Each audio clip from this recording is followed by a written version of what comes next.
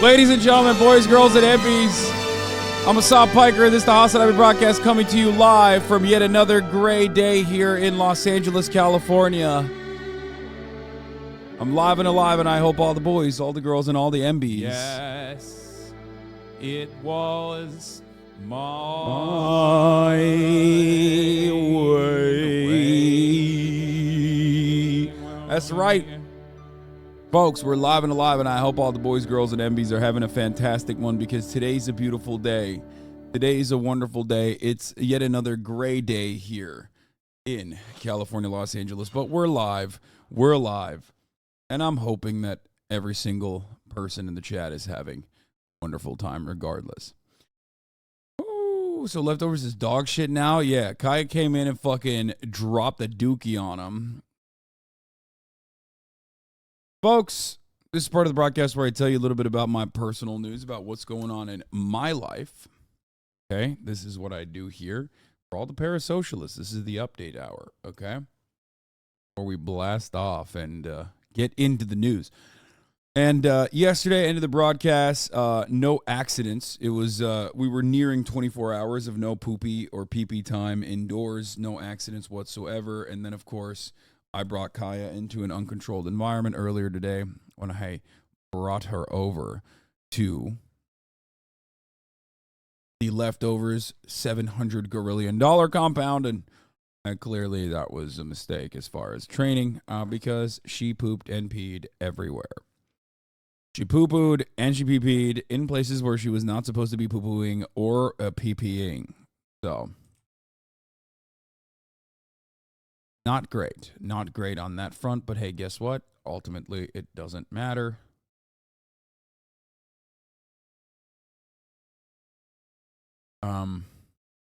It's all good. I played Final Fantasy last night on the broadcast at the end proportion of the broadcast on the gaming section. It was fucking wonderful experience overall. Accents are ramped up to 1,000 if you are a fan of my accents. Or if you are a hate watcher of my accents, I highly suggest watching the gaming portions because, oh man, we're so back. Gaming is so fucking back, and it makes me very happy to know that gaming is back. Anyway, I didn't play the rest of the demo. I might actually, venture back into it today. You look great. Did you hit a new weight record? No, I'm just 244 around that time. I mean, around that point at this. That's what I'm doing. That's where I'm at. I will hope to break through to that barrier and hit the 230s. Chelsea. Sean the Black rated me with a party of 143. Thank you, Sean the Black. Hope you had a good stream. Thank you for the raid, brother. Anyway, what else? One Piece updates. You guys keep asking me for One Piece updates, but honestly, I'm gonna be brutally honest. Something's got to change. The pacing in the Fishman Island arc is unwatchable at this point, okay? I'm so sorry. I don't care. Like, Thriller Bark was shitty for me, and I didn't really appreciate it, but I could get through it. But god damn it, dude. One Piece, post time skip One Piece is like a different demon. It feels like the animations got worse. One, it feels like the animations got worse. Two, I do have issues with like some of the character references. I feel like Nico Robin was better before. I think that Nabi was better before Nami. That's entirely separate. But most importantly, it is fucking unbearably, cripplingly slow. There are points in the arc. I think I'm like 14 episodes out from the arc finally fucking ending. But there are moments in the arc where I'm just like sitting there thinking, dude,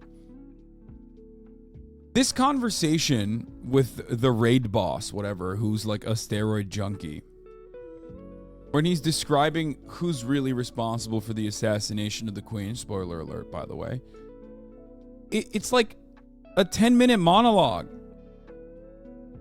Why is it a 10-minute monologue? It could have been a fucking 1-minute monologue. It's just stuff like that where it feels like the dialogue is drawn out too. It's very frustrating.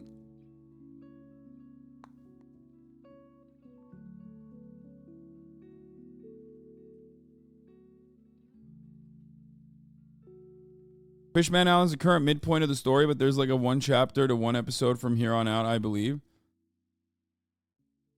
The hogs are galloping, and I got hog-filled blast off meme for you. Thank you, I got it.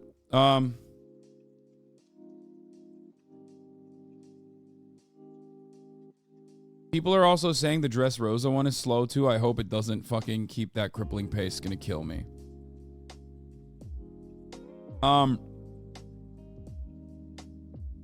Are you going to cover the FBI grooming a 16-year-old with brain development issues to become a terrorist? They do it again. I have covered it many, many times over. The FBI does shit like that all the time. Anyway, the fandom is a little the fandom is definitely separate. There's some arguments on Dressrosa and whether or not it's a good arc or a bad one. I've heard a lot of people say it's not a good arc, so anyway, we'll see. Whatever. Pacing on Dressrosa is almost unbearable. Yeah, I might have to like actually swap out to 1 pace. Like, regardless, I woke up this morning. I trained Kai a little bit. I got her to pee pee and I got her to poo poo. And then I took her to leftovers. On the other hand, like while I was doing that, I was also setting up stuff for Japan, which is coming up very shortly. I mean, it's coming up. It's gonna be like before you know it, boom, blammo, we're in fucking Japan. So that's what I've been working on a lot. Does she do well in the car? Yeah.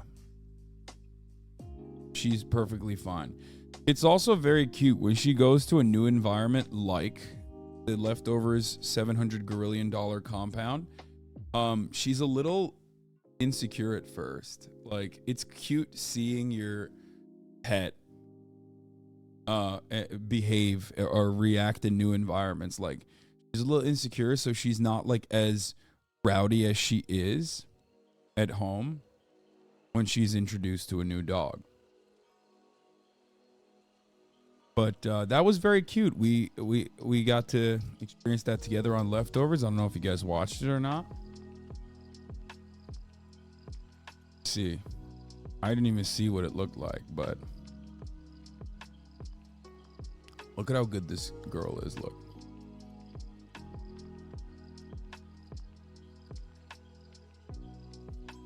I think it might be better if she's off the leash when they meet.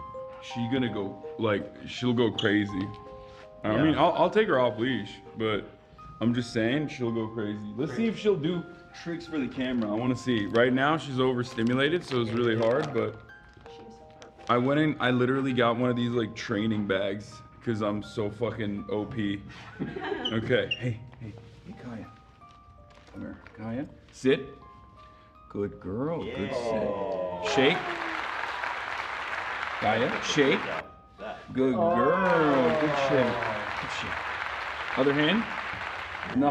That's a good lay down. Okay, that's no, but it's not the right command though. It's not the right command. Okay, up, get up. Come on, up. Good girl.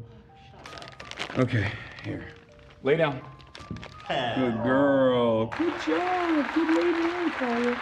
Here, let's see if she'll do. This is the toughest one. Roll over. Roll over. Roll over. Roll over. Yay! Okay, roll back. Roll back. Roll back. Good girl. That's pretty much it. And then she has the. I mean, then I know she knows wait, and then she knows look at me. Like here, if you do like a noise, here, just like distract her.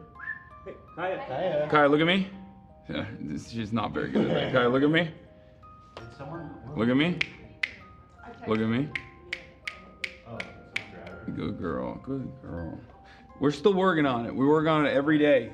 Oh, I have a dog trainer that I talk to about like what to do, and I'm eventually gonna onboard her with him. But you know, he's just like, he tells me that I need to like make her work for her food. So usually I train her with like. The dogs. Here comes crazy dog. Okay, guys. Look, there's another dog here. Okay. And then everything, all hell broke loose. You know what I mean? She's getting up. She hears the barking. Probably fucking triggered from those.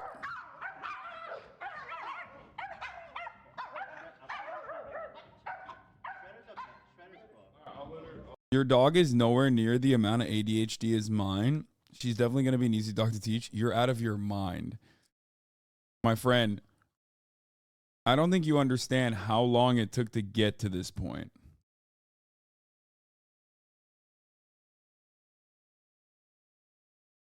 Okay?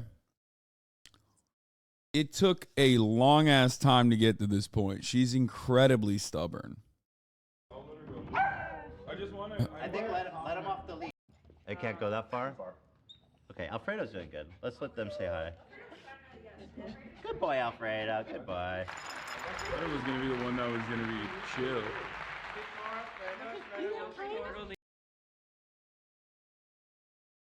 I got a beagle this year, and the training seems very similar, but my dog is so damn stubborn. I don't mean to annoy you, but have you considered using a harness instead of a collar for her? No. Because she's incredibly furry. And as an incredibly furry little baby, like the harness is going to literally make her overheat. Also, I hate harnesses. I just don't like harnesses.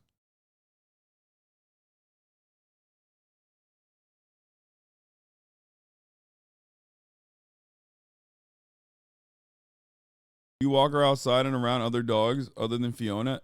She's met a bunch of dogs, but the thing is, I do not walk her outside yet. I have not. And also, as you probably noticed, I'm not very good with leash training still. The thing on my hip is like a puppy training pouch. That's what like most dog trainers have. Where it has like a bunch of treats in it and like toys even and stuff like that.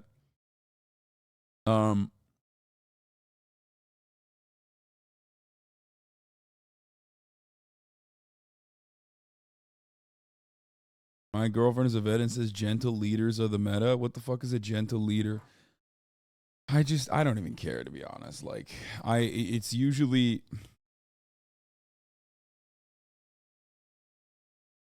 It's a head collar? Oh, I saw someone using this. Yeah, it's like, it's weird, bro. It literally is around the dog's face. I feel like that seems even worse. But yeah, I have seen this. I've seen this on a puppy. They put it around the dog's mouth and head. And apparently it's really good.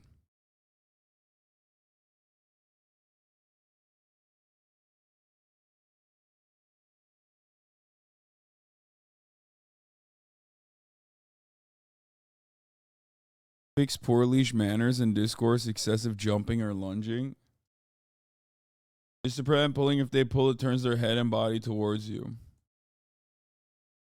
Yeah, I know the Adam Friedland show had Cuomo on, Christopher Cuomo on. I will look at it. Please work on that leash training. My pup got last year, neglected the good leash training, and now she's become super leash reactive. Don't use the gentle leash, gentle leader. Yeah, chatters, I'm going to fucking do the leash training. Okay?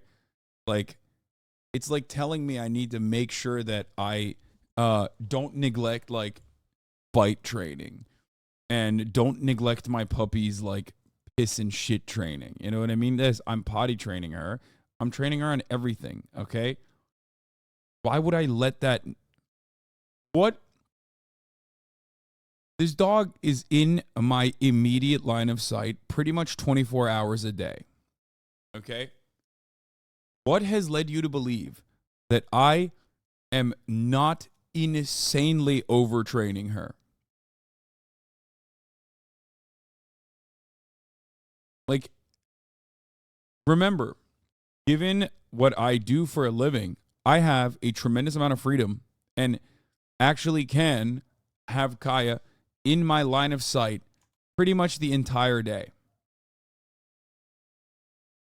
Only issues with that is just like separation anxiety. That's it.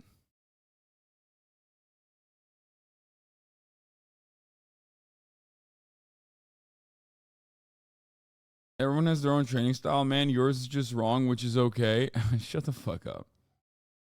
Collars are unethical. I'm a dog trainer, and that's tantamount to slavery. Please teach your dog the free walk. Ironic, because I will teach my dog the free walk. It's just not yet.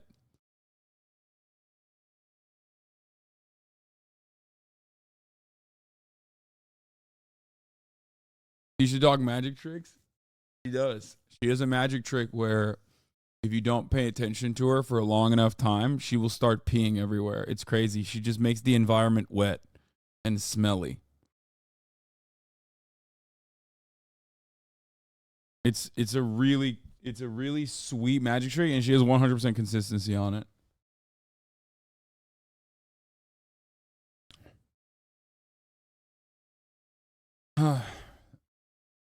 Anyway, RFK talking to Joe Rogan. Oh God, I hate that. I hate RFK being on. Dude, Joe Rogan has kind of fallen off, I think, like lately. I just can't get myself to watch any Joseph Robinette Rogan shit. Hey. TikTok's news pick me. Who is it? Oh, it's the I want to suck dick 100 times girl. Got it. Anyway, let's get it twisted, okay?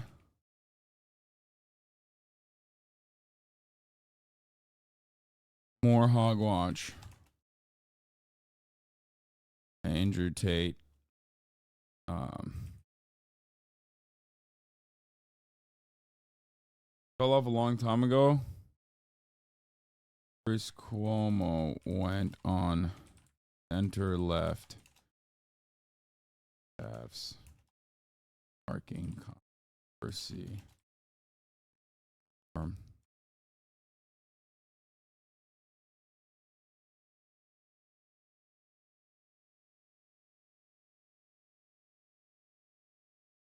Marcy might try that. Incredibly difficult.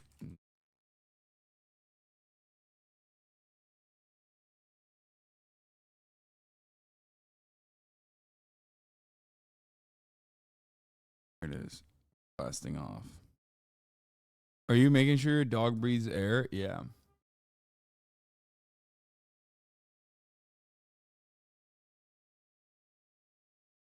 You see Canada Hogs already doing what you warned about with the transphobia against the random 9-year-old? Yes.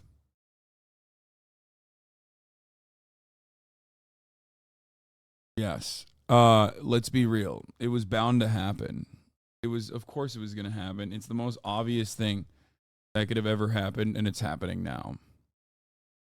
Hogs are actually attacking, like, cis girls. Taps talk, please. Okay, calm down.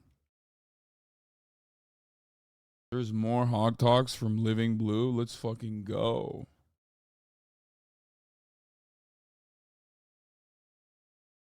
I love that.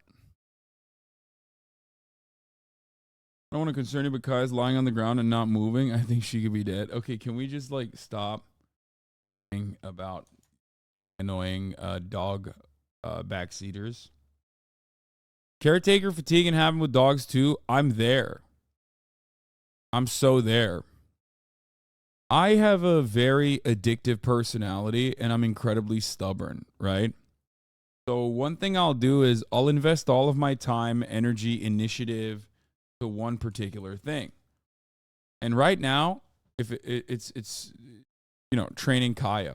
So when it fails, I feel like such a fucking massive failure. Like, it's kind of like when I was playing Valorant and I invested so much time and energy into Valorant, and when I wasn't good at Valorant, it made me very upset. Like, it would make me unreasonably upset. Here, we're blasting off. Let the people know that we're live and alive, by the way. Here it is. Shouts out to Oni Spumoni for the blast off tweet. It's the same with Kaya. Any OP updates? You missed it. I already gave the OP updates. Reddit After Dog replaced you with another streamer? First of all, it's so insane to me because being gay, I'm gay. I didn't choose to be gay. I was raised by two straight parents who lived a straight life, who told me I was going to marry a woman my whole life. All right. I didn't watch, or they didn't like tell me I was gonna be gay. I saw gay shit. Like they could have done everything to prevent me from being gay, and look, I'm still gay. You're not recognizing a month out of the year to show that you support a historically underrepresented, marginalized groups of people is not going to turn your kids gay. Your kids aren't going to become gay because they see gay kids, or excuse me, gay Historical figures, or a racket target. It's just not going to happen.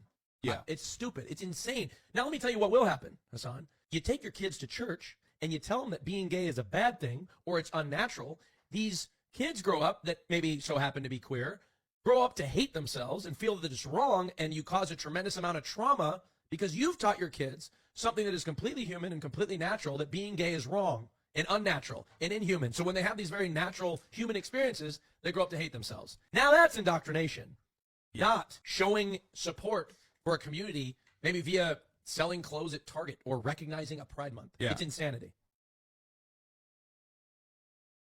My man popped off on this. That was on the Fear End podcast, for those of you who don't know. Rated After Dark has dropped me. Sucks. It's over.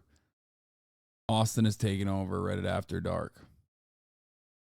What I care about here is not necessarily even like what Nick Merckx has said, but how it has been received. Because I think there's a larger story there. And it's sad because there was a trans content creator who's like said that they looked up to Nick Merckx. I think they were queer content creator. I don't know if they're trans or not. But they were talking about how they like looked up to Nick Merckx for so many years, and like it just felt really sad seeing what he said and also how the fan base reacted to it.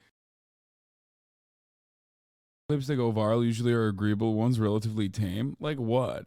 I want to know. He's likable on clips. It's very frustrating and douchey when you actually learn about it. Usually the exact opposite, but other than completely virtue signaling commie leftist, he's almost never has a good take. Dude is a complete grifter and his fans are delusional. It's so odd that they never have like any follow-up.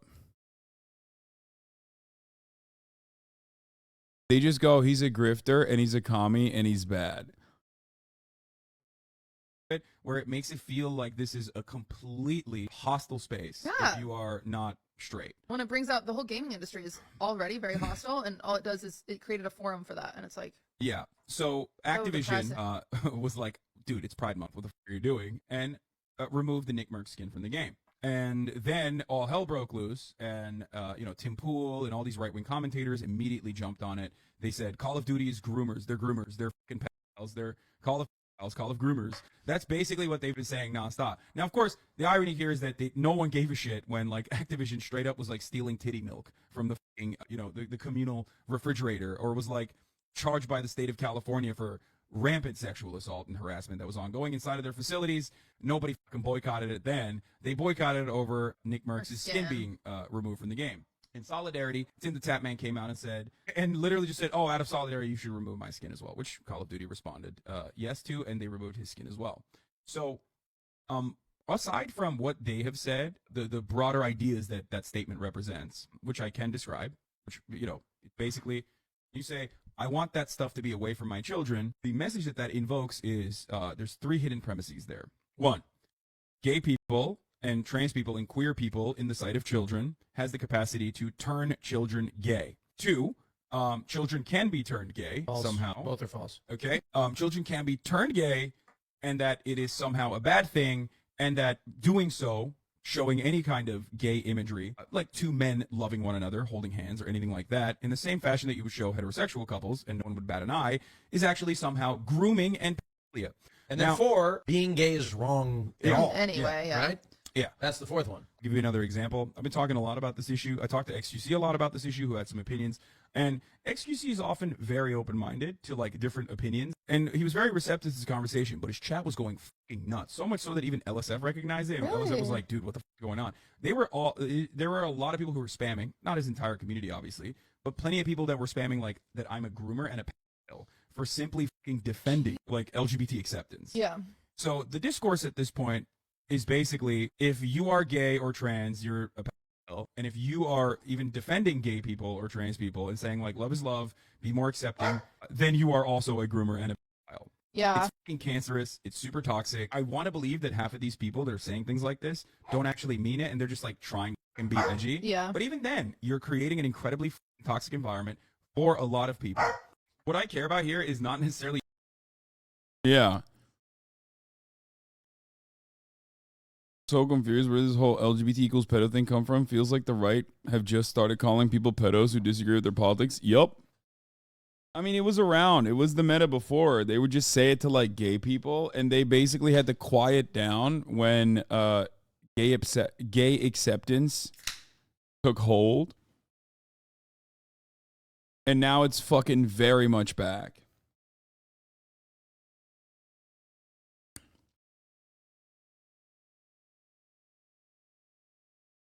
Calling whoever, the right calling whoever they disagree with pedophiles or like stealing baby blood or whatever is, I mean, that's like blood libel, right? I mean, it goes back to even anti-Semitic propaganda that justified pogroms, you know? So it's not actually new at all. It's very old. I would go so far as to say it's the oldest. It's so old, people were literally doing pedophilia and thought it was normal to do pedophilia. And even then, they were like, but the Jews are doing a different kind of pedophilia, and it's bad. You know what I mean? Like, that's how fucking old it is. Like, and basically throughout the years, they have upgraded and updated their type of pedophilia. Jews isn't a race. Thank you, man. Thank you for just addressing something that I wasn't saying at all. It is still a, you know, there are still you know, ethnic ties to Judaism, though. It's it spans across multiple ethnicities, but still.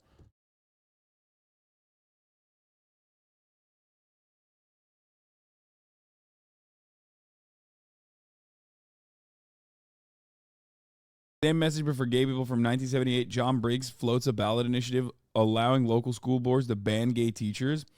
1/3 of San Francisco teachers are homosexual, Briggs says. I assume most of them are seducing young boys in toilets. Yeah, it's very weird. Very weird thing.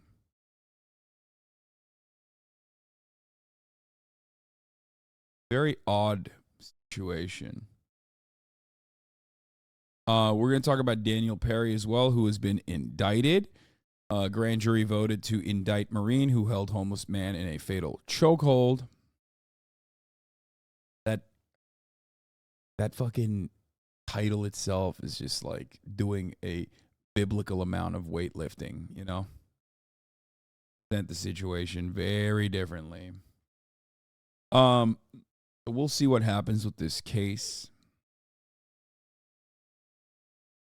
But, yeah, and of course, Chris Cuomo went on the Adam Friedland show and Joe Rogan, and we got Hogwatch, and we got a new pick me on TikTok, and we got a person harassing like a cis 9-year-old.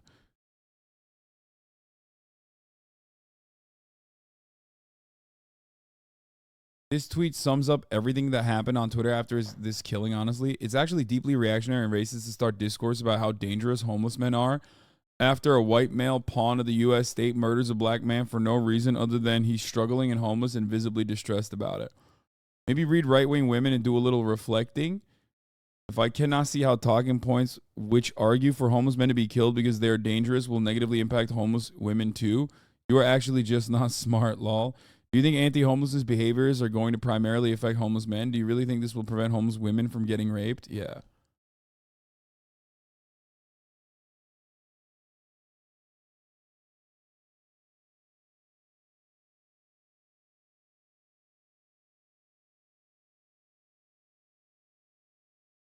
Is this like a meme account or something? Well, it doesn't matter. This take is correct. I don't know if the fucking a meme account or not. The take is correct. One of the reporters who was blinded during the George Floyd protest went off on Daniel Crenshaw.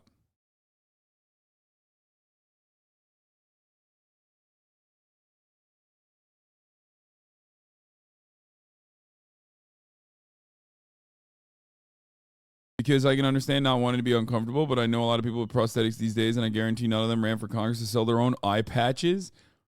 What? He's selling a fucking eye patch? Yo, that's wild. I mean, hey, I can't say anything. I am literally, legally not allowed to say anything. Okay? I am not allowed to say the things I would maybe allegedly say about Daniel Brenshaw's eye hole and how it got there. Okay? So let's get to the news instead. Attorney General Merrick Garland defends special counsel after Trump's Out attacks. of Washington, where U.S. Attorney General Merrick Garland is responding. Not legally allowed, but Twitch TOS terms of service legally allowed.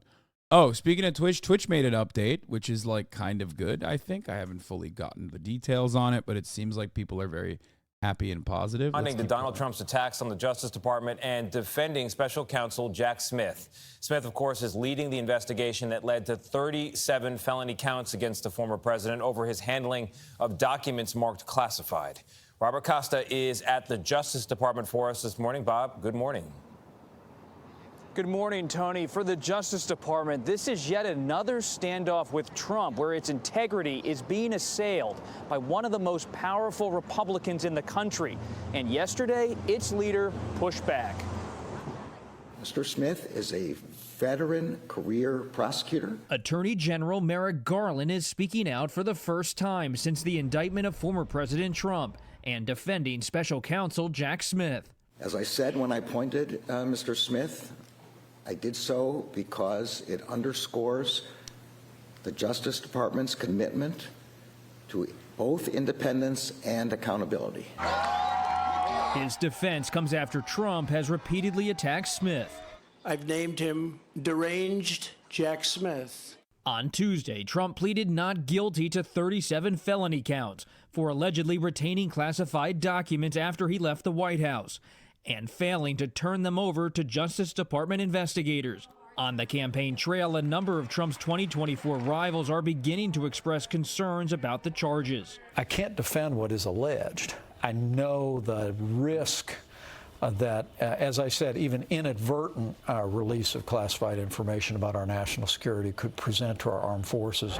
But while former South Carolina Governor Nikki Haley has criticized Trump's alleged actions, she says she would be inclined to pardon him if convicted. When you look at a pardon, the issue is less about guilt and more about what's good for the country. And I think it would be terrible for the country to have a former president in prison for years because of a documents case. Other 2024 contenders say, hold on. It's simply wrong to be discussing a pardon whenever we really have not gotten the facts out.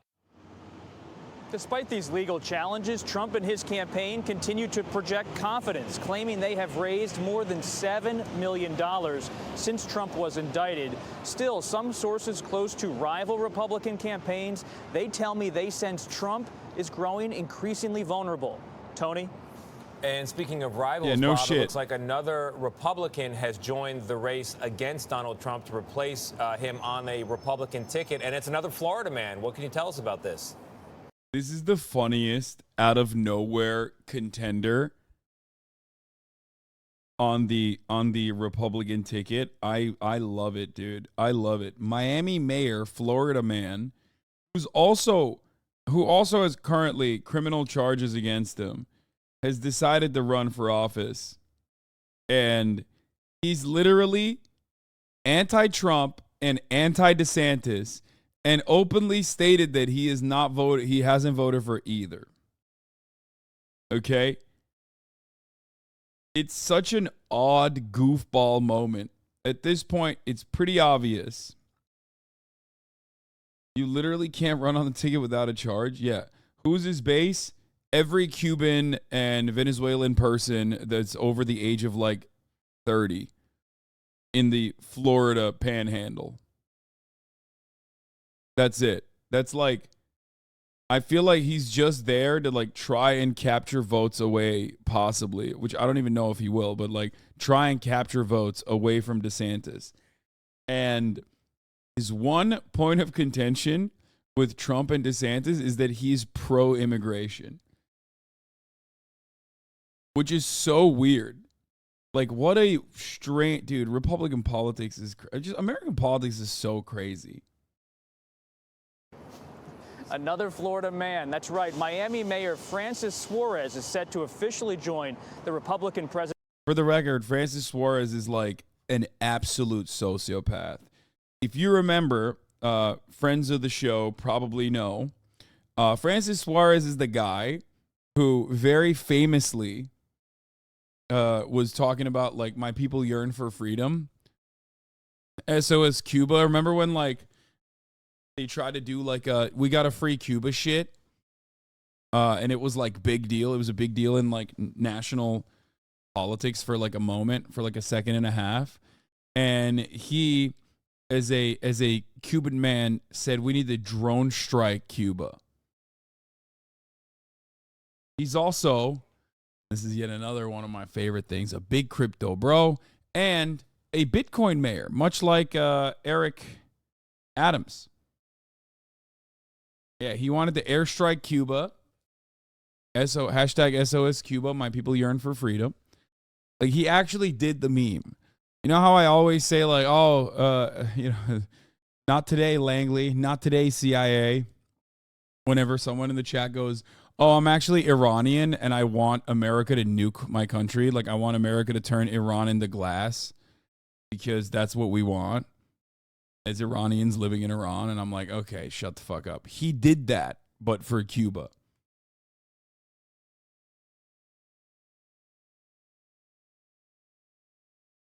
Presidential race today, making it official as the first Latino Republican candidate to join this field. Suarez is one of now 3 Republicans vying for the Republican nomination, joining Trump and Florida Governor Ron DeSantis. Suarez does have some support in Miami, but this will be his first test on the national stage. And as part of that, he will speak tonight at the Reagan Presidential Library.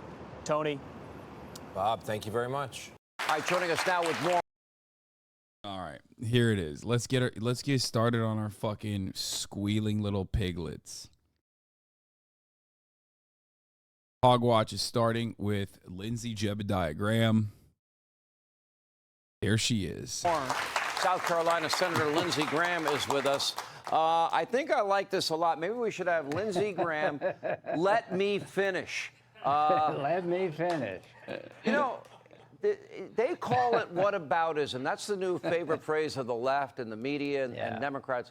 Not whataboutism. Isn't it about equal justice and equal application of our laws? Well, number one, George Stephanopoulos had no idea what I was talking about. I might as well have been talking Chinese. He didn't know that Hillary Clinton's people took a hammer to a BlackBerry. He didn't know they wiped the emails clean. He didn't know that. This is really funny. It's very like licking your wounds after you got destroyed. Like, it's such a funny thing that everybody does. Everybody loves doing that, where they go back to their own audience and they're like, I actually did not get owned. I mean, he did. He literally fucking did. Anthony Weiner wound up with classified information on his computer. He didn't know any of that because when the Democrats accuse of something they don't know. He needs to watch this show. He'll learn something. Yeah, there you go. I agree. And happy birthday, President Trump, because he's watching this show. So I talked to him. Hey, pal. You had dinner with Melania and Ivanka. We got your back. President Trump, we have your back. This is not about you. It's about us. You could take the Dalai Lama and make him the Republican nominee that try to destroy his life. They hate conservatism. This is a bunch of BS. President Trump, you're going to prevail. You're going to be the Republican nominee, and you're going to be president again. Just hang in there. Like, what happened? Is Trump? Did Trump catch Lindsey Graham like with some twink femboys or something? Like, I mean, I guess it doesn't take much to like win over Lindsey Graham, but remember Lindsey Graham's best friend, rest in piss, John McCain, died. And Donald Trump very clearly, even before his death, in his last couple of years on this earth, made John McCain's life a living hell by straight up saying that John McCain was tortured and captured and he's a fucking loser for it and all this shit. And like Lindsey Graham was supposed to be this, Maverick style, center right guy, which was always a lie. Obviously, none of these guys are actually like that, and neither is John McCain. But like, he went from straight up like being critical of Donald Trump to very quickly being Donald Trump's best blood boy out there.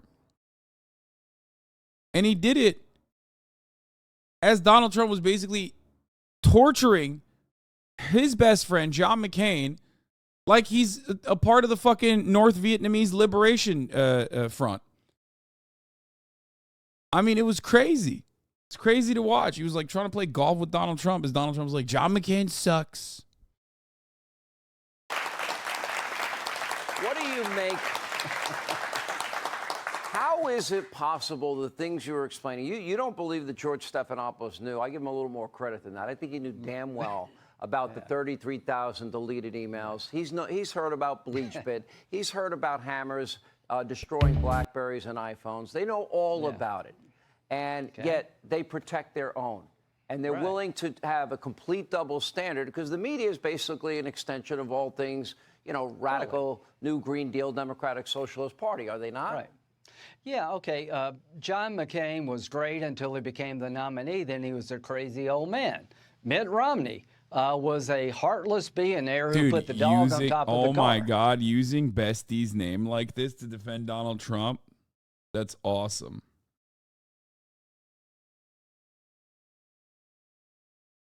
I love that. Here's what I want to tell every conservative Republican. Whether you like Trump or not, it is not about Trump. If you're pro-life and you believe in responsible gun ownership and you want to limit the role of the federal government, you're the enemy of the people. President Trump was one hell of a president on all the things that I care about. They're trying to destroy his life. It's not going to work, and here's what's coming next. Watch for an indictment in Washington, D.C. You could convict any Republican in America of anything in Washington, D.C. He got 5%.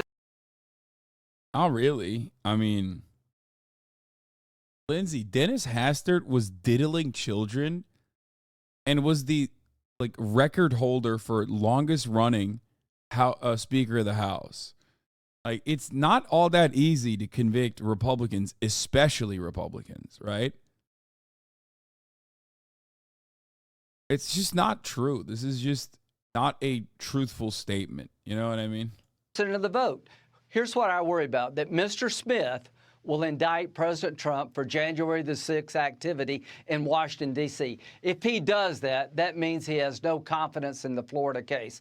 I hope and pray that Mr. Smith will not do that, because that will tear this country apart. President Trump has been treated unlike anybody I've known in this business, and I've been around since 1995. What they hate about him the most, he's broken through to working people. He's a threat to the left unlike anybody since Ronald Reagan and Mr. President, President Trump. Talk about the future, pal. We got you back. Let me ask you a last question. Now we're talking about a New York case with Alvin Bragg. Then you're talking about a Miami case. Now they've been mentioning all day a New Jersey case. Now you're talking about a Washington, D.C. case. I have every belief that, just like in New York, when you have AGs and prosecutors run on a campaign to go after one man, the same thing's going to happen down in Fulton County, Georgia. How do you run for president with all of those legal hurdles in front of you? That's not easy. So Hillary Clinton said something that was very, I think, telling. They have not yet broken. I can't believe they haven't broken after this. The goal is to find something that will break us from Trump. And the reason they're not going to break us is we see through this, that if Donald Trump took a hammer to a BlackBerry, it'd be front page news. The double standard is real, and they're literally trying to find something to break the Republican Party from Donald Trump. They fear this man. They fear his ability to come back and turn America around. They fear him more than anybody else, and that ought to tell you something about President Donald Trump. The Democrats want to destroy his life because they fear him. And from my point of view, conservatism is in good hands with President Donald Trump, and that's his biggest crime. God, he's All right, such Senator a Lindsey cuck. Graham, South Carolina, thank you for being with us. Hey, Sean Hannity here. Hey. He's such a fucking cuck. I love that. Joe Biden does. The 5 influencers are getting Biden in trouble. Okay, so the 5 is back talking about a story that I wanted to cover for the past couple of days. The Biden administration put a pride flag. Trigger warning, the Biden administration, folks, put a pride flag on the White House. Just understand that the Patriots are not in control, okay? It brings me no joy to report. I repeat, the Patriots are no longer in control. Homosexual agenda is here. Sexual agenda has completely captured the Biden White House. It's the gays and the lesbians and the bisexuals and the transgenders that are forcibly transing everyone now. It's already started. They're yassifying the White House and they're yassifying your children. So, but that's not all. But the Biden administration did something also terrifying on top of that. They invited a bunch of queer people to the White House. A bunch of TikTokers and a bunch of queer people. Some of those queer activists decided to do something crazy. They decided to behave like they're French. That's right, folks. They're not only yassifying our children, they're turning them French by showing their titties. I love that everybody immediately knew what I was talking about when I said they're turning them French. They did the most French thing you can do, which is, show a little bit of booby. Show a little bit of booba. So, I thought you meant racist. No, that kind of, if they turned them actually French, and by that I mean racist, they would have loved that shit. Okay? They would have fucking loved it. So let's take a look. Influencers are getting Biden in big trouble. Really wants to be cool with the kids by inviting their favorite influencers to the White House, but it's causing all sorts of problems. The White House forced to condemn a trans activist who decided to go topless at the president's Pride Month event. That type of behavior is, as I said, unacceptable. It's not appropriate. It's disrespectful. And let's not, it really does not reflect the event that we hosted. I mean, she covers her nipples. Come on, guys. We don't have to fucking act like this is, okay. We're not going to sit here and act like this is destroying the sanctity of the White House. But we're also going to not act like this is this is normal, okay? It's not. Come on. Like, no, when the French do it, I make fun of it. Sorry, just because it's like a trans activist doesn't change the reality. Now there's a silver lining to this. There's a positive side to this, and I will get to that in a second. But like, don't be ridiculous. Like, weird take us on. Yeah, I'm weird. I'm transphobic and weird because I said, if you invite a bunch of people personally to the fucking White House and they flash their titties, it doesn't matter what it's for, by the way. Still, it's still inappropriate. Of course it's going to be inappropriate. And of course the White House is going to react this way. I see nothing wrong with the way that the Biden campaign and the Biden White House handled this. I will stand by that, okay? I love titties.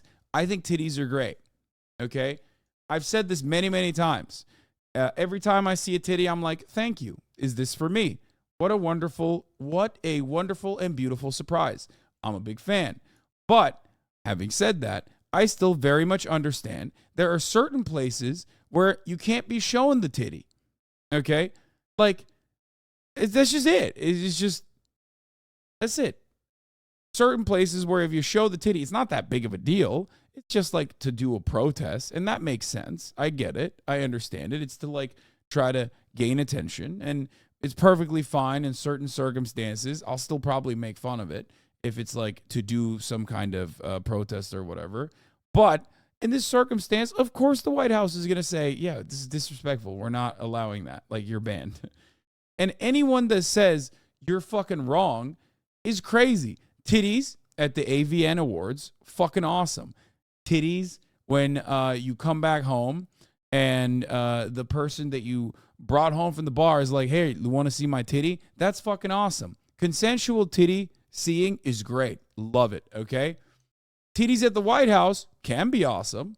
as long as it's in like the White House bathroom, and again, consensual conversations and things of that nature are happening leading up to the titty being out. Titty, when you're welcomed into the White House, when you pop one, when you pop the breast disease, not so great. It's not like awful. It's not criminal. It's not something that like the Biden White House should be yelled at over. But, it's just like one of those things that's like, well, is this really the place for it? Does that make sense? Now, of course, having said that, there's a hilarity to this, okay? Because there's a couple different reasons why conservatives, regardless of how transphobic they are, absolutely understand that trans women are women. Because let me tell you, if she was a fucking man in the way that they claim that she is, nobody would get upset. Why are they so upset at a trans woman showing her titties at the fucking White House? Because it's not like they were like, oh man, I can't believe this shirtless man took off his shirt at the White House. They're not saying that. So it seems like you probably recognize that this is a woman. The way that you are fucking chirped about this also 100% shows that trans women are women. So remember, I'm a trans inclusionary radical misogynist, which is why I'm saying, not the place, not the time and place, but hey, guess what? Definitely a woman, okay? 1,000,000%. Because if a man did something similar or a conservative did something similar, I fucking doubt that they'd be this mad, okay? That's it. To celebrate the LGBTQ plus families. Individuals in the video certainly will not be invited to future events, and this has not occurred before, right? This was not a normal. Yeah, like you can't do that. You're like representing trans people across the board. I mean, look, I'm not trans. I'm not a trans activist. You know what I mean? But like, it's just not a good look, and you got to understand that. Like, it's just not. I feel like optics in this regard are kind of important. There's an entire nation of people that are like trying to desperately grab on to any kind of fucking, any kind of showcasing of trans existence as like hypersexualized and grooming. And then you doing that is gonna, is a little odd. Time and place, time and place, time and place. Be normal. Time and place, be normal. That's my take.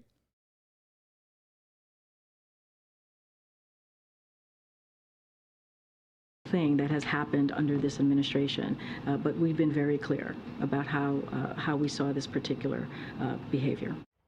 But the topless influencer is not backing down. Oh, there's a second component to this. Oh, fuck. I forgot. This is the most gender affirming shit that could have ever happened. Okay. I forgot to mention this side of it as well. The Surfs brought it up, which is a great take.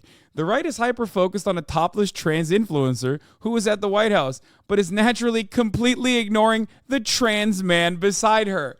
I'm sorry, but this shit is quite literally such a perfect demonstration that all of these fucking morons, 1,000,000%, are like, most of the time, deliberately misgendering people, because the way that they reacted to this is so gender affirming. Okay. Hey guys, you have a dysphoric opinion, a dysphoric feeling for a brief moment? Show your fucking titties. Let's see how, if you're a trans man or if you're a trans woman, let's see how the Republican Party reacts.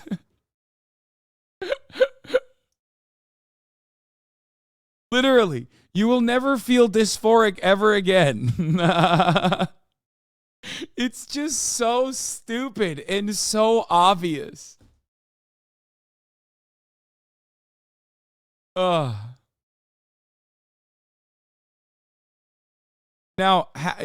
that's why I said what I said. I hope you guys understand. Like, I think it's not the time and place for that sort of thing, and I think that it's not a good look for activists, right? But having said that, it's not the end of the world. Like, it's not that big of a deal. Like, who cares? It's like fucking random people doing this shit. You know what I mean? Who cares? Fucking calm down. And overall, it's been it's been very gender affirming from transphobes who normally would lose their shit and have behaved in the most predictable fashion.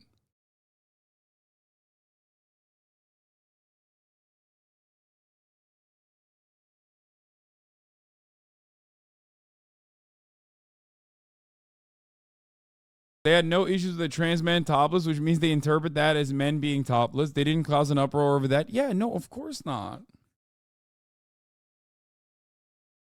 Wasn't that the entire point? She was hiding her nipples because she couldn't be arrested for showing them despite being AMAB, while the dude next to her is AFAB and should be arrested according to conservatives? No, I get that that's the point. I know that that's the focal point of the argument. It's just that no matter what happens,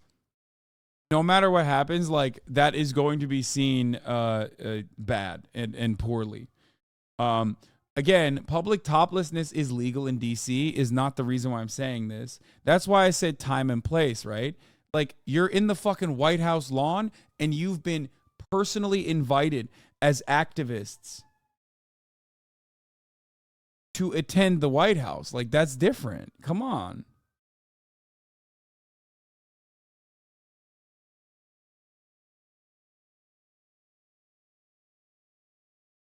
I don't know why people just, like, literally go, who cares? It's legal. Okay.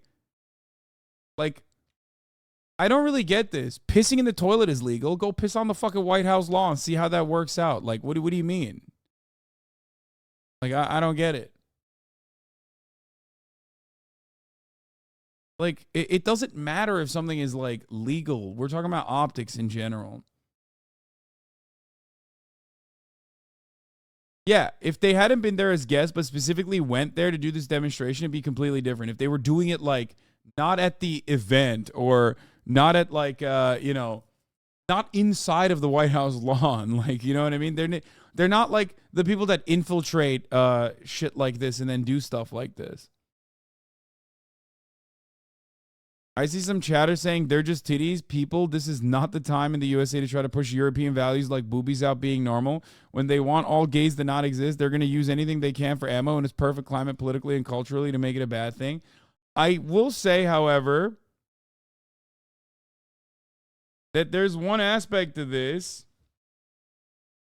and it is the fact that, passing does help in the way that it's received by the audience, because there was the Jesse Kelly tweet I'm going to talk about, but hold on, I got to grab my food real quick. I had zero intention of trying to be vulgar or be profane in any way.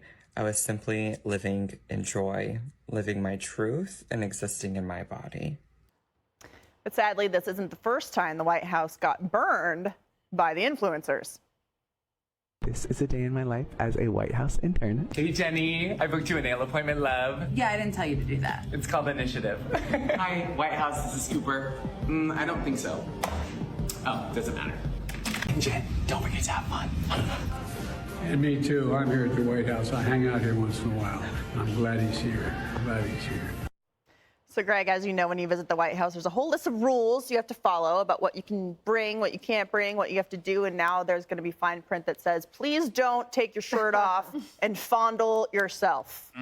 Yeah, her breasts are just like the Biden administration, fake, inflated, and built on deception. By the way, it's not about trans. It's about the artificial. Oh, my God. That was so... Oh my God, it got zero laughter in the room. Even Jesse gave a pity. Oh God, boo this man. Boo this man. He is so bad. He is so fucking bad, dude. Why is he so bad at this? King of late night. Motherfucking king of late night, brother. The GOAT. The GOAT. The actual fucking GOAT. You know he wrote that shit down and thought it was fire. He wrote it down. He wrote it down. By the way, it's always funny when they do the wide shot because you can see little Greg fail to fucking touch the ground with his little feet. Elevation of this noxious. Like little Greg always having a hard time in his little booster seat. Oh, yeah. It's great, man.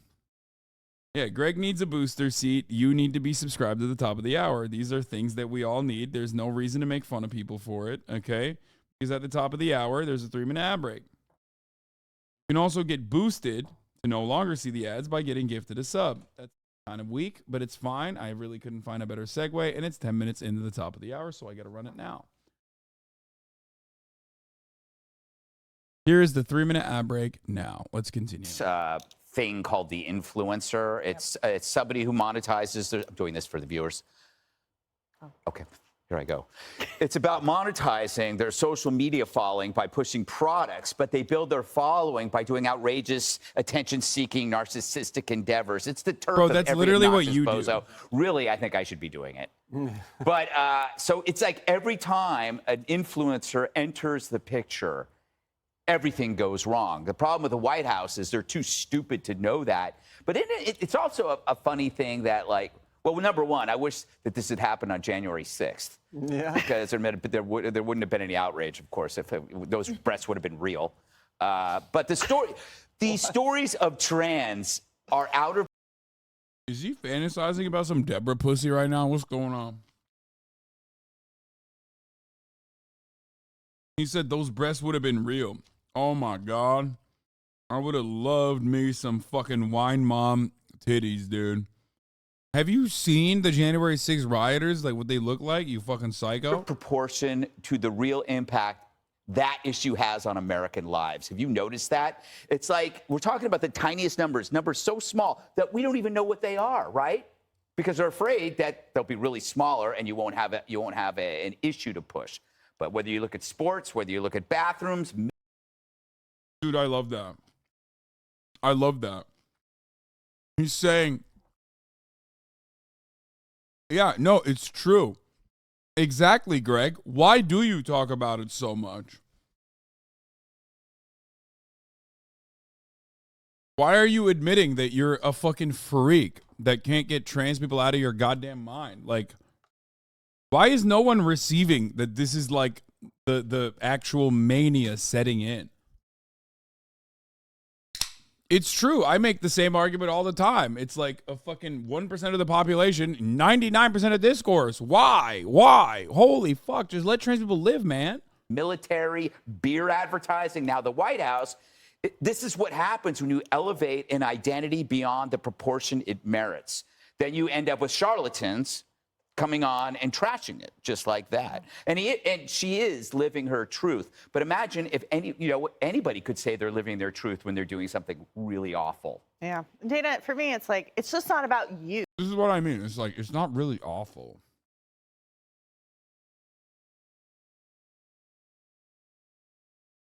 Also, I told you, accidentally correctly gendering a trans person is so common.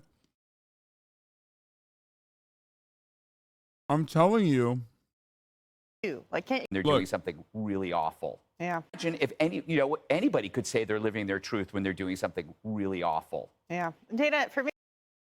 Wait, where is it? Hold on. Then you end up with charlatans coming on and trashing it just like that. And she is living her truth. But imagine if anybody could say they're living their truth when they're doing something really awful.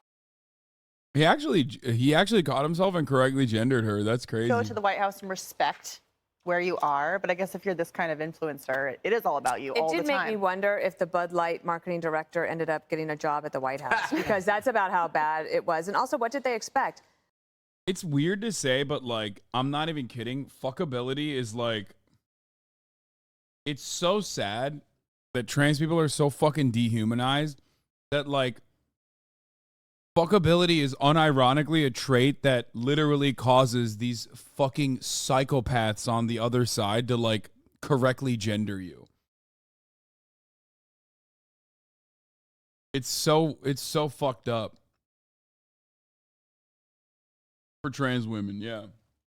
Well, trans men have a bit of an invisibility buff in that regard. It's still, so obviously transphobia still impacts trans men as well, but like there is the literal fucking patriarchal constructs that unironically help in that regard for trans men in ways that it like, I mean, you just saw it No one is fucking talking about the trans man that was next to her. He had his titties out too, and not a single motherfucker got mad at that. That's literally, these are the same people that used to say, male presenting nipples, that's such a dumb thing. Bitch, there you go. There's some male presenting nipples on the one side and some fucking female presenting nipples on the other, and you lasered in on the fucking breast disease. That is straight up because of it's misogyny. That's it. That's what it is. TikTok influencers, the way that they get views and monetize is by being more outrageous than the person before. Yeah, you could say that about, again, Fox News commentators. Or the video before. And the Biden campaign announced 2 weeks ago that they actually plan to run the basement campaign with the help of influencers. So I think they knew exactly what they were doing. Plus, this happened on a Saturday. We don't get this was inappropriate until Tuesday. And I guess the White House isn't very proud of all of this. And on the rules thing, in a way, maybe you could have some pity. Like, did no one ever teach this person that common decency governs a society? Forget that, like, the White House is a special, really important place in American history. And they would prefer to get likes and views than to be dignified and gracious and to be in awe that they even get to be at the White House. What would you have done if it happened when you under your watch? I would have screamed. It would have never happened. You would have tackled? Yeah. It would have never happened under Dana's watch. Jessica, there were children present for this nice viewing portion of the event on Saturday. But there was no breastfeeding, so that was good. Right. I was shocked. It seemed like a really bad look. No judgment on the surgery itself. But obviously, you're at a very important event, and you're representing an issue that's incredibly important to your community. So you want to put your best. Do you see what I'm saying, though? Do you see what I mean? It's like, common decency, as they argue why trans women aren't people. No. Everyone knows they're fucking freaks. She is the liberal on the panel. Okay? Like, you are not going to get the fucking broadest majority of Americans to look at a situation where even if you are a cis woman and you do this, you're not getting any kind of fucking positives here. You know what I mean? There's no upside to it other than, again, feeling gender euphoria, I think, when you have the entire nation of transphobes go so fucking ape mode over you because you are a woman and you showed your titties. And like, protest is supposed to be disruptive and you know, get people thinking and all this stuff, but like, ultimately it's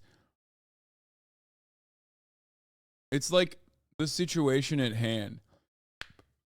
I feel like if she snuck into like a Trump White House thing like this and then did it, that would be infinitely better. Why do I mean this? Because she's obviously not welcome there. She's protesting a transphobic administration. Like that bangs, you know what I mean? Because that makes sense. But when you come to the White House, when there's a fucking pride flag behind you, and the Biden administration invited you there as like an important activist / influencer, and you do it, then you're basically fucking over the minor attempts that the Biden administration is trying to put forward as they've like decided you're an ambassador. You know what I mean?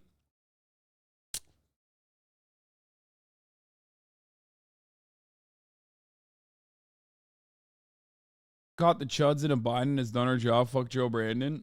That's no. Fuck Joe Brandon is correct, but like not when they've invited you as an ambassador for trans inclusivity. What do you mean? Ultimately, it just shows to the rest of Americans who are geared towards transphobia to begin with, like that, you know, this is what you get when you do trans inclusivity. Now, they didn't need this to fucking be transphobic. You know what I mean? They didn't need this person to show their titties to be fucking transphobic. They're transphobic anyway, but it doesn't help. That's it. Because there's always like people in the margins that you can win over somehow.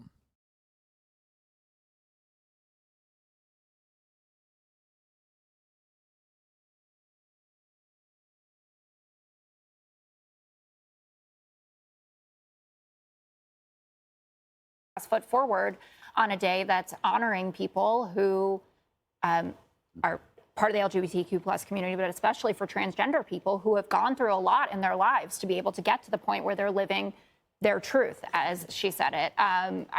The apology could have come on Monday. It should have come right away, but the use of influencers is smart. I understand that this backfired, but if you want to make sure that young people are getting out to the polls, you want people who they follow to say, these are the politicians that I'm supporting, these are the things that they stand for, and you should be too. And I believe that if there are Republican TikTok influencers, there probably aren't as many as liberals, then they're going to be used by Republican politicians as much as possible. All of those, the college campus kids that we see on here, like CJ Pearson, I think is one of them. It's kind of the same thing, right? That you find someone who's young that connects with the community that you're trying to go after, and you have them on TV. It's not a connection. Should they have? This is a bad connection. By the way, don't you find it ironic that you commend somebody for living their truth who has fake breasts? I mean, how is that living the truth by deception? Those aren't real. Yeah, it's a guy that got a boob job. No. I mean, Jesse's hair, he's not living his truth because that's fake. Don't you wish that they probably. Wow, first time Greg said something valuable and good.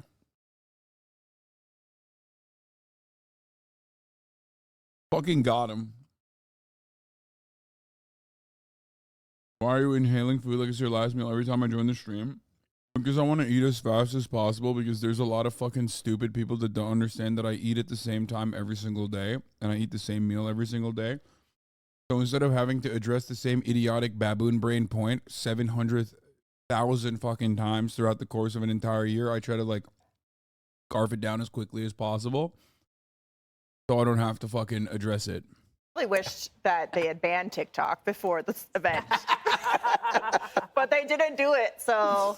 Yeah, China got to see the moobs before everybody else, because that's all that TikTok thing is. Did you just, it's a Chinese spy app, moobs, man boobs. Okay. I love how Binder says this is unacceptable, but it's acceptable if this person flashes your children at a drag queen story hour. They have books that they... Brother, I don't know what the point is, actually. I don't even know why I would address that, like, one, you made that up. Two, drag queens are predominantly fucking cis or trans men, okay? Like, that's literally what, like, drag queens are men, okay? They're men. They're men who are doing theater, okay? You're just so fucking confused about, oh God, I don't know why I'm doing this. God damn it. There's no reason to explain this. And two, yeah, if someone does that, if someone flashes your child, that's just separately illegal, okay? You're describing an illegal thing.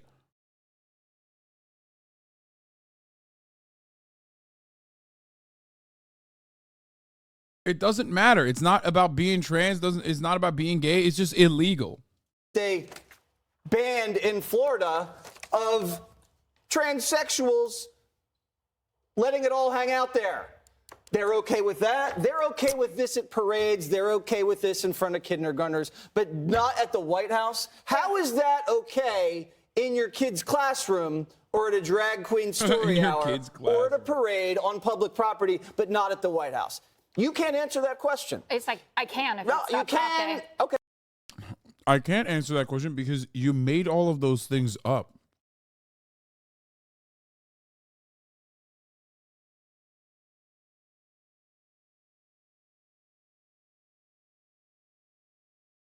Like, what the fuck are you talking about, Jesse? Jesse, what the fuck are you talking about?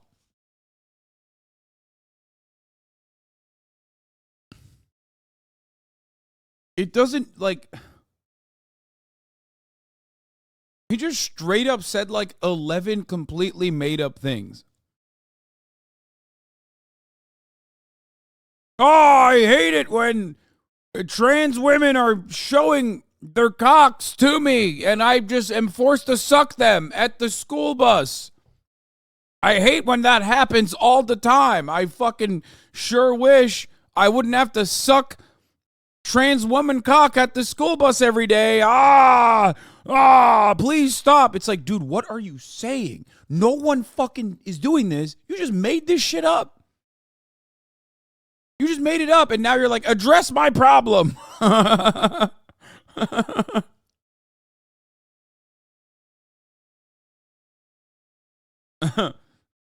Address my issue right now. Okay, I'll give you the floor. 10 seconds, go. People are making decisions about where they take their kids if they do go to drag queen story hour, which is such a niche thing, by the way. It's kind of a BS argument to be making. 3, 2, 1. Not quick enough. This was Hunter's laptop on the South Lawn. Everybody's seen Hunter putting chicks in chokeholds. I'm sorry, what? You should be able to tase him. I'm advocating for this. If Jesse Waters pulls some shit on a co-host like that, you should legally be allowed to get up and pepper spray him in the face. I am literally, as a misogynist, as a resident misogynist, okay, that was the most unhinged, unadulterated, unfettered misogyny I have ever seen in my entire fucking life.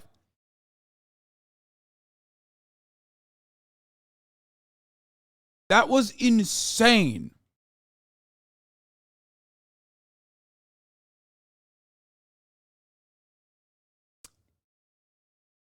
I promise you, Jesse Waters was walking around pulling his nuts out after watching Waiting like every other guy during his college years. He probably still does. Oh, 100%. She's dangling job offers in cash in front of his workers. This is disgusting. How did you get to Hunter? How is that conceivable? Hunter called her right after this. Because this is not unacceptable. This is totally acceptable for the Biden A lot of people administration. saw the video and thought it was from Hunter Biden's laptop. And also, how there you go. transphobic is Joe Biden? He doesn't sniff her hair? No, I think he got a sniff. I think he did. I think he did. Okay. Yeah. Hey, Sean Hannity here. Hey, click here to subscribe to Fox News YouTube page and catch our hottest interviews and most compelling analysis. I hate these fucking freaks, dude.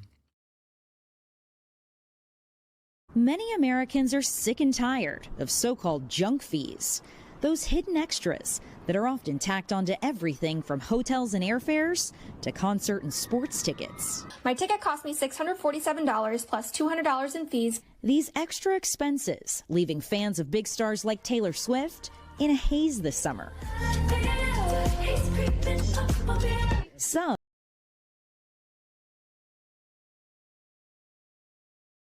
This is actually fire.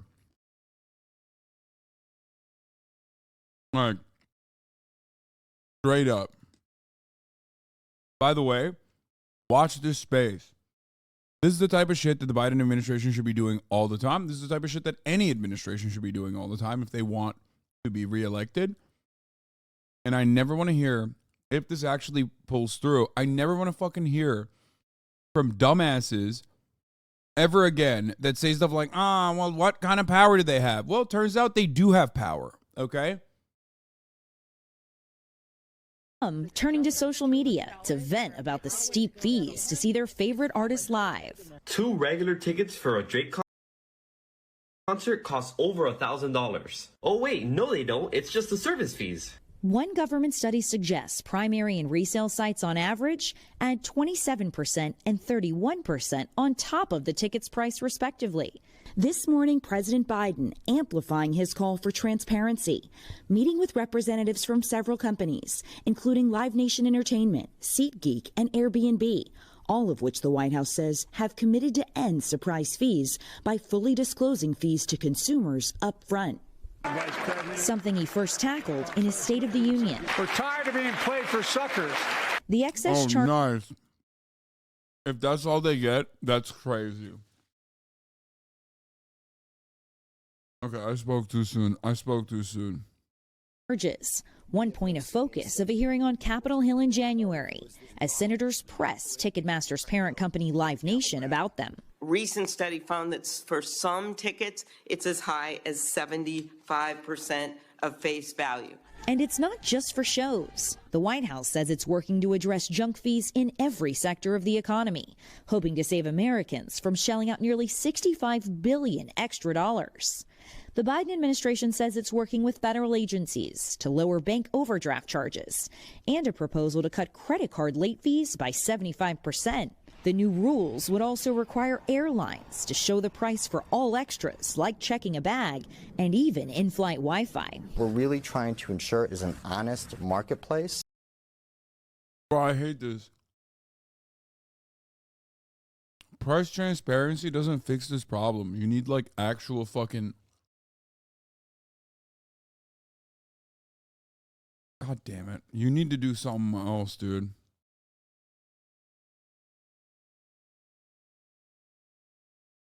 I hate that like they have to fight for price transparency. Like the idea that like you have to even fight for that is insane to me. Just say tomorrow, do it. And also do another thing and be like, no, actually, we're eliminating hidden fees. If you ever charge another hidden fee ever again, I am going to send the IRS after you. I am going to take the IRS and shove 85,000 armed IRS agents so far up your fucking asshole that you are going to know, you're going to start smelling colors, okay? You're going to know exactly what the inside of the fucking IRS looks like because it will be your outside and your inside. Like, do something. Do anything. Please, Jesus Christ, like, threaten them. Reasonable price caps would solve so much of our economic problems. Don't allow companies to charge more than double the cost it takes to provide a product or a service, direct materials, direct labor, overhead expenses. Yeah.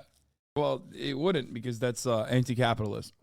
Where consumers know how much they're going to pay for a good or service. And then trust bust. All of this stems from the unfortunate reality that this is a trust, okay? This is a monopoly. This is corporate consolidation that has created this issue. So we reached out to the companies mentioned in the White House's announcement. SeatGeek called President Biden's announcement an encouraging step forward. StubHub says it's working closely with Congress to pass legislation that applies a uniform standard across the industry. And Live Nation said it will launch all-in pricing come September. Kayleigh, you know, everyone hates these junk fees. In the meantime, what can folks do to protect themselves from these things? Yeah, well, for starters, pay by credit card, not a debit card. Some of these junk fees are actually easier to dispute with a credit card company. And make sure you read the fine print, stating the obvious, before you hit pay. And then keep copies of all your receipts, agreements, emails, and text messages. But if one of those extra charges pops up and you don't understand it, ask what it's for and get that clarification in writing. And if you feel that that fee is misleading or wasn't disclosed, you can file a complaint with the company, your state's Office of Consumer Protection, or the FTC. So you got options, right? All right, some good tips there. Thank you, Kayleigh. Thank you. Still ahead this morning, what you need to know about a dietary supplement. It's going viral. Some people are calling it nature's Ozempic. Is the hype real? Is it safe? Does it work? We'll talk about it all with Dr. Torres. But for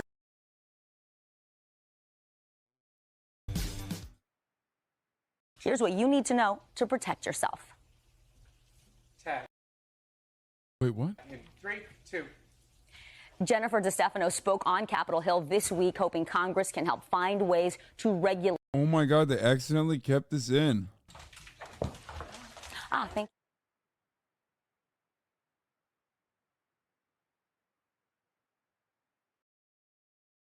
That's so funny. North Koreans tell BBC they are stuck and waiting to die. What?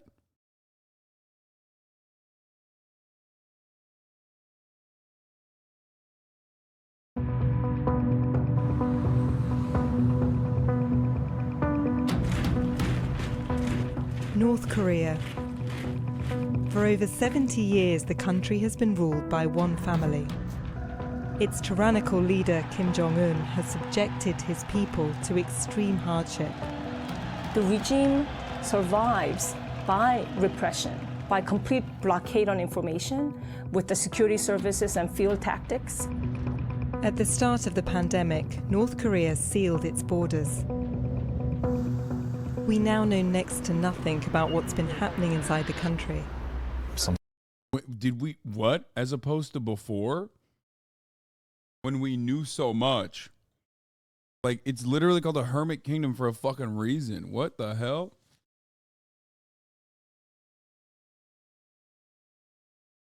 Also, I don't want to be disrespectful, but like, maybe this isn't North Korea, but like, how did you get this footage if you're not allowed to be inside of North Korea?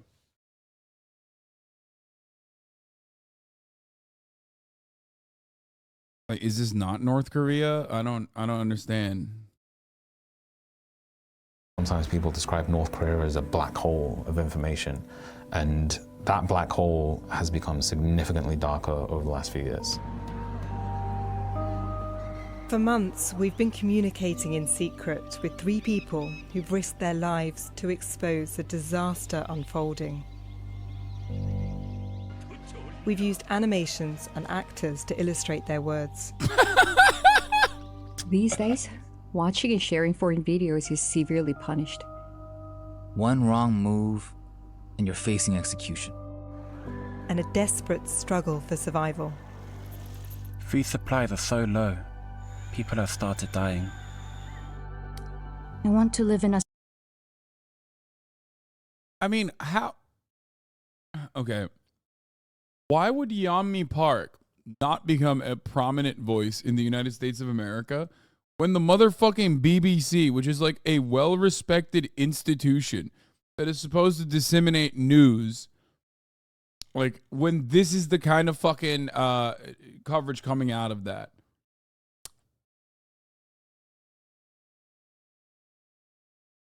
A society where we don't starve, where my neighbors are alive, and where we don't have to spy on each other.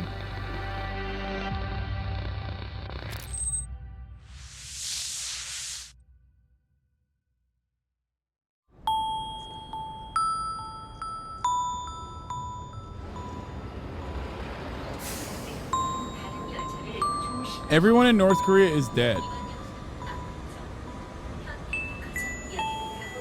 I've been working as the BBC's correspondent in Seoul for just over a year. And for all the time I've been here, North Korea's borders have been shut. Yeah, everyone in North Korea everyone in North Korea is dead. And if you're alive, they kill you for it. Okay? But North Korea has actually figured out necromancy. So they bring you back to life so they can kill you all over again for the crime of being alive, because it's illegal to be alive in North Korea. I knew these border closures would be having a big impact on people's lives.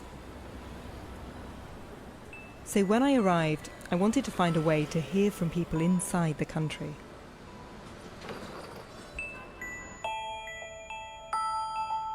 North Koreans are forbidden from talking to anyone outside the country, particularly journalists.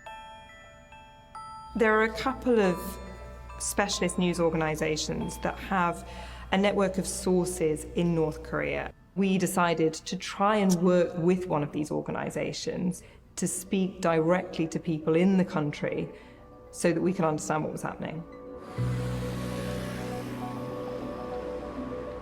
One of these news organizations is Daily NK, based in Seoul. Hello, 안녕하세요. Lee Sang-yong is its editor-in-chief. Okay, Daily NK. I don't know anything about Daily NK, but I'm going to look up if they've gotten a National Endowment for Democracy.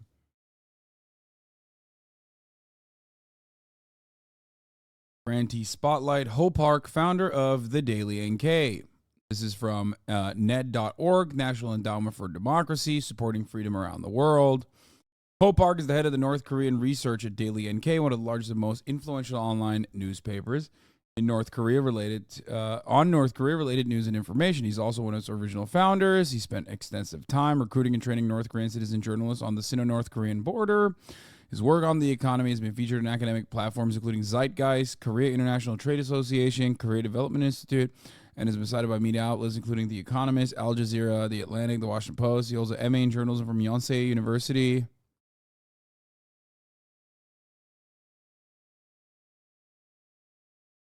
National Endowment for Democracy is a private, not nonprofit foundation dedicated to the growth and strengthening democratic institutions around the world. Each year, NED makes more than 1,300 grants to non-governmental initiatives like the Daily NK.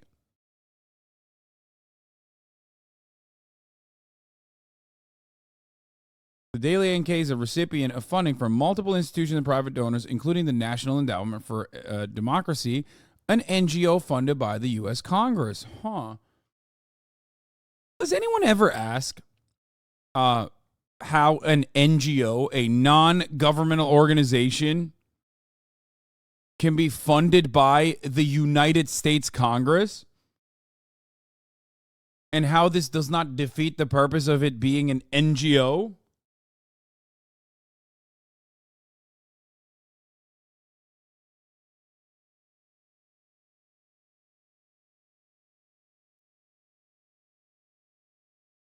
Anyway, the amount of daily NK funding from the National Endowment for Democracy since 2016 is available in the public sphere. The organization is part of a consortium with the Unification Media Group, which is a South Korea-based nonprofit organization that produces and delivers radio content about North Korea via shortwave radio broadcasts. Oh. That's interesting.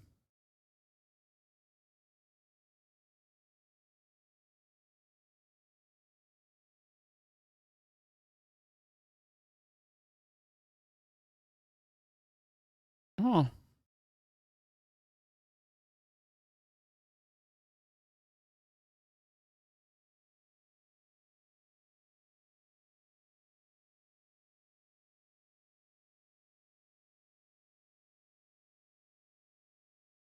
Anyway, I'm sure that doesn't mean anything. I'm sorry we're a bit late. 저희가 북한 내부에 같이 저희에게 정보를 전달하는 그런 소식통이라고 하는 그런 분들이 있습니다. 분들하고 좀 친한, 그리고 어떻게 보면 이런 북한의 안 좋은 현재 상황, 이런. Can I ask why you're so suspicious of anyone reporting on the conditions in North Korea? It seems doubtful that everyone is just lying about it. I don't think the conditions in North Korea are good. As a matter of fact, I think the conditions in North Korea are very bad. I just don't think that the conditions in North Korea are as the CIA-backed institutions represented. I think that a lot of people get paid, and it's understandable. They're in like very undesirable conditions to embellish their circumstances, so much so that there are plenty of other defectors that regularly shit on YeonMi Park.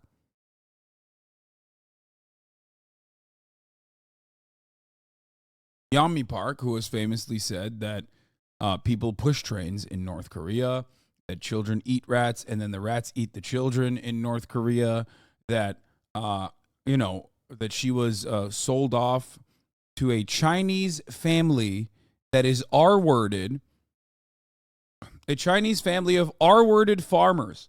YeonMi Park's own mother disagrees with that story that she tells all the fucking time. Okay? No, I don't mean retired. I mean the other word, the French word for, And no, I do not mean redneck either.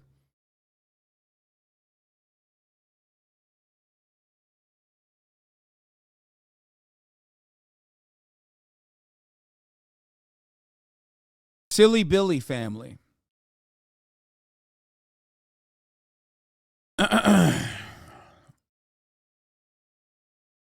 HasanAbi is pure entertainment. I swear the guy's always dick riding the left. Thank you for saying that I am an incredibly entertainer. That's my job. Free Radio Europe was a CIA funded for many decades before it was disclosed it was a psyop, so it was very normal to think CIA is doing something similar in South Korea. What? Of course the CIA is doing something similar in South Korea. I just showed you what they're doing. And also, do you know what the South Korean CIA is called? It's called KCIA.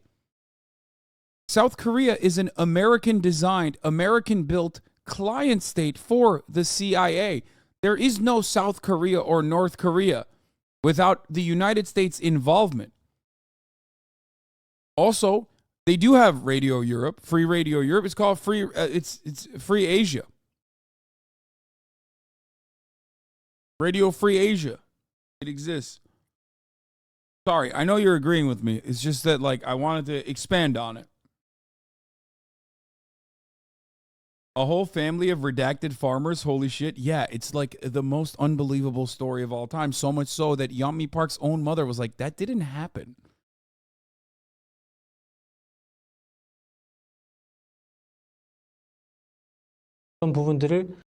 I hope I was a little bit sorry. My opinion on Korea, my opinion on the DPRK is this. Okay? Shit is not great. They are run by a despotic, psychotic dictator and his family. Okay? 100%. Though that much is true. Okay? But even then, Democratic People's Republic of Korea's problems do not almost entirely stem from that. There's still a much larger issue at play, and that is, one, America bombing the fuck out of it originally in the Korean War, so much so that 60 to 90% of all buildings were eviscerated in the process. And then after the USSR imploded, the DPRK had no more funding mechanisms that would keep it afloat.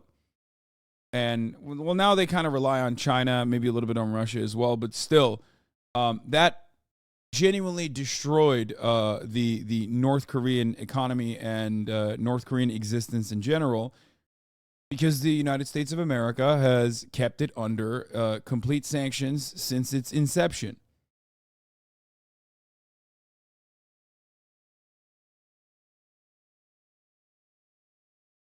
Completely strangled by embargoes and sanctions. Yes, their only life raft is China, which acknowledges it as a buffer state and gives it just enough to survive, but not so much that they will thrive. And having said all of this, in spite of all of those issues from having like a despotic, psychotic dictatorship and not really having like serious elections or anything like that, and, having god-awful material conditions, it's still significantly better than the way that it gets presented in the West.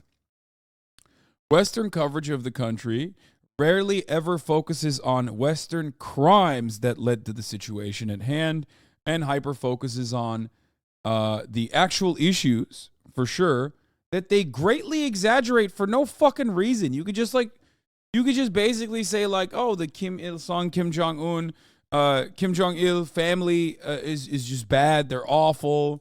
They're brutal. They're not great. But they're, but ultimately what is significantly worse is the crippling sanctions and not normalizing relations with this fucking country. Because everyone wants a big bad guy to be afraid of. He did blow up his uncle in front of a rocket, though. See, this is what I mean. Like, there is so much shit like this, and I don't even know what is true and what isn't at this point. But I know, like, a great example of this is that, no, he didn't actually blow up his uncle in front of a rocket, right? That was not a real story. But it was played as a real story in mainstream media from mainstream outlets that you would never question. I would never question, right? And because it's about North Korea, you can make up literally whatever the fuck you want to make up. And the BBC will cover it. They will report on it. They will just straight up say, this is real. This happened. And then a week later, it'll come out that the uncle didn't even fucking die. He's like very much alive. And then they don't even need to do a retraction because it doesn't matter because it's North Korea. No one fucking cares.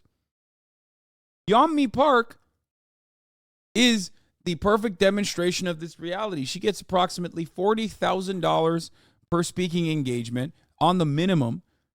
And the entire time, she's just lying. The entire time, she's just like, in North Korea, the train pulls you. She's doing like that yakety sax style fucking, in Soviet Russia, car pulls you type jokes about fucking North Korea. And everyone's like, that's real. And it's so sad. I can't believe it. Kim Jong-un apologizer? I absolutely am not a Kim Jong-un apologizer. What part of it is still absolutely Yakov Smirnov? Yeah, not Yakety Sax. Whatever.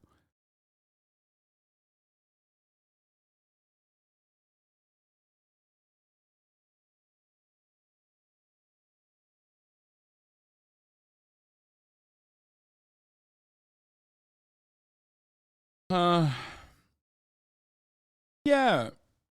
The media lies about everything. They literally said that North Koreans had to get the same haircut as Kim Jong-un until a couple Aussies went there to disprove it. Yeah, do you remember those handsome boys, those handsome lads that went there to disprove it? I wonder what they're up to now. I wonder what those handsome Aussies are doing after they went over there to disprove that.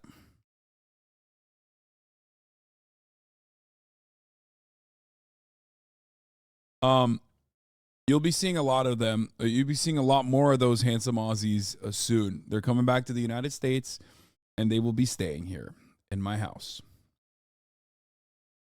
They were eaten by rats.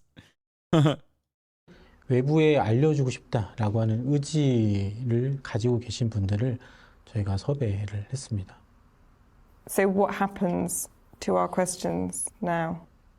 그러니까 뭐 기기라든지 그런 소프트웨어를 이용을 해서 저희랑 협력하고 있는 북한 주민들에게 전달이 하고 본인들만 알고 있는 그런 장소, 뭐 도청이라든지 이런 것들이 불가능한 그런 장소, 조사가 은밀하게 좀 진행된다라고 보시면 될 것 같고요. 보다 안전한 방법으로 올 수 있다, 오고 있다라고 이해하시면 될 것 같습니다. 시간이 조금 걸리더라도 가장 안전한 방법을 써야 되고 현재는 계속적으로 그렇게 써왔다라고 생각이 듭니다. 그래서 Well, we will wait as long as it takes. For months, we exchanged hundreds of messages with the sources in North Korea, each containing just snippets of information to protect people's identity and keep them safe. Until finally, we had enough to put together.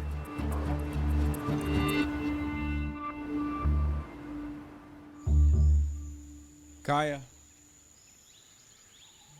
I'm going to take Kaya out real quick. I woke up at 5 a.m. and make breakfast for my family. Then I go and prepare my business at the market, where I sell medicine.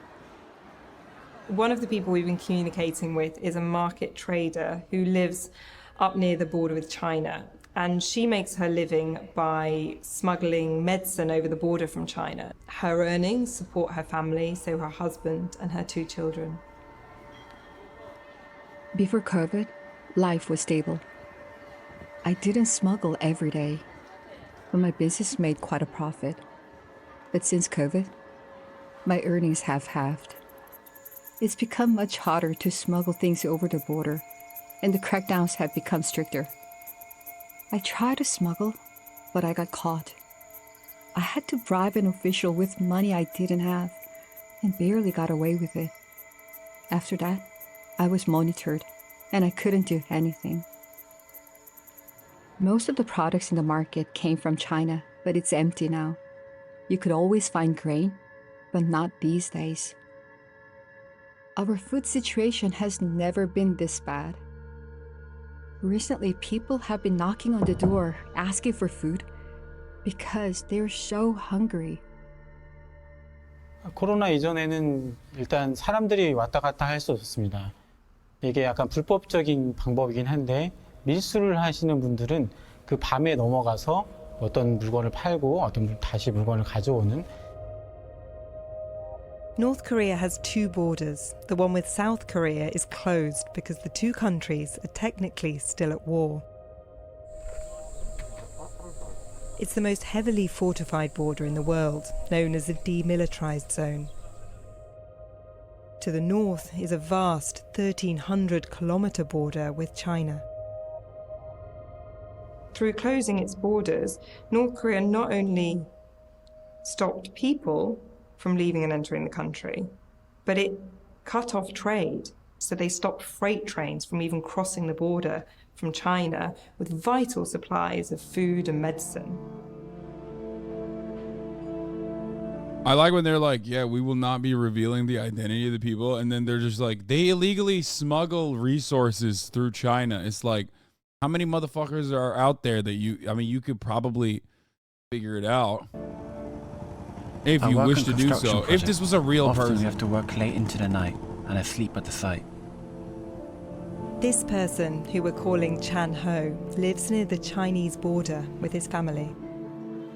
I wouldn't be able to survive if my wife didn't work at the market. Otto Warmbier was a real situation though, right? It just seems like there's more evidence of it being more evil rather than less evil than it is portrayed. Maybe I'm just ignorant. Wait, you think the North Korean government is more evil than its portrayal in the media? What the fuck? What? Okay, what could they do that's more evil than what they say they're doing over there? Like, that's kind of impossible, right? Am I crazy? I feel like they portray North Korea as like the most evil nation on the planet.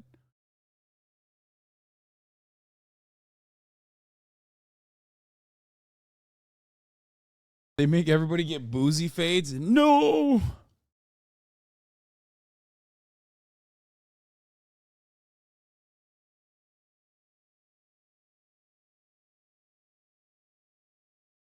I love how that we have zero evidence of any of these events. I mean, the Otto Warmbier thing is real. I think he was behaving like an American tourist, and he did not deserve what happened to him. But he, it's like if you went to fucking Singapore and threw trash, like, you might get your ass beat. You know what I mean? Or if you smoke weed in Japan, which, again, unacceptable and inhumane and stupid. And it does point to how brutal the North Korean country is, 100%, especially in their mistreatment of people that they, understandably have anger towards, like Americans. Americans love to say they will snipe you with a bazooka if you spit out your gum in Singapore. Yeah, that's why I was like tugging on the American heartstrings about Singapore and how draconian they are about trash.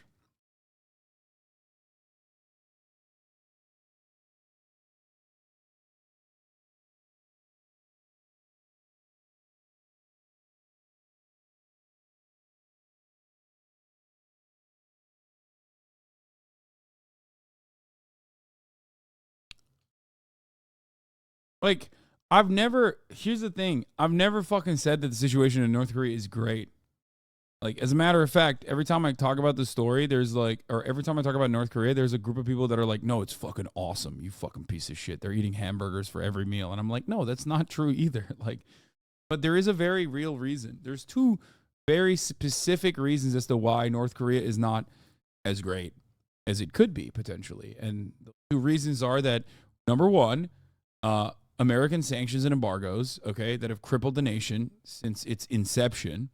And two, a pretty fucking awful, pretty brutal form of government.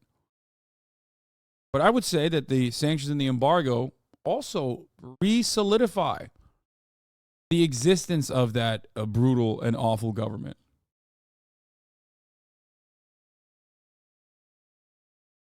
It was doing better than South Korea until the 80s. Yeah, I know. I mean, it doesn't matter. South Korea was a fucking brutal military dictatorship that basically turned into 6 families in a trench coat that substitute for the government.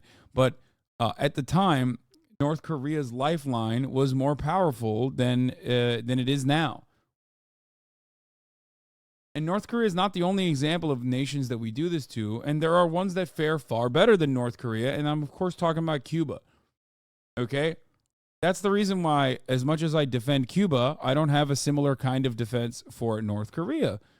Because Cuba is in America's ass cheeks, okay?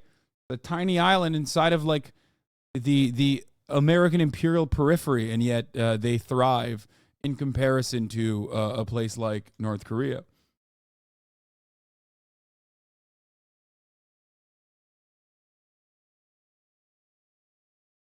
Coroner found no obvious signs of torture on Otto Warmbier. No, I don't care about that. I never thought that he was tortured. I thought they just, like, fucking beat his ass and they killed him, right? It doesn't matter if they fucking tortured him or not. They killed him.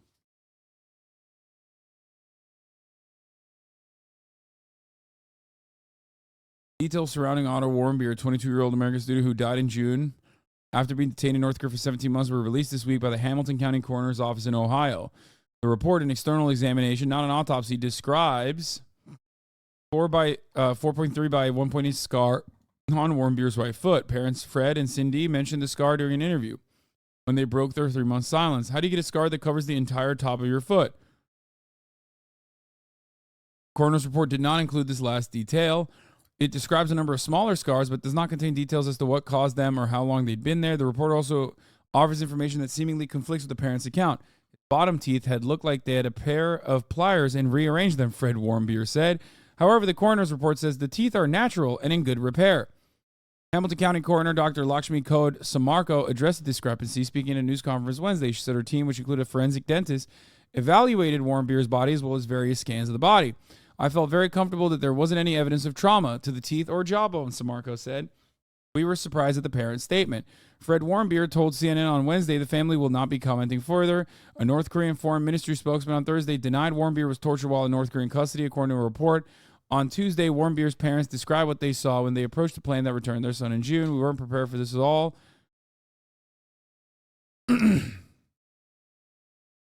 Halfway up the stairs, we hear this loud, guttural, howling, inhuman sound. We don't know what it is, Fred Warmbier said. He's strapped to the stretcher, and he's moving around, jerking violently, making these howling, inhuman sounds.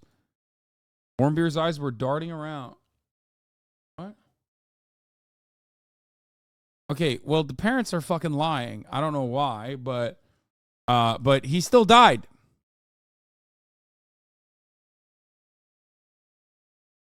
So the parents are distraught.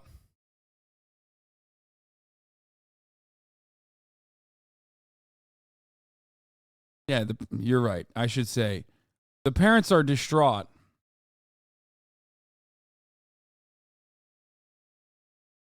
Not even chewing the shelf. She just put her head on it and resting on it right now. I don't know why she loves that so much. The parents are basically used by the Trump admin. There's some good videos on it. How do we know they're lying? I'm confused. What do you mean? How do we know they're lying? You're reading an article that in basically the kindest terms possible is saying that the parents are lying. Where is the media literacy or just literacy in general at this point? Like, this is fucking CNN, okay? If you search North Korea, if you names check North Korea in CNN, you will see that they portray North Korea in the worst ways possible as well. This coroner's report apparently says the opposite of what the parents were saying.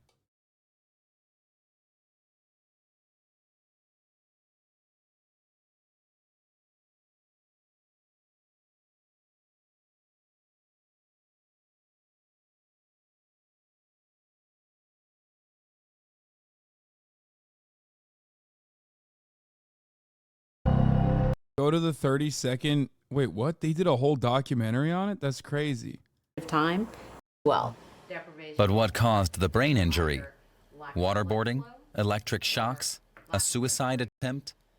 All possible, she says, including Pyongyang's own explanation.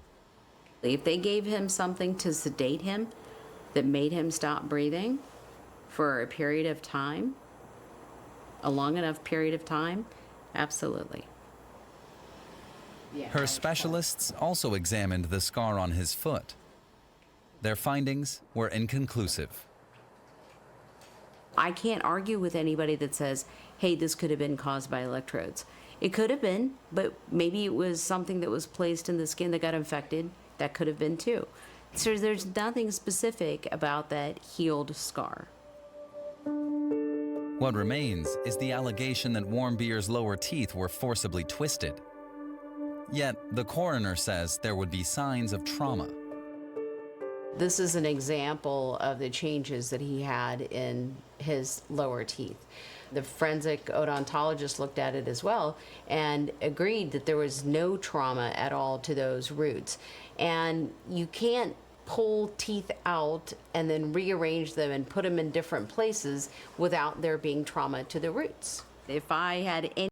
Yeah, that sounds so fucking stupid. It's just Jesus Christ. Okay. Any evidence and concrete evidence that there was a criminal act here, I would be very loud about it and would definitely be stating that. Unfortunately, the evidence we have does not point to anything in particular as far as this is what happened to him. At first, the coroner withholds the results, out of respect for the mourning family. But in her mailbox, she also found warnings. It felt vaguely threatening, and that I was being disloyal to the president, and that I shouldn't disagree with the president, especially in such a public way. Efforts to get to the bottom of the Warmbier case have resulted in countless files and articles. Much of the information is contradictory. Establishing the truth would also pose a challenge to the federal court in Washington, where the Warmbiers file a lawsuit against North Korea, with the help of government-friendly experts and lawyers. Pyongyang does not contest the case, and the trial takes place with the plaintiffs only. And strangely enough, without Flückiger and the coroner appearing as witnesses. One expert witness urges the judge to hand down a spectacular verdict.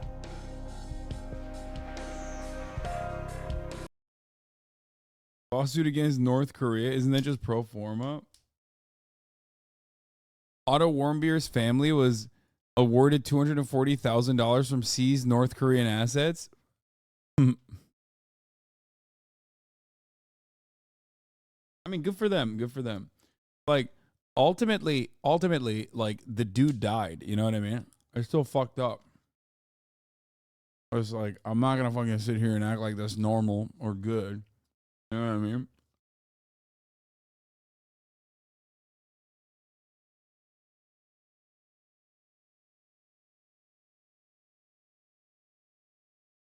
Yeah, he died under their custody. It's still, and also it is perfectly reasonable to want to try and steal something from North Korea. Okay?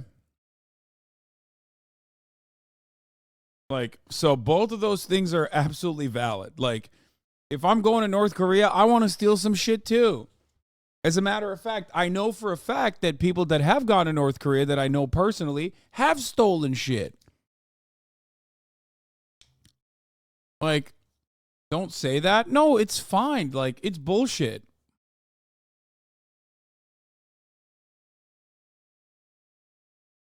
It's ridiculous. It's ridiculous to uphold this fucking psychotic standard. And he should not have been murdered under state custody, basically, for the crime of, like, being a fucking bro who wanted to take something home with him.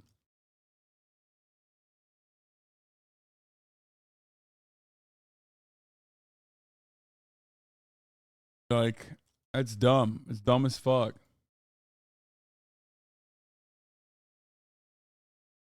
So I hope people understand my position on that.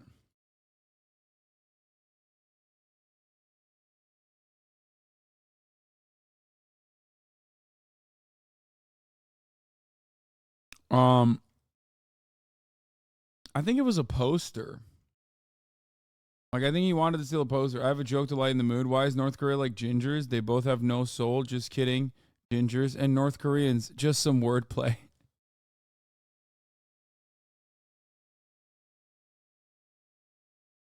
Fucking got him.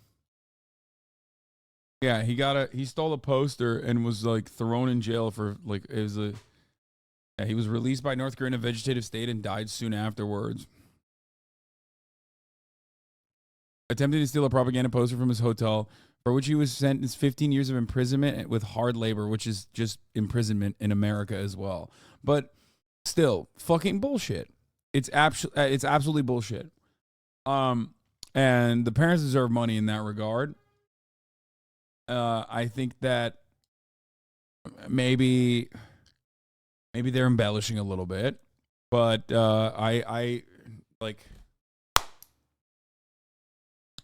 I I think the Otto Warmbier story and what we just found out is a perfect distillation of what I mean when I'm talking about North Korea. It's fucked. It's bullshit. And Americans still choose to lie about it and embellish. Okay? It perfectly describes my position on North Korea. Does that make sense to you now? Do you understand it a little bit better? Like, no, they didn't fucking rip his teeth out and like torture him for no fucking reason. Okay? But yes, there should have been no punishment for his like understandable desire to fucking bring home a goddamn memento.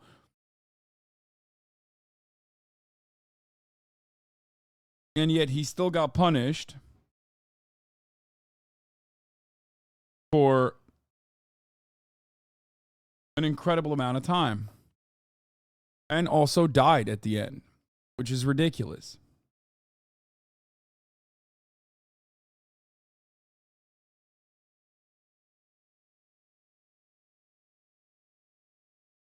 But like, if you're running around saying like, oh, in North Korea, like everyone is forced to get the same haircut as Kim Jong-un, like that's not real. That's just made up. Shit's already fucked enough as it is in North Korea. You don't have to like make this stuff up, but people still choose to do so. You know? Food supplies are so low, people have started dying.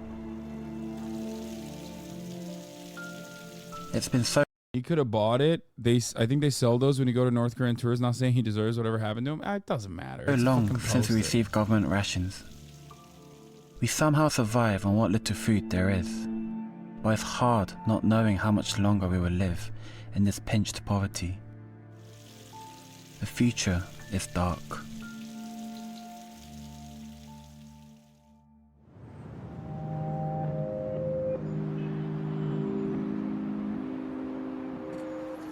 Hundreds of miles away, in the relative luxury of the capital Pyongyang, lives a woman we're calling Ji-yoon. In the morning, low-key, these like supposedly dystopian ways of showcasing North Korea kind of look chill though. I put the rice on to cook before waking the rest of the family. Then I start my job at a food store. I used to be able to sneak some fruit and vegetables out of the store where I work to sell them at the market. I'd use the money to buy rice, but now they thoroughly search our bags, so we can't make a side hustle. My family doesn't have enough food. My husband and I survive by thinking 10 more days, and then another 10 days.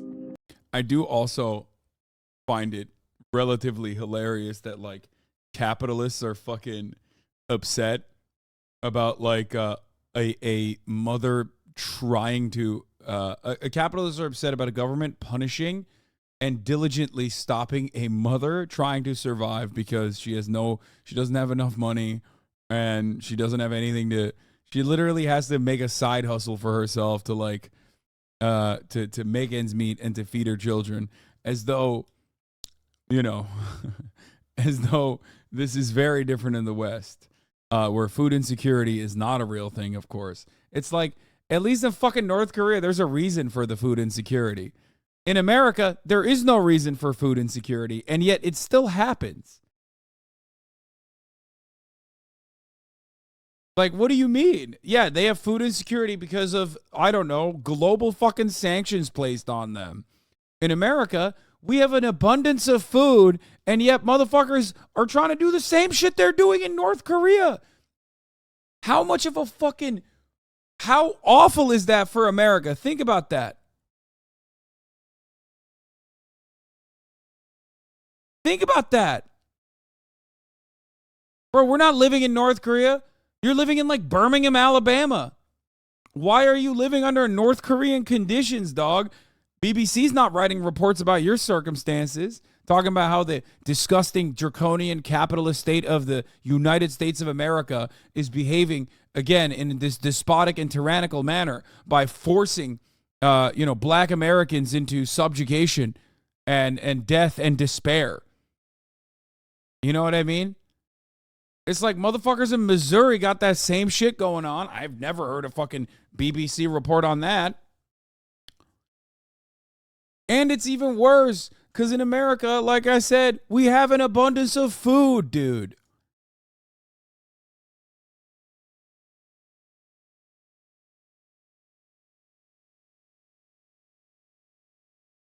Jesus. Thinking if something happens, we might starve, but at least we'll feed our kids. Once, I didn't eat for 2 days. I only drank water. I think it's really interesting that we have somebody even from Pyongyang speaking. Bro, at least they don't get to see ads at the top of the hour. I'll say it. If you're tuning in from the DPRK right now, you don't see a fucking ad. Everyone else, on the other hand, is going to see an ad unless they're subscribed for $5 or for free. Because at the top of the hour, there's a 3-minute ad break. If you no longer want to see those ads, all you need to do is subscribe. What you do is subscribe. $5 or for free with a Twitch Prime by connecting your Amazon Prime account to your Twitch account or by getting gifted a sub. Here's the 3-minute ad break now. Thinking about how hot the situation is. It's affected Pyongyang as well, which, you know. Some nurses have to use the NHS food banks in the UK, and the BBC won't report on that the way they report about their foreign enemies. Yeah. Yeah. Either subscribe or move to North Korea. Speaks volumes.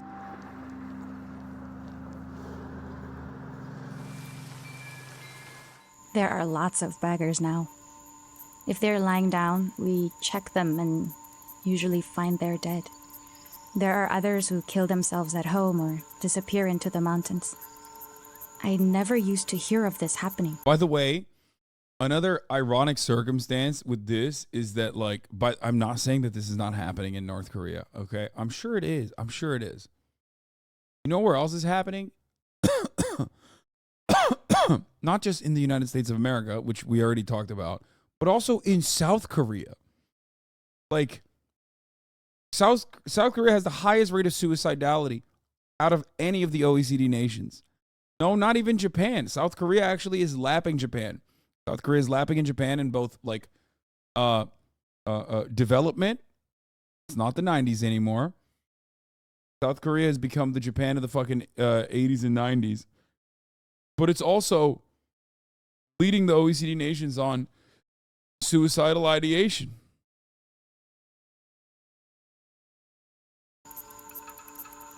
You know what? I was going to say, you know who else has a high rate of suicide? The United States of America. Know one family that starved to death at home. No one came in or out for 3 days. Water was brought around and we knocked on their door telling them to get some. And nobody answered. In our village, 5 people have starved to death. In one family, their wife was too ill to work, so 2 children were surviving. South Korea has a huge economic pressure issue and then some. That's not the same as being starved to death. Brother, first and foremost, everything we're looking at here is still anecdotes no matter what. We will never be able to get adequate data out of fucking North Korea. You're just looking at an anecdote and going, oh, this is what's happening widespread across the country. Everyone is fucking starving to death inside of their own homes. The purpose of this video is to make you feel like that. That's number one. Number two, what they're describing, the anecdotes do happen in the United States of America, and there is data for it. So it's not like this is not a problem. You're talking about the wealthiest nation on earth, which has what, like almost 500,000 fucking homeless people in this goddamn country. In my state of California alone, we got like 60,000. What the fuck do you mean? What do you mean?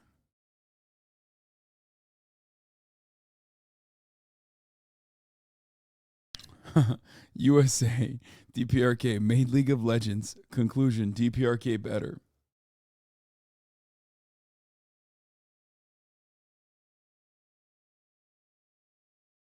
Also true.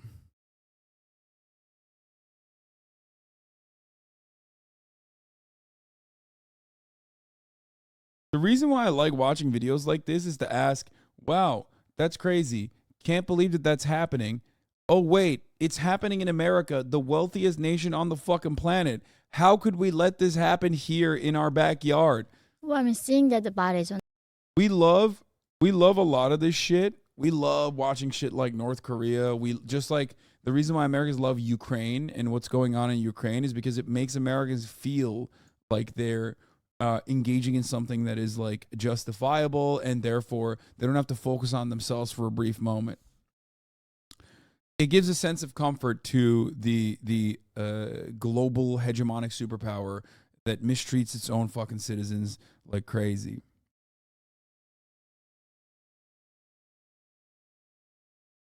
Like, there you go. Should we apply our own logic on homeless people to Koreans? Yeah. I want to cover shit happening in the DPRK and basically talk like a Republican congressperson and be like, wow, it seems like a fucking skill issue, L nerds. Wow, you had shelter over your head and still couldn't fucking find food? Yeah, can't believe you died. How about you fucking find your bootstraps? I guess they were lazy. I don't understand how you can watch this and objectively not look at the United States of America and go, holy fuck, our situation is that bad.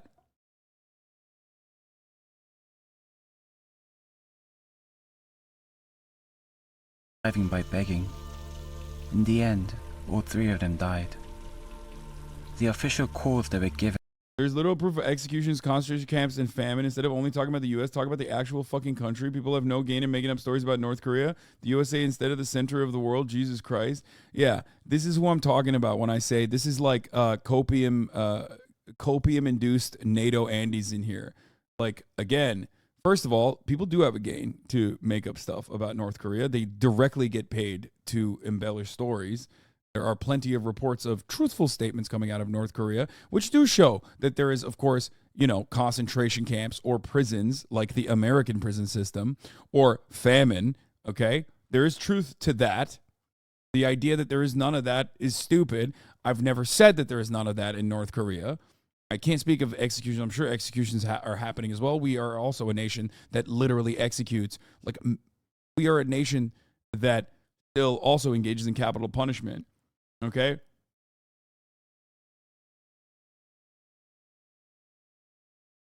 But what is deeply frustrating to me in this conversation is that you immediately go, oh, dude, you're defending North Korea. I'm not. It fucking sucks. I would live there if I wanted to live so badly, okay?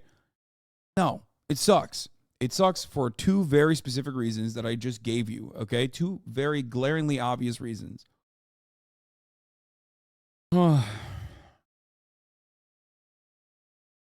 But we played a direct role in the development of North Korea as a state, the DPRK, and we played a direct role in its demise.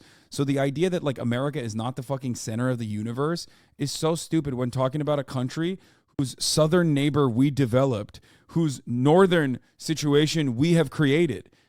I know you want to literally go to sleep every fucking day and feel like America is not at the center of the world, especially when it comes to like all the awfulness, but it is so incredibly stupid to act like it's not. I didn't say you defended. Doesn't matter if you said I defended or not, you fucking donkey. USA is the center of the world when we're talking about North Korea, you fucking idiot. What country is the one that is holding the entire nation under crippling embargo and sanctions? Like, what do you mean? Who's strangling this fucking country? Sure, it's the regime itself, certainly, that plays a role in it, but don't act like it's just the fucking regime. Like, what do you think the fucking, you think Saudi Arabia has like a normal fucking governance, a normal system of governance? Why are they thriving? Huh? Perhaps due to their natural resources and who they're aligned with, we completely look the other way on situations like that. I despise Americans who cannot even fucking face for 3.5 seconds the genuine contradictions that are glaringly obvious that harm them. If you're an American and I'm talking to you about situations in America while literally pointing to a country that we fucked over, that we have destroyed, and your immediate response is, how Americentric of you to literally talk about North Korea. It's like, imagine if I'm talking about Iraq, okay? Modern day Iraq and the circumstances, like how children are still being born with birth defects as a consequence of the depleted uranium that some country utilized when they were unjustifiably invading the country, okay? And you turn around and say, Iraq is a repressive, regressive nation led by Islamist fundamentalists. Why are you talking about America when talking about the situation in Iraq? What did America do about it? Are you fucking stupid? Or are you willingly trying to do propaganda for America so you can feel good about yourself for a brief moment? Because that's what it sounds like when I'm talking about North Korea and why they're in the fucking situation that they're in, / what we did, what role we played, and how ridiculous it is that we have similar situations here in the United States of America, the wealthiest nation on the fucking planet. Okay? You, of course, didn't listen to a single fucking thing I said and immediately turned around and went, what about concentration camps? What do you mean, what about concentration camps? Yeah, they have concentration camps. We have it too. What the fuck do you mean? This is not a defense of it. Yeah, it sucks, man. They have concentration camps. You know where else we have concentration camps? At the southern border, you fucking dipshit. Shut the fuck up.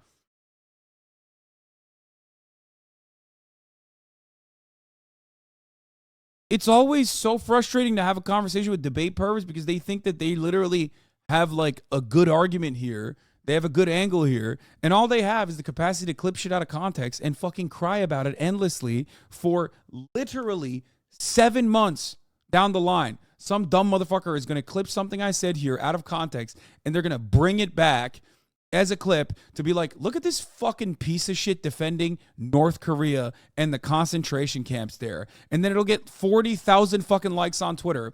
And there is absolutely nothing I can do about it. And then there are millions of people that go, that Hasan guy, fucking hate that guy. You know what I mean?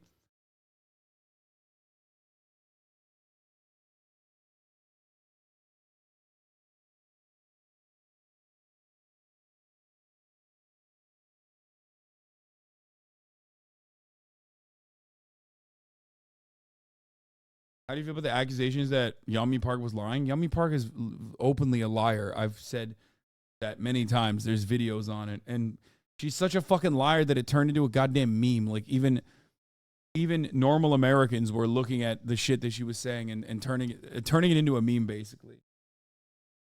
Hey, watcher here. Keep up the good work putting out content. You're welcome.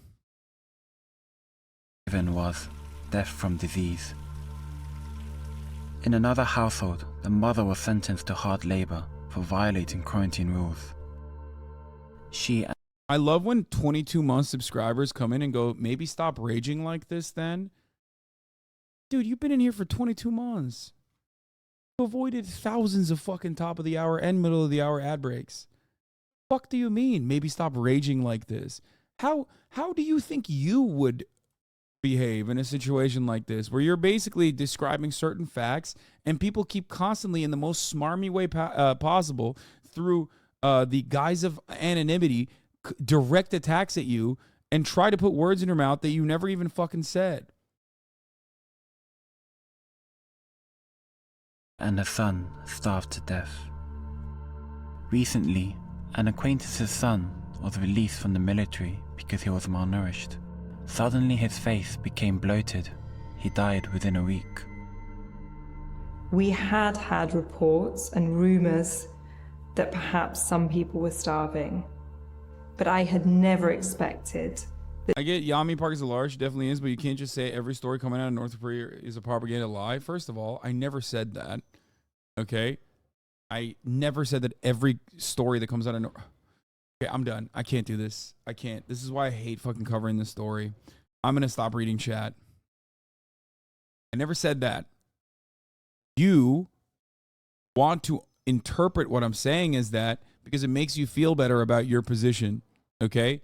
Maybe you feel embarrassed because you fucking heard something about North Korea that wasn't true.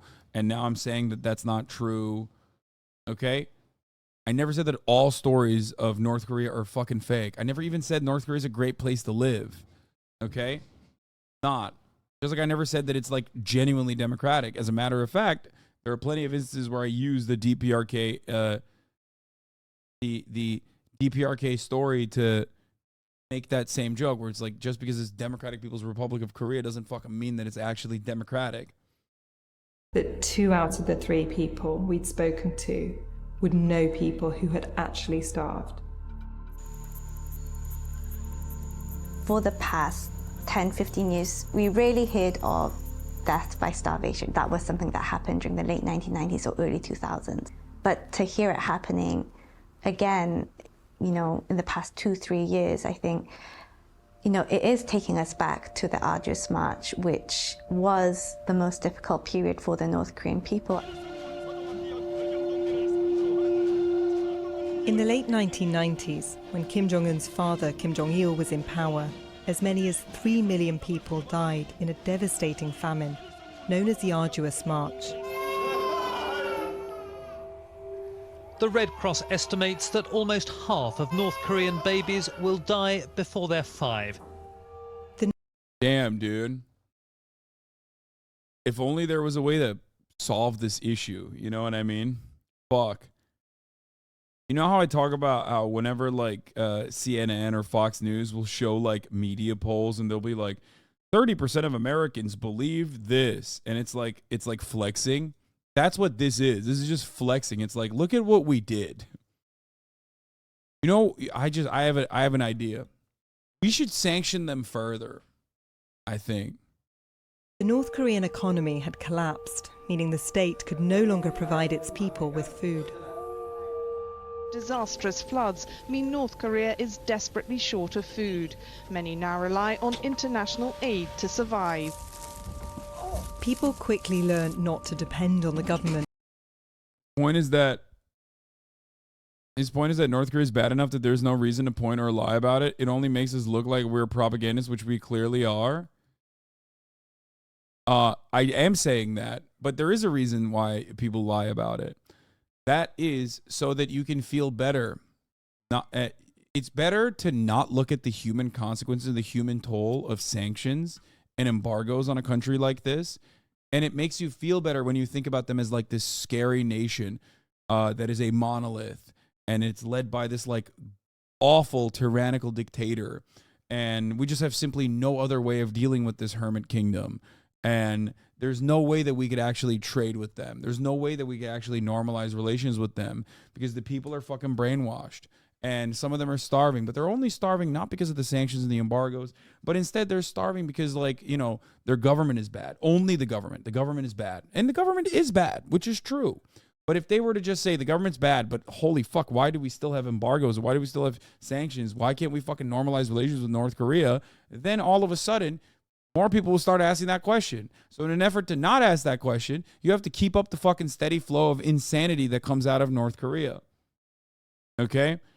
The irony is, a lot of this stuff used to be said about China as well. There was some truth to it, and ultimately, a lot of that has changed. Why? A brilliant, bold, sexy, and certainly not a criminal man by the name of Richard Nixon. Okay? That's right. He is not a crook. That's what happened. Guess what, dude? We started normalizing relations with China. Look at China now. You can literally say China is like fucking awful, and people still try. People still say, like, in China they eat rats and then the rats eat you. They do that shit about China too. But guess what? You could just fucking go to China and see that that's not true. So you can't really lie about it as aggressively as you can about fucking North Korea.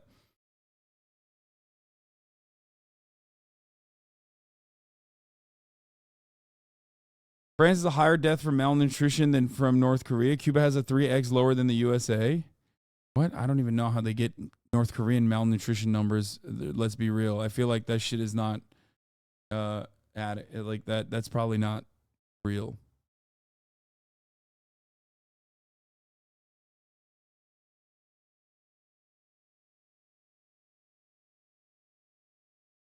This.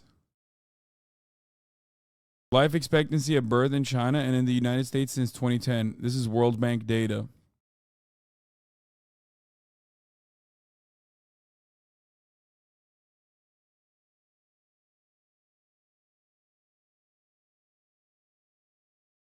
Yeah, it's COVID played a role in this, right? It's got to be COVID, right? It's just like...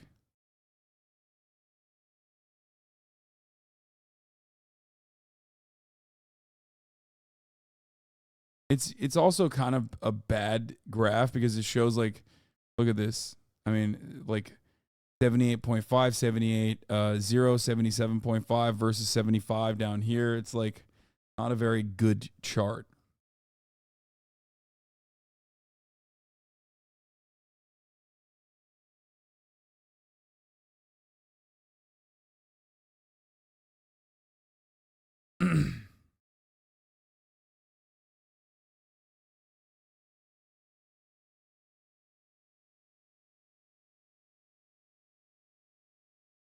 Anyway.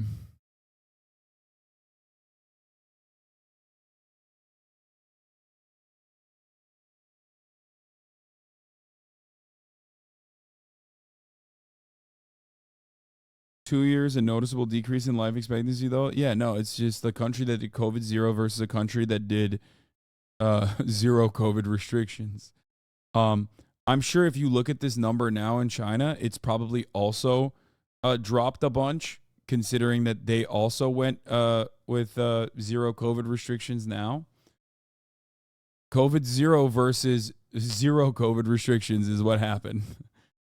We did a culling of some of our fucking most rotund elderly individuals, okay? Like, here, I'll describe it with BBC voice. Are you ready? This despotic hermit kingdom decided to cull its elderly. A policy of no longer engaging with any kind of pandemic response. A scourge went through the nation, causing millions to perish.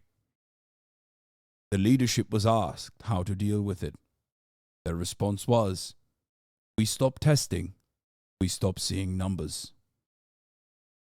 Okay? I mean, that's what happened. There you go. That's literally what happened. There you go. It's just like, you can describe what's going on in America in very similar terms. Okay? For food, they started smuggling things in from China to sell at markets. Ever since, most North Koreans have depended on this unofficial trade. When the border was closed, this lifeline was severed. With the restrictions in general that have been increased, that is really worrying then for North Korean people's ability to fend for themselves. Before the border closure, people would attempt to flee the country by secretly crossing into China. More than 1,000 made it out each year. But Kim Jong-un has spent the past 3 years building fences along the border, cutting off people's only escape route. People are faced with multiple layers of a president they called in secret, very orange, decided to build a wall. Maybe that's why Trump loves him, dude. Yo, Trump and fucking Kim Jong-un are just homies for that reason, dude. He's like, oh, you want to build a wall? Ooh, I love big, beautiful walls. Build it. security if they're trying to cross. There's been, widely publicized threats by the North Korean regime, the North Korean military, that they will shoot people on site who are trying to cross into China. The government strictly controls the border, using COVID as an excuse. But really, it's to stop the smuggling and people crossing the river to China. If you even approach the river, you'll be given a harsh punishment. There's almost nobody crossing now. Every day it gets harder to live. One wrong move and you're facing execution. I loved it. Dude, hey, great minds think alike, dude. They literally used COVID as an example to build a wall and restrict people's free movement. That's crazy. That's...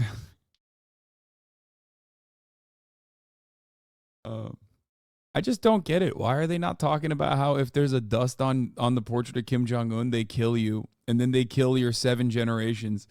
They forcibly breed you to ensure that you have 7 generations of children so they can kill all of them and then their children as well. Because that's how it happens, I thought. If I live according to the rules, I feel like I'll starve to death. But just by trying to survive, I could be arrested by the state security, branded as a traitor, and killed. This is the hardest period I've lived through. The famine was difficult, but the state completely lost control. So there weren't these harsh crackdowns and punishments. If people wanted to escape to China, the government couldn't do much. Now there are fences and surveillance equipment. A friend's son told me about several closed-door executions he saw. Each time, 3 to 4 people would be executed. The crime was trying to escape. People are stuck here and waiting to die. We showed our interviews to James Heenan, the UN investigator for human rights in North Korea. Wow. Okay. It's quite sobering. I read a lot of sobering stuff, but that's very sobering. It's very eloquent as well. This information that you have secured, it's disturbing, but in terms of the things that are probably the most shocking, if that's the right word, is the emphasis on the fear in people's lives. These interviews suggest that people who have lived through different waves of repression are saying, no, what's happening right now is particularly bad. And in the past, we've been able to deal with it, but this is getting even towards the edge of what they can bear.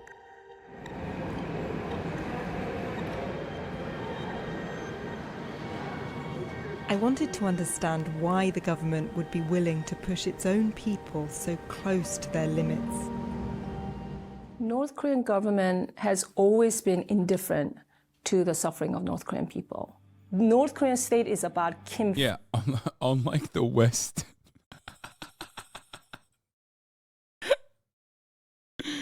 Famously, the British government, which is responsible for this documentary, or the American government, is notoriously very, very caring about the suffering that its individuals go through. That's just, family. And it's all about what's her title? Government people so close to their limits. North Korean government has CIA senior analyst Sue Mi Terry, CIA senior analyst on Korea 2001 to 2008. To the suffering of North Korean people. North Korean state is about Kim family, and it's all about the regime survival. Okay, here, I'll tell you a truth. I'll tell you one truth, okay? North Korea has government adjacent and government sponsored corporate contractors, okay? That's how, for example, they are able to maintain the food supply in these marketplaces, right? So it's literally a family. It's one family that owns like pretty much the entire fucking the entire food supply in these markets, right? And then they force people to work at those markets for such fucking shitty for incredibly fucking little pay and very little food.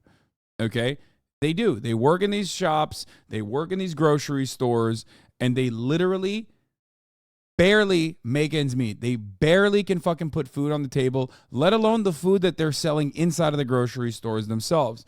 So then they basically rely on the government to offer food banks and food programs back to the fucking people that they are working with. And the only reason why this is allowed, is because, as long as you're sympathetic to the government, as long as you're sympathetic to the party, they let you fucking get away with this kind of horrific nonsense. Except, of course, I was lying. I'm talking about fucking Walmart and the Walton family. Okay? That's right. That is exactly what's happening with Walmart and the Walton family. I lied. It wasn't about North Korea. It was about Walmart. America's, largest private fucking jobs program, okay? America's largest organizing body, or America's largest hiring body outside of the Defense Department.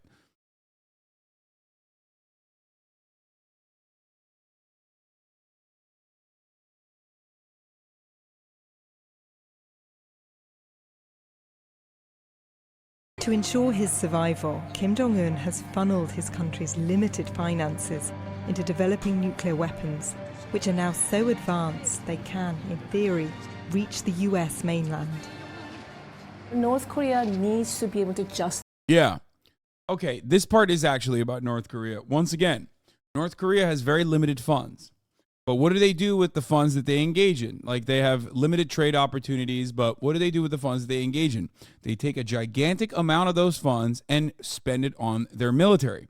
The North Korean military, the DPRK military, is the largest hiring body in the country. Okay? Once again, I'm lying. Just kidding. That's still America. I'm talking about America. I'm always talking about America. That's literally what we do here in the United States of America. Okay? But I got you again. So quickly after I got you with the Walmart thing, because that's what we do here. I'm not lying. This is just what America does.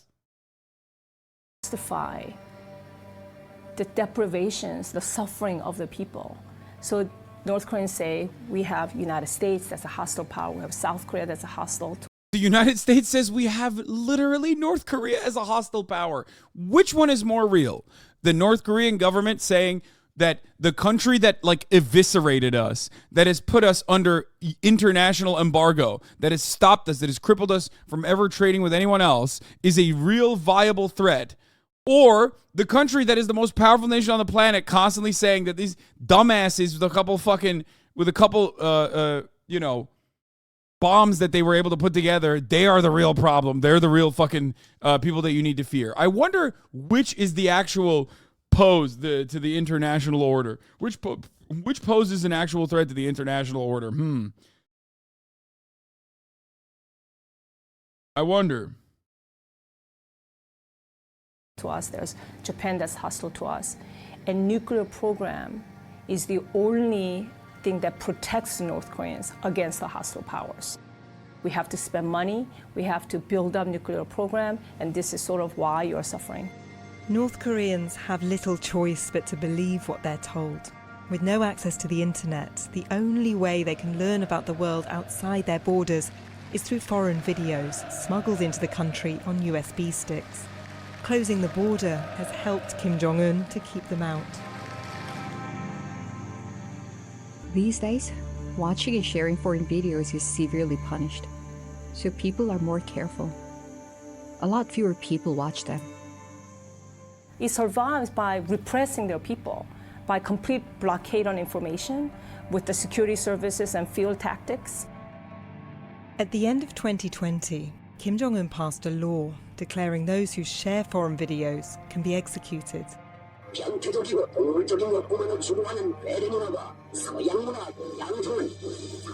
Ru Hyun-woo is one of North Korea's highest-ranking defectors.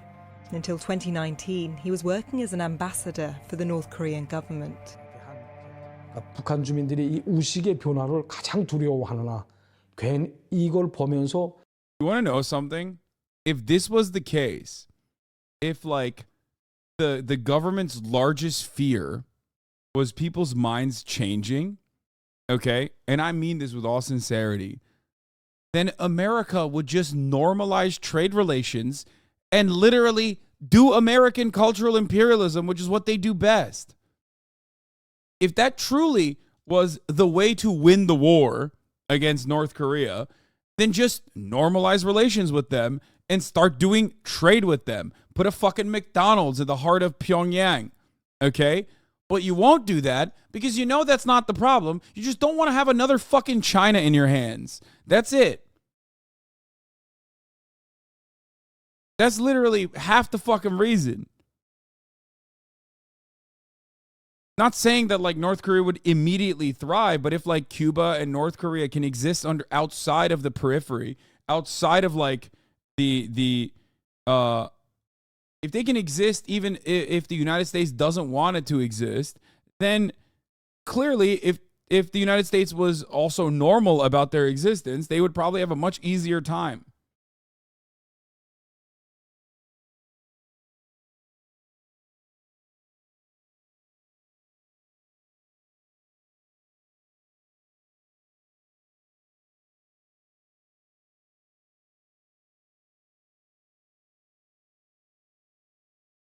한국을 동경하게 되고 소방 세계의 물질이 풍부한 그런 소방 세계에 대해서 환상을 가질까 봐 젊은 친구들이 지금 생각이 완전히 다릅니다. 우리 If trade opened with Cuba, do you think it would destroy socialism in Cuba? No.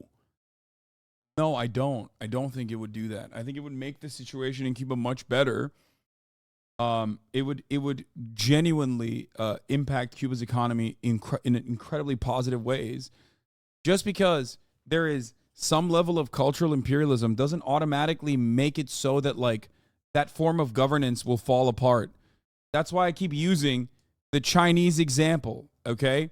China has literally shown the world that you can have normal trade relations with the rest of the world and greatly beef up your infrastructure and engage in even development.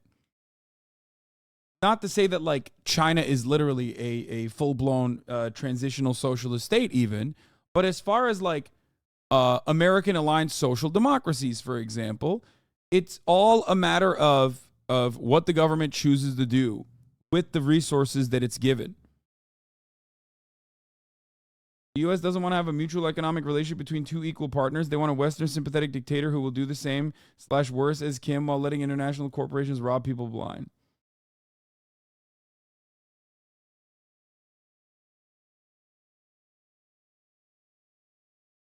Like, think about it this way. Think about it this way. Think about it this way. How hard is it to take away the NHS? The Tories have been trying to do that in the UK for years, okay? It's very difficult to try to take amenities away from people once people are used to it, once people see it, once people accept it, once people recognize it, okay? So why the fuck would Cubans turn around and be like, yeah, I actually want, private healthcare now, please? No, it doesn't work that way. It doesn't work that way, which is why I don't believe that like opening up trade and normalizing relations with countries like this would greatly collapse their interest in like maintaining some level of social safety nets, even if they're not like directly a transitional socialist state. Okay, that's it. That's my opinion on the matter, and I think the United States recognizes that, which is why they don't do it. Because if actual normal relations with these countries, if capitalism was so thriving and prosperous and so incredible, then like why don't they just fucking do regular trade with Cuba so that the Cubans can see how wonderful capitalism is and go back and have a people's revolution, to a counter-revolutionary movement, I guess, and destroy the socialist state where it stands. They would have done that already. They would have done that in fucking North Korea. You think that America doesn't want these nation states to stand as they do currently? No, of course not. If they did, they wouldn't put them under fucking sanctions. 그러니까 국가가 당이 김정은이가 네가 우리한테 해준 게 뭘 있어? 당신이 우리한테 뭐 굶어 죽지 않게 뭘 해준 거 있게? 불만이 차곡차곡 쌓이면 이게 어느 순간에는 분노가 표출이 됩니다. 예. I was taken in for questioning under the anti-reactionary thought law. Since then, I never reveal what I really think to others. I'm more afraid of people now. It's very scary, especially the way they're punishing young people. At a court in Pyongyang, the local leaders were gathered to judge a 22-year-old man in a public trial. He'd gone around spreading South Korean songs and films. His punishment was 10 years and 3 months in hard labor camp.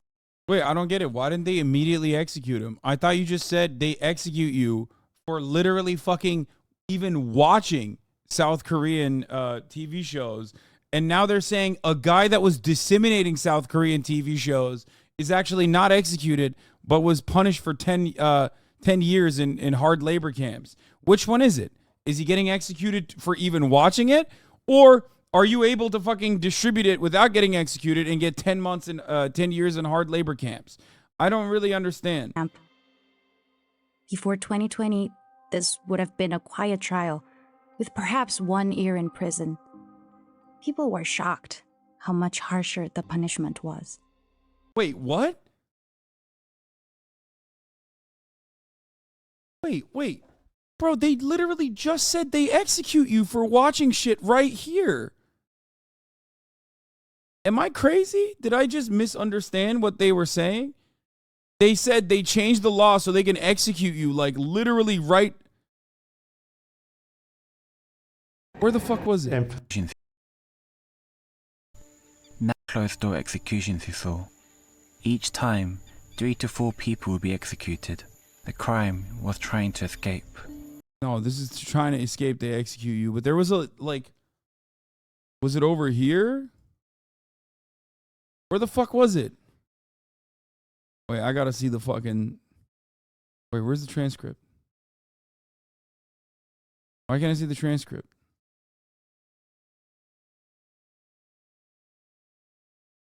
Part with the same graphic.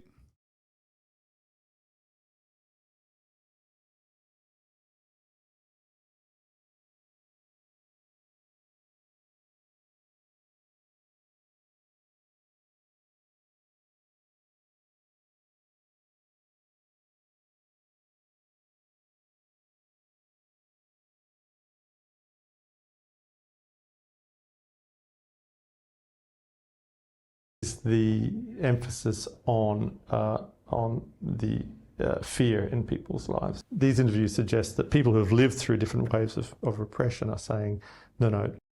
To understand why the people. It's about to ensure in theory we have to what their closing videos is severely punished, so people are more careful. A lot fewer people watch them. It survives by repressing their people. Oh, here it is. World outside their borders is through foreign videos smuggled into the country on USB sticks.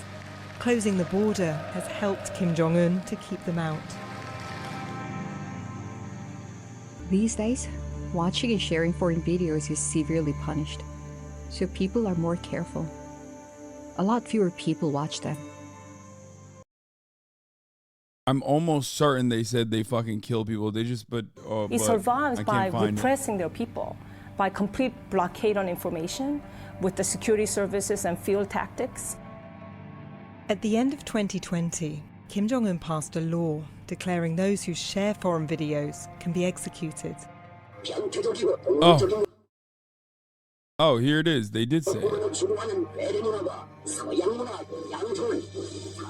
Ru Hyun-woo is one of North Korea's highest-ranking defectors.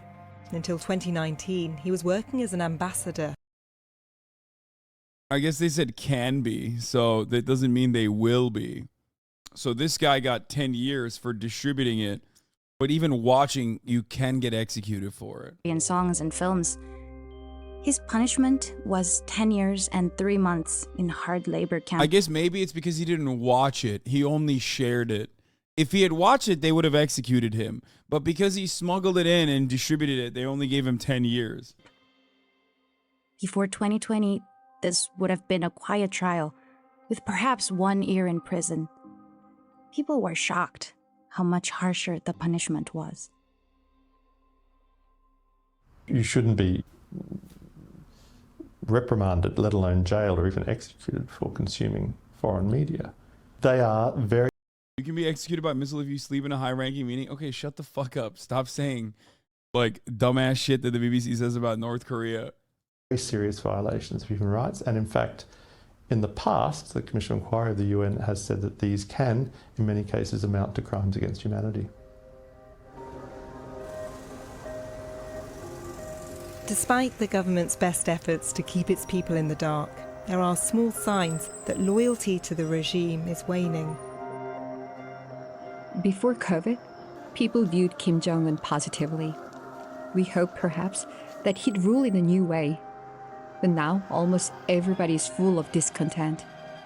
If there's a war, the people will turn their backs on the government. Oh my God, they're doing the thing which is like China's gonna collapse any day now. China's gonna collapse any day now. North Korea gonna collapse any day now. The people yearn for freedom. Okay, bitch, if the people yearn for freedom, give them fucking freedom from economic sanctions. Let's see what happens. Like, I'm down. Fuck the North Korean government. I don't give a shit. Fuck them.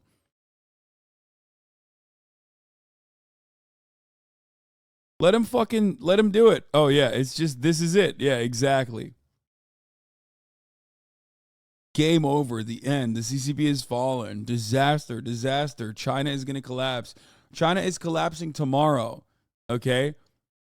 It's always the same shit. Doesn't this surprise you at all? Like, doesn't this make you go, if you're in here right now, you're watching, you're like, Hasan, you seem like a fucking North Korean dick rider to me. Like, I ask you this question.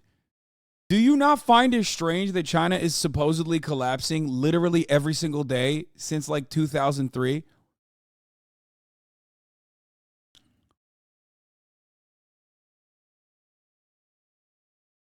Zero days, game over, the end. Don't you find it a little bit weird that they're constantly trying to distract you about what's going on over there and like objectively lying to you? Perhaps there's a secondary reason for that. I don't know. Maybe they're trying to distract you from the top of the hour ad break, which comes at the top of every hour. If you no longer want to see those ads, all you need to do is subscribe for $5 or for free, but the people don't want you to see it. They don't want you to know that there's a 3-minute ad break. They want you to watch the ads. In America, they want you to watch the ads. In China, you subscribe. You can also get gifted a sub as well. Here's the 3-minute ad break now. That's the reality. After our supreme leader met with the US, people were filled with hope and laughter that perhaps we would be able to go to foreign countries. We were tricked. This border closure has taken our lives back 20 years. We feel hugely betrayed. The people never wanted this endless weapons development that brings hardship to generation after generation. My child doesn't have food. I just want my family to have 3 meals of rice a day. I want to live in a society where we don't starve, where my neighbors are alive, and where we don't have to spy on each other. Nobody believes the propaganda on TV. The state says we are nestling in a mother's bosom. But what kind of mother would execute their child in broad daylight for running to China because they were starving? People, including me, openly say that they hope there is a war here as soon as possible.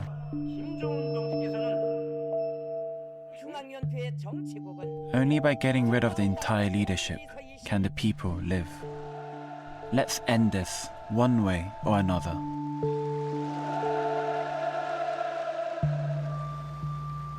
I think that what these 3 North Korean people are sharing through these interviews does support the idea that North Korea is even more repressive, even more, totalitarian than it's ever been before. Sadly, these interviews may... I missed the most unhinged part. What is it? The people yearn for freedom? Okay, wait, hold on. I want to see this part. Facing execution. One wrong... These days, watching and sharing foreign videos is severely punished. One wrong move, and you're facing execution. Oh, so they did lie, by the way. They just openly lied in the beginning of the fucking video where they said, like, people get executed for sharing videos. I just want to point that out real quick because I wasn't going crazy. They just fucking did that. Be able to go to foreign countries. We were tricked. This border closure has taken our lives back 20 years. We feel hugely betrayed. The people never wanted this endless weapons development that brings hardship to generation after generation. What? My child doesn't have food. Yeah, dude, again, cut this exact same video, but about America. And it's just like a fucking poor family in Arkansas. And it's just like, why are we giving so much money to like the American military? I'm starving. I just want my family to have 3 meals of rice a day. I want to live in a society where we don't starve, where my neighbors are alive, and where we don't have to spy on each other. Nobody believes the propaganda on TV. The state says we are nestling in a mother's bosom. But what kind of mother would execute their child in broad daylight for running to China because they were starving? People, including me, openly say that they hope there is a war here as soon as possible. I'm sorry, what? Only by getting rid of the entire leadership can the people live. Let's end this one way or another.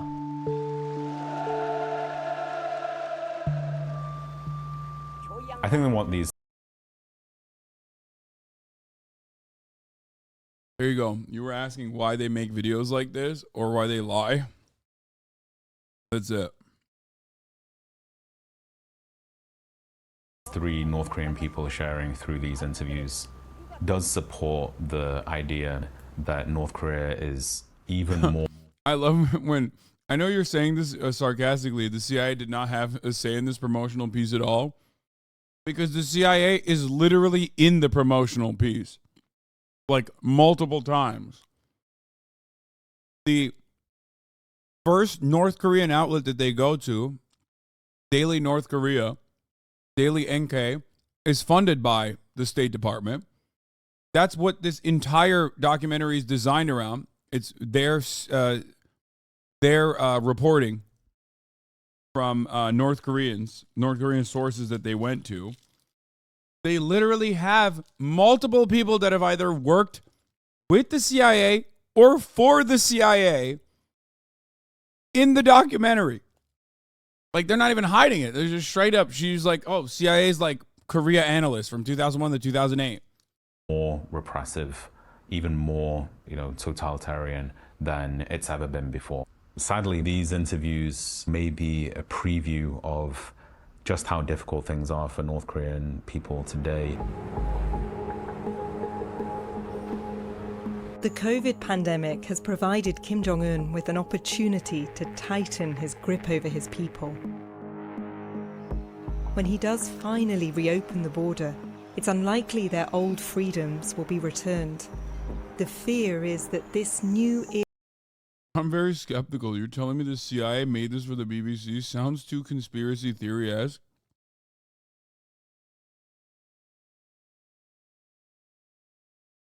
I didn't say the CIA paid for the documentary to be made. The CIA built the institutions and funded the institutions that are unfortunately the only institutions where you can get any fucking information out of North Korea on. But when anyone is writing these articles, you were joking, right? Like, I mean, like there's, like this person is 2152 right now. Okay, we'll get back to this, but like, where is it? Where's the lady? Like, it's not like they just actually have CIA analysts. He wasn't joking. But what do you think this person is when they say, fuck, where is it? Where's the lady? Yes, Sue Me Terry. Where is it? 2152? Oh, here. 2-3 years, I think, period for. He is in a quickly to pen life for. Where the fuck is it? I thought I just saw her.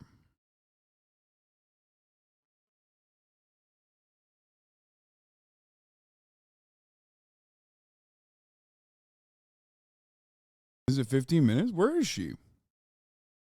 Been able to so strong. Oh, here. I wanted to understand why the government would be willing to push its own people so close to their limit. Like,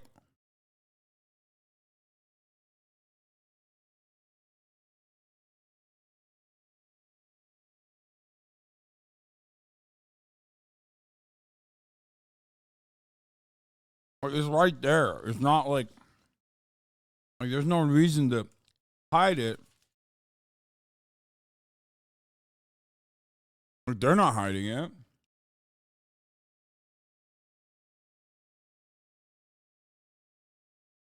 I guess the question I have is like, what compels you to not want to believe what's in front of your eyes that they're showing you? Let's end this one way or another. Or the idea that North Korea is even more repressive, even more, totalitarian than it's ever been before. Sadly, these interviews may be a preview of just how difficult things are for North Korean people today. The COVID pandemic. These people are saying he has the power to execute over watching a video, but needs COVID to pass new laws. Huh. You know what? That is actually a good point. They also say that North Koreans have no idea what the fuck's going on with the rest of the world. So why the fuck? What do they know about COVID? I didn't even think about that. You're right.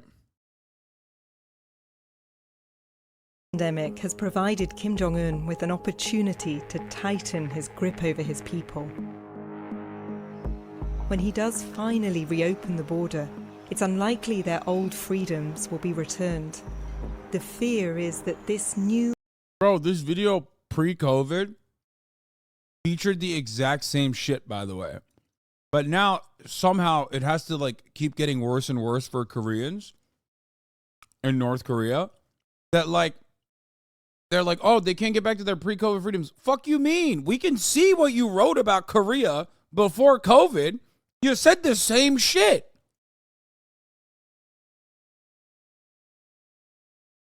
But now you make it seem like it was objectively better. Koreans are saying it's objectively better pre-COVID. They have so many freedoms.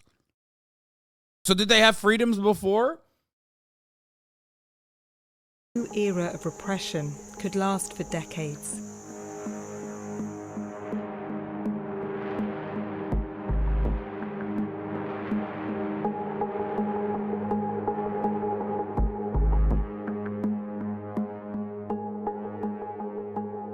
I can't even read this shit. What are they? The information you've collected is not entirely factual. It is derived from fabricated testimonies from anti-DPRK forces. I mean, they're right. They are right, by the way. This is anti-DPRK forces that made it. Anyway, I'm done with that. He is supposed to do regardless of how he feels. You must train when you don't feel like training. You must protect when you don't feel like protecting.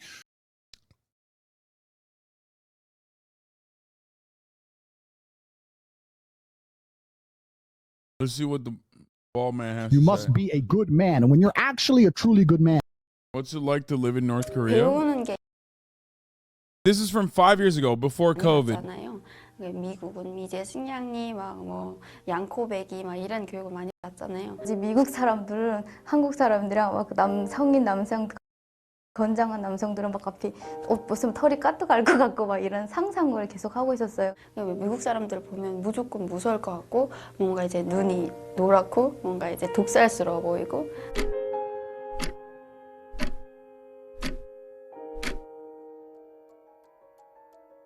자아 비판과 다른 사람 비판을 하는 그런 어떤 모임을 생활청화라고 하는데요.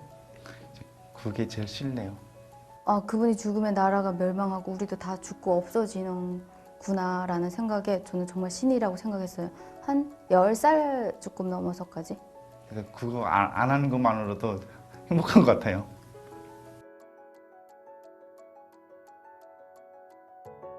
그리고 그쪽에서 먹던 음식들. 고향 음식 그리고 역시 내 친. Wait a minute. They're saying they miss the country's food? Are they saying they miss rats? I thought they ate a healthy diet consisting of rats and fertilizer. That's weird. They ate? 친구들이에요. 엄마랑 아빠랑 같이 놀던 그 거리나. Wait, they were allowed to play with their moms and dads? I thought they killed you for playing in North Korea.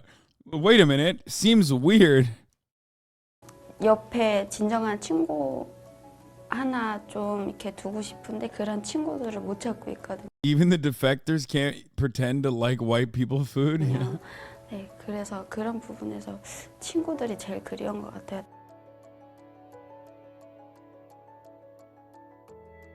제가 어릴 때부터 이제 남한에 대한 TV도 많이 보고 또 이제 라디오 방송도 많이 들었어요. 타이타닉을 제가 직접 보지 못했지만 아는 형님이 그걸 보고 너무 재밌다고. 라디오 방송을 들으면서 목소리가 참 이쁘더라고요. 그래서 그 목소리도 따라하고 싶었고 또 몰래 이제 Wait a minute, they have Western media? Wait, stop. Bro, I thought, how did these guys survive being executed for listening to fucking K-pop and shit? I don't really understand. 친구들이랑 모여서 목소리 따라하고 저기 Wait.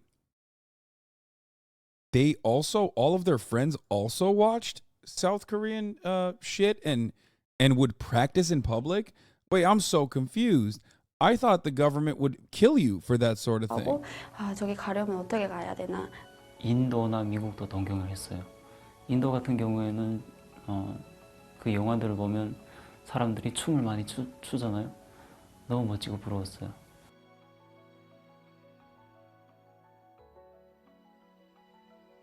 사람은 다 누구나 다 같은 마음을 가지고 있고 같은 감정을 가지고 있고 이제 추우면 옷을 입고 싶어하고 이제 외로우면 사랑하고 싶어하고 그런 동등한 인간으로.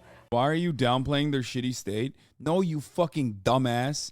I'm literally telling you. I'm telling you that like they're just normal human beings, okay? Their state is repressive, but the Western media regularly lies about the conditions. Okay, that's the point. That is not downplaying their shitty state, you fucking moron. Only a stupid person would go, oh no, I want to take this propaganda hook, line, and sinker. 가졌으면 좋겠다. 자유. 북한 사람들 자유를 갈망하고 있어요. 절대적으로 필요한 사람들입니다. 그거 하나만 좀 꼭 기억해줬으면 좋겠어요. Normal human beings compared to some demons in the chat? Yeah.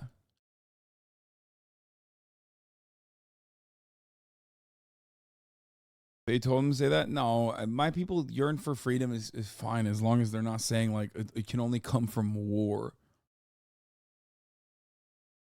Why would they lie about the conditions? Well, you just watched a group of people that... Okay, someone's lying. It's either these guys that are lying, okay? And these guys that are all lying, or it's YeonMi Park that's lying. And it's the rest of the BBC coverage on North Korea that's a lie. Which one do you think it is? Do you think it's that like they're literally all dying because they're eating rats and then the rats are eating them and then they're eating the fattened up rats after the rats eat the children and then the children eat the rats again and it's a cycle of rat eating? Or do you think it's like these people who are like, no, I miss my country's food. The food was fucking great. You know? The point is, it's probably more normal than the way that people are describing it, especially when there are additional reasons as to why you want to lie about North Korea when you are mainstream media in the West. Okay?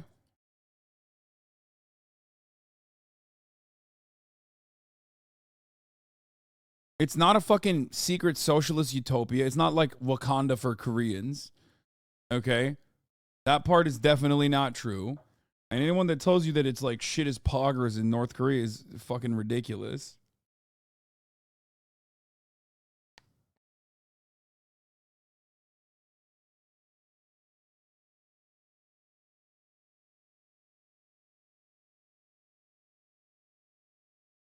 But it's certainly not as bad as the way that Western media presents it. And a high value man. This is something I absolutely realized in jail. What did I say to you? I think we were in jail about 2 months.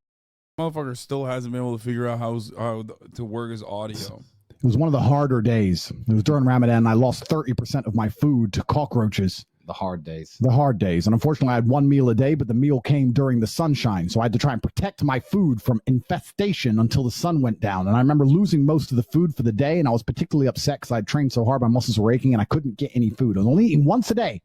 Once a day. And I said to you, I said, Tristan, I have no problem suffering if the people I love are not suffering. My children are taken care of. The women I love are taken care of. My mother is taken care of. Everybody around me is fine. Even if they've removed me from my life and locked me in a jail cell, everybody I love is taken care of and is protected and is living good. I must suffer because I am a man. I am the head of my empire. I'm the head of the clan. Of course, I will suffer, but the people I love are not suffering. This is what God has bestowed upon important men since the beginning of time. Not just important men, all men. The men in the Titanic as the boat was going down, about to be sucked into the icy cold water, some of the last thoughts in those men's head, I know, was at least I saw my daughter and my wife get on that boat. Absolutely. I'm happy to plunge into this ice cold water because there they are on that boat away from danger. Everyone we love and everyone in the world who we care about was taken care of. And I said, Andrew, would you rather us both be at liberty, but someone else in our life suffer? Mum suffer? Our kids suffer? The mothers of our children suffer? No. This is the inverse of like constantly doing pedo hunting. Like people that have like absolute dog shit personalities and dog shit opinions, they will either A, look for people that are worse than them, demonstrably worse, which is pedophiles. That's why they engage in pedophile hunting. Or the exact opposite of it, which is create hypothetical scenarios where you're the hero. Okay? Just lie and be like, I know you guys think I'm a sex trafficker, but guess what? What if I was a good guy who has a family to take care of, who was actually in a lot of pain, but endured it because of this hypothetical family that I was taking care of? And I love my mom. Remember when fucking conservatives, like actual weirdos, were like posting their childhood photos on the timeline to be like, this is who you're calling a fascist. And it's like them as 10 years old. It's like, okay, you were a kid. You have a mom.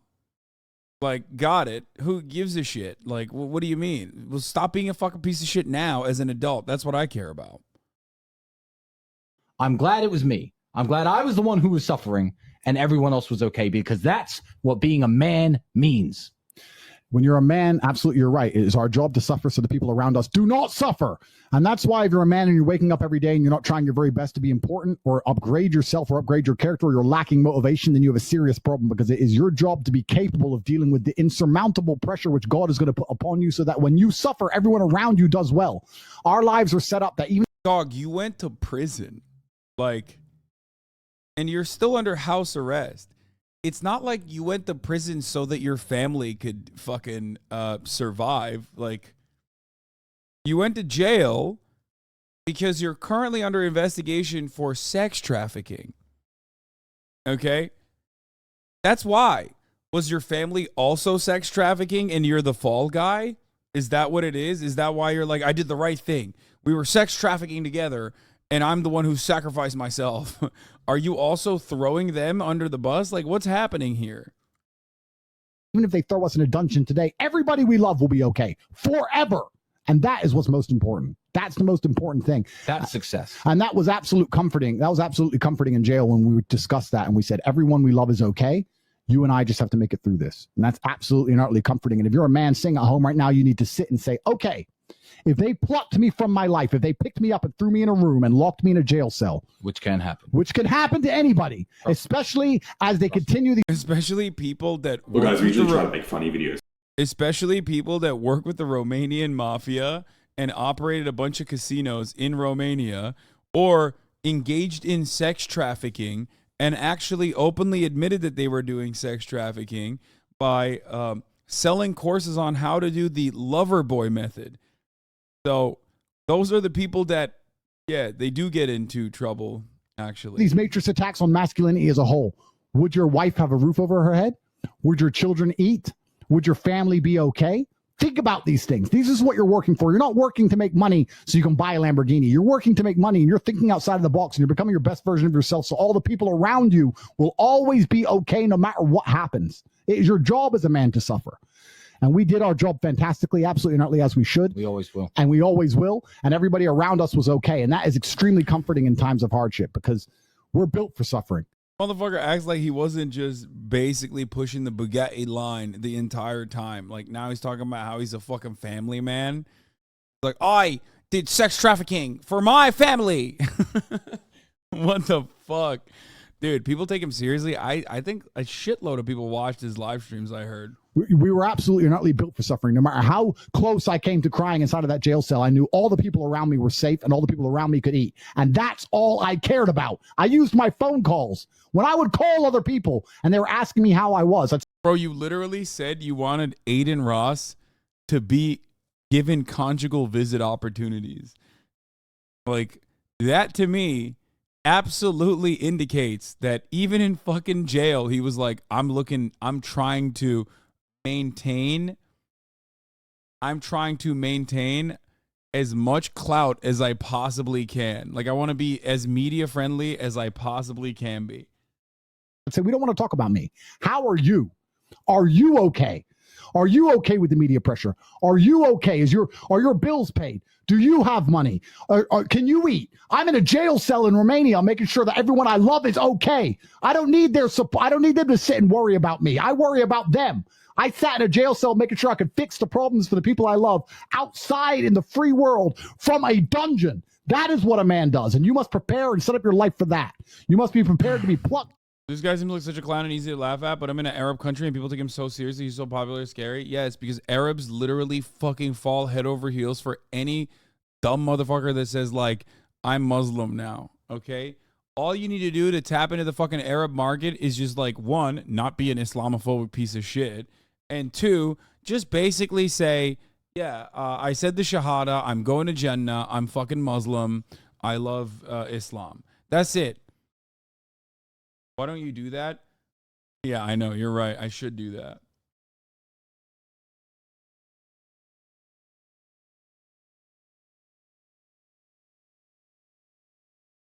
He'll have a lot of downtime to think about his absolute manipulative bullshit rant.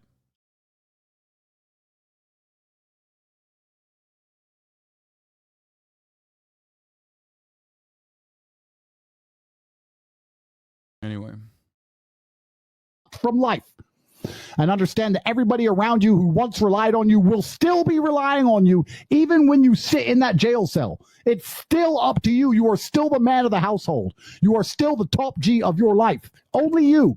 And if you don't pay the bills, who's going to do it? Your wife's just going to what? Go get a job, get like 5 jobs and raise your kids? I don't know. AB always says Jordan Peterson's really popular with Arabs. Don't know if it's just the Islam thing. I'm sure it helps, though. Well, yeah, no. The other reason is that there are plenty of fucking conservative dumbasses in the Arab world, in the Muslim world in particular. And yes, Jordan Peterson's sentiment is, of course, shared by those fucking Muslim conservatives as well. It's that simple. It's like actually not that difficult to comprehend. Yeah, there are plenty of fucking misogynistic pieces of shit that live in the Muslim world, in the Arab world. Okay?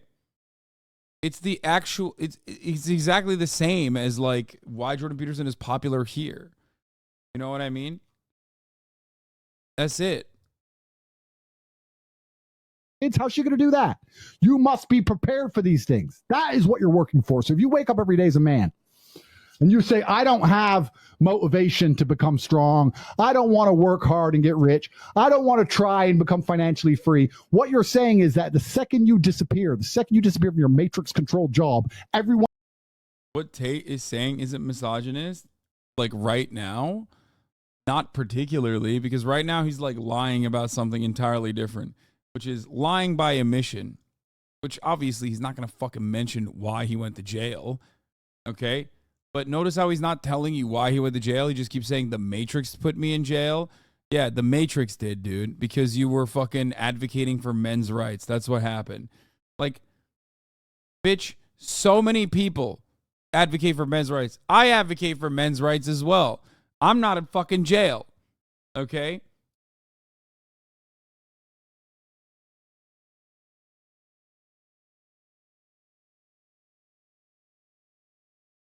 One who loves you and respected you and relied on you is going to starve?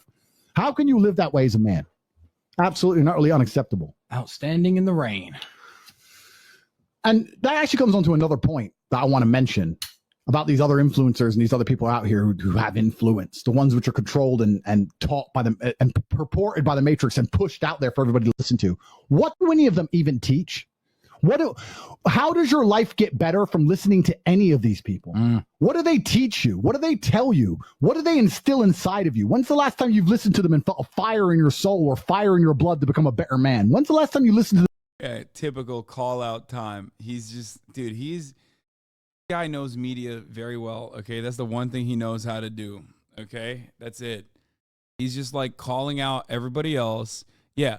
When's the last time these influencers taught you about the lover boy method and how to pimp hoes at Pimp Hose University, a comprehensive educational tool offered to you with a $50 a month subscription? When's the last time you heard about that? Yeah, I thought so. They don't give you those classes. Well, I legally can't give you those classes either because I kind of went to jail for it and there's an ongoing active investigation by DICOT. But where are those guys teaching you that it's not all right? I need to give more money to charity. That it's not all right to sex traffic women? It's fucked up. I need to help people. I need to set my life up so that people I love will always be okay. I need to retire my mother and make money so she doesn't have to work anymore. When's the last time any influencer on anywhere on the internet, any of them, any of these people streaming this garbage on Twitch and Kick and all these shit websites, when's the last time any of them have ever helped anybody? I don't even watch this crap. But when I see little clips of it on Twitter, I sit and say, who's watching this? This is not even teaching anybody anything. You know, we're the only influencers on the planet who... My brother says you. Like, what do you mean?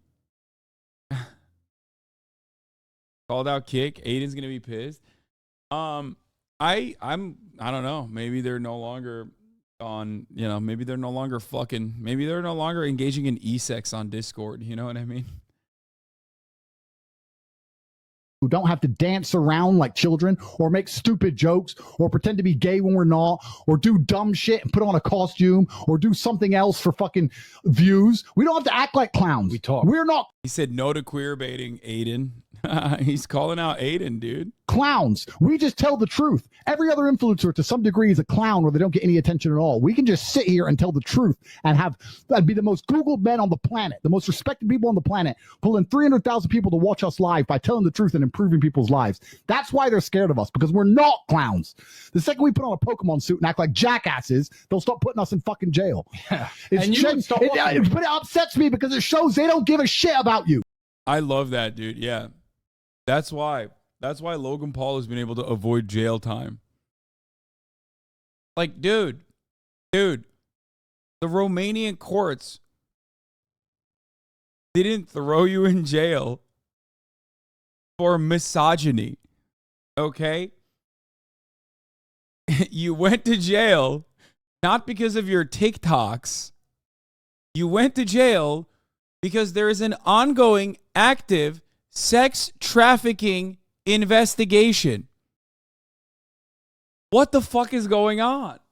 At this point, he's just like, I'm not a clown. I'm in jail because I said things about men and women. Also, aren't you a fucking idiot? If all it would take for you to avoid a lengthy jail sentence, potentially, while you are allegedly sex trafficking women, was to put a fucking Pokemon suit on, then how stupid are you to not put the Pokemon suit on while you're allegedly sex trafficking women? Just put the Pokemon suit on and keep sex trafficking women then, idiot. That's all it was?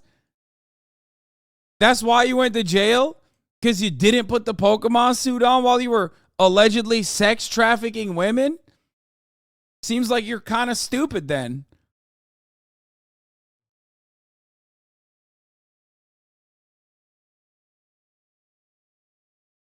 Michael Jackson said it. They don't care about us. Listen to the song. They don't care about you. The fact that we're going to sit here and say to you, after this stream, you need to drop and do some push-ups if you're half a man. Every single 300,000 of you. Do push-ups when this is over. Wake up tomorrow stronger than you were today.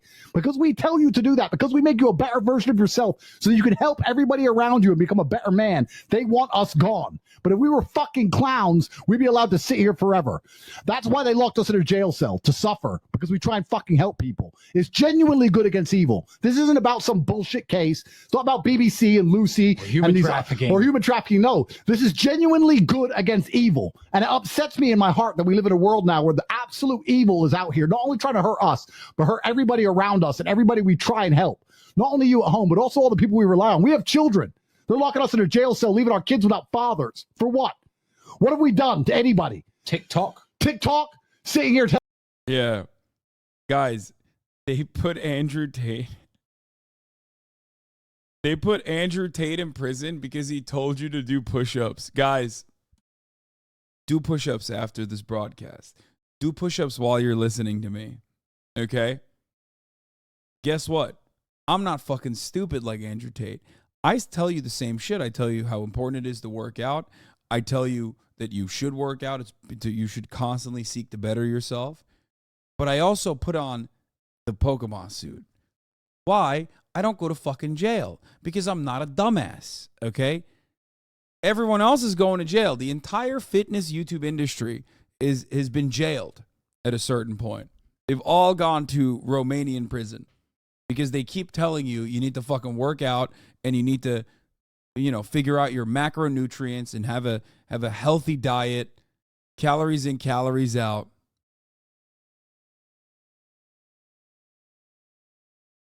Luckily, the only way that we can avoid jail is by I dressed up like a woman. Remember that time that I did that? That's how I was able to not go to jail. telling you to be a better version of yourself and to train hard, to be dedicated, and they want to put us in a jail cell? It's disgusting what's happened to us. All right, let's watch Robert F. Kennedy on his Uncle JFK and the military-industrial complex. I don't know if I want to watch this, though. It's going to be hard. It's going to be hard to watch this shit. Oh, here, I was going to cover this real quick as well. And we got Hogwatch still. God, there's so much to talk about. Holy shit. I don't want to watch Joe Rogan. We have the Andrew Tate video. This one's really serious. Yep. Andrew Tate has just released a very interesting video about getting out of the Matrix. Yeah, and it's just like the movie The Matrix. Yeah, exactly the same. We're not in it. No. He's taught us how to not be in the Matrix. Yeah, how to get out. It turns out it's Keanu Reeves in there and not us. Yeah. But you should watch it because maybe you can get out of the Matrix too. Yep, so today we're going to watch it and... come out of the Matrix. You can get out of the Matrix. You're not going to be in the car, not going to be in the credits. Get out of it. Andrew Tate, good versus evil. I will say this because I say it on every single podcast. If they lock me up for some insane bullshit, Andrew Tate has been arrested. I didn't do it. They don't say why he was arrested. He cuts it off. Andrew Tate has been arrested for sex trafficking and rape. But also it's a great thing to say. Like, let's say I've committed pedophilia. Yeah. I know I've done it. I'm just going to tell everyone, you know, look, they're always coming after me. And if I get arrested one day, it's because of this. Because they just want to shut me down. And the Matrix hates people fucking children. No. Yeah. Do they? Yeah, man. They hate pedophiles. Oh, fuck. And that's why we got to fight against the Matrix. Yeah. The system does not make rules for the good of you. It makes rules for the good of the people who make the rules. Do you think you're a force for good? I absolutely not really know I'm a force for good because I'm a force for truth. And truth is a good thing. Without truth, we're going to end up in absolute tyranny and slavery, and we're already on our way. Without truth, we're going to end up with 9/11 all over again. They're going to build the Twin Towers again and bomb them again. No. They're bombing the World Trade Center. From his logic, he's talking about how rich people make rules for themselves. And the World Trade Center is the... Wait, what did I miss?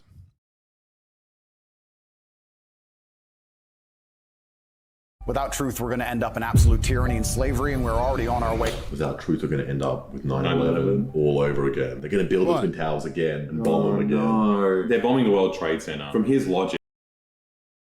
What did I miss?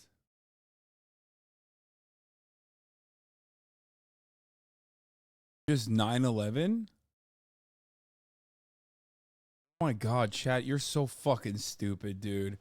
Ay, ay, ay. That was gross how fucking stupid you guys are. That's it? Because they showed a clip of 9/11?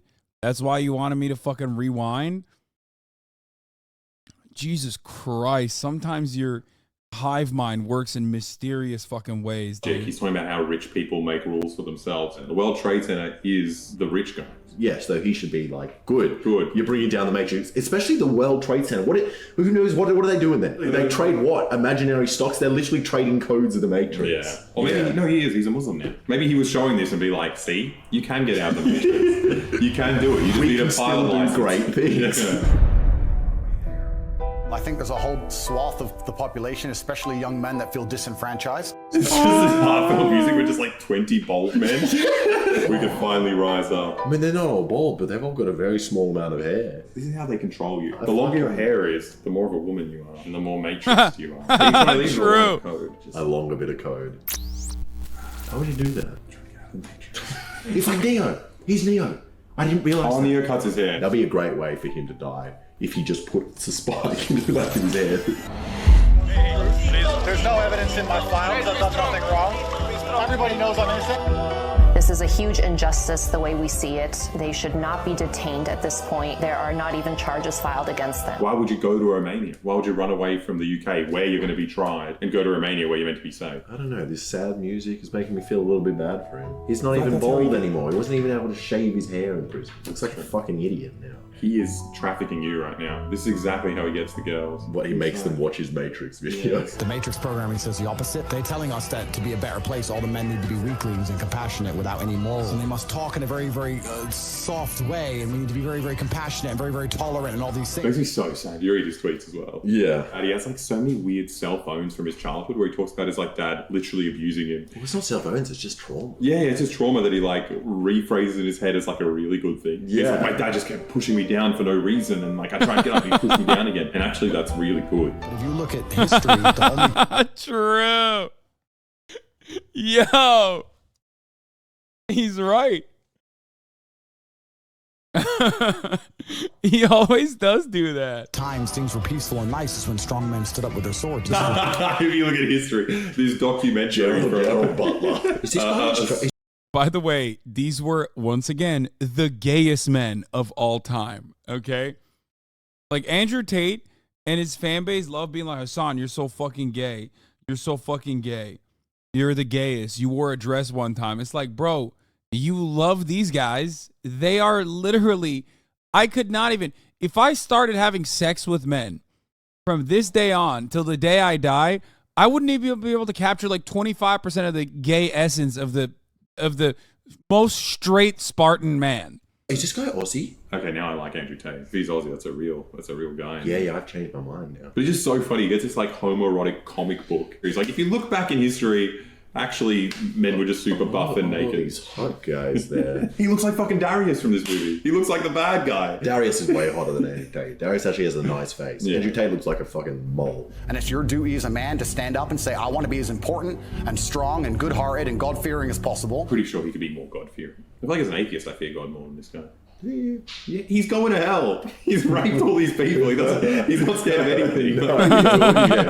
And you call the police because of the problem you had. You want masculine men. And as soon as a woman or a man is in trouble, when you look for backup, you look for masculine men. And masculine men... We need hot men. When you have a fire... Masculine men. Henry Cavill just looking brolic. You don't want some fucking not ripped guy carrying you out of the building. I want a sweaty guy covered in grit. I want him to have a boner. I want both of us have a boner. He's carrying me out of the fire. He carries you out with his boner. Oh. How is this man not gay? He's He has to be. You can't hate women that much and not be gay. I hate women so much, I just want to fuck dude. Yeah. That's perfect. That's the best reason to be gay. A traditionally masculine man does things he doesn't feel like doing because it is his duty to do talking them. about He charges Austin. into the building because it is his duty, not because he feels like it. No one's saying we don't want firefighters. People are saying men shouldn't beat their wives. Yeah, he's like, don't rape people. And he's like, oh, what happens in a fire then, huh? You don't want a rapist saving you in a fire? Yeah, what's the matter with you? You don't want to be raped in a burning building? You reckon you'd be a better firefighter? Let's say you're a pedophile. Kindergarten's on fire. Yeah, hot kids. The pedophile is gonna probably be a better firefighter in that situation because he cares about the kids. Also, he won't be afraid to like pick them up in weird ways. Yeah, I feel like yeah. lots of firefighters like, a pedophile's just gonna be like, Yeah. So maybe Andrew Tate's got a point there. Yeah, true. But you call a cop, you don't want a rapist to come? Yeah. Fuck you, pussy. Men who do not control their emotions are dangerous. If you find a man who is stoic, he's not going to hurt people. He's going to sit and think about his actions very carefully, and he's going to be a good man who protects and provides for his family. You find a man who just acts out on impulse and does whatever he feels like, you're gonna find a dangerous man. Sitting here telling men to cry more and act with their feelings and it's okay to feel this way, that way, etc., and have no self-control. The weird thing about this is like his straw man argument only exists in like the niches of Twitter in terms of what he says society is trying to make us do. Oh yeah. And then it's like if you actually just go out and live, there's really not that much pressure on men to not do whatever they want. No, oh fuck no. You're free to do anything. Like if you talk about it, like what is celebrated by people is still exactly these lame traits that Andrew Tate's talking about. Yeah, so, all the movies he's showing are fucking modern movies. Yeah. Like it's these men are here. Like what do you mean? This isn't the past. This is Hollywood like a year ago. It's hard to be a man. You're gonna feel bad sometimes.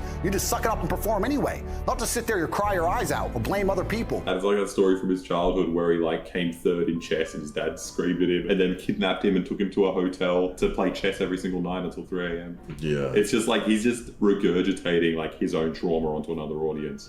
But obviously it does have an effect on people. On these young boys that are probably get a little bit of I need to do stuff for myself or something. But this is so vague. It's not even doing anything. It's literally just like, don't have feelings. Self-loathing. You loathe your own weakness. You loathe your own laziness. This is what all of these things are. I don't feel depression. How can I feel depression when I'm the most powerful version of me that I could ever fucking be? How can I be depressed? I'm so fucking powerful. I could jump in a car. I could fucking... It's like, how can you be depressed if you take off your shirt, you're ripped, and you fucking do nunchucks? And then imagine watching a video if you start doing nunchucks. It's pretty cool. I just do not believe that he's not severely mentally ill. Because like... He is. But I don't think he's depressed. I think he's too stupid to be depressed. Or like too narcissistic and too CTE rattled to be depressed.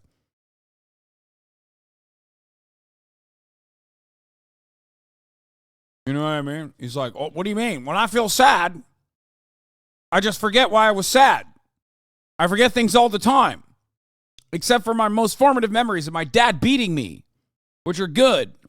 When I've been the most comfortable, the least mentally ill in my life, I've never wanted to scream that at people. He follows Keem's approach of just have a beer or two, and he lives that lifestyle. Yeah, that's my favorite.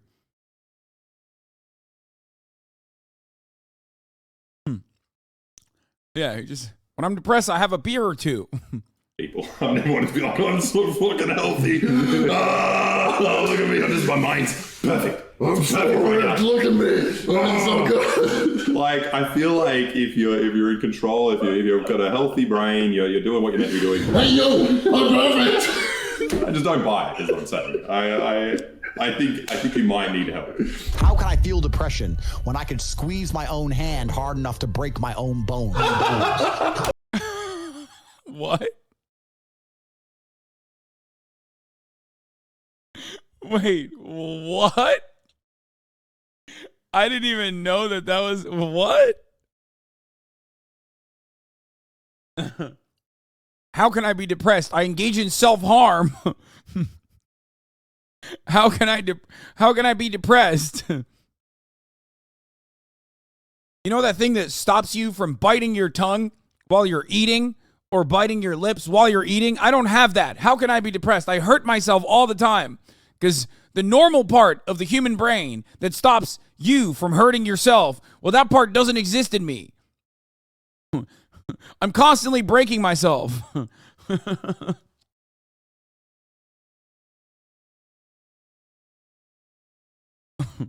can I be depressed? I can be depressed if I can. I'm gonna fucking crush my fingers. I could squeeze my head. I could just. How can I be depressed if I can crush my own skull? Would a sad guy do this? That fucking hurts. Yeah, that really hurts. Right on the temples. How can I feel depression when I've smashed and destroyed 68 people's faces in front of me? You did great. Wait, what? Yeah, famously,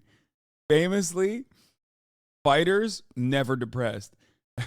Oh, by the way, I'm joking about the CTE depression thing because, like, you absolutely can be depressed. Yeah. Would a sad guy beat the shit out of people? No, only happy guys. You smashed Odd One's Out's face in front of, like, millions of people. You feel like I don't know, not depressed. I don't know how to make you feel. No, I just felt kind of sad when you do it. When you actually realize, oh, I've hit someone and I've hurt someone. Yeah, and this was all for no reason. Yeah. For other people's entertainment, you feel a bit fucked up. Yeah. And it made me realize, I'm like, oh, everyone that actually continues to do this and enjoys hurting people, you little bit fucking psychopathic. Yeah. Do you understand?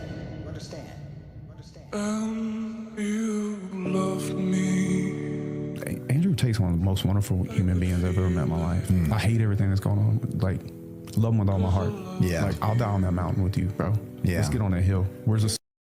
Wait, what? What does he mean by that? Like, are you dying on the mountain of sexual assault and sex trafficking right now? What is he saying?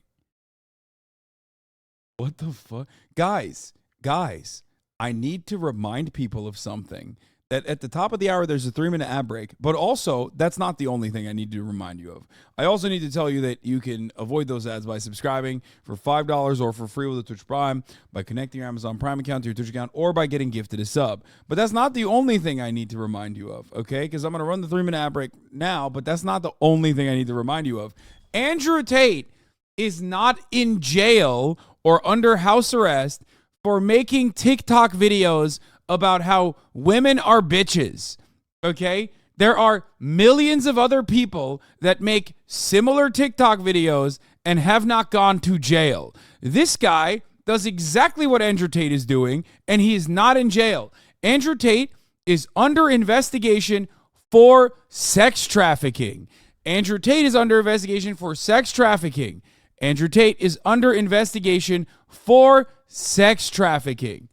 He's not under investigation for making TikTok videos. He's not under investigation for saying misogynistic things. He's not under investigation for telling you that you need to go do push-ups. Okay? For some weird reason, people keep forgetting that. It's sex trafficking and rape. Those are the charges. Those are the charges. It's not something else. There are plenty of people who never have jail sentences for saying the exact same things that he's saying. I've said similar things to Andrew Tate. Obviously not the awful shit, but like, work out. You should work out. You should better yourself. You should constantly be on a journey of self-improvement. Okay? It'll make you feel better. You should build short-term goals and then long-term goals that correspond to those short-term goals. And you should accomplish them, and it'll make you fucking feel better. I say it all the time. I'm not going to jail for that, okay? No one's going to jail for that. They did not put the guy who wrote How to Win Friends and Influence People in jail. So why would they put Andrew Tate, who's basically repeating half of those things, but with like a shitty Luton and Gary, Indiana accent? Why would they put him in jail for it? They didn't put Jordan Peterson in jail. Why would they put Andrew Tate in jail?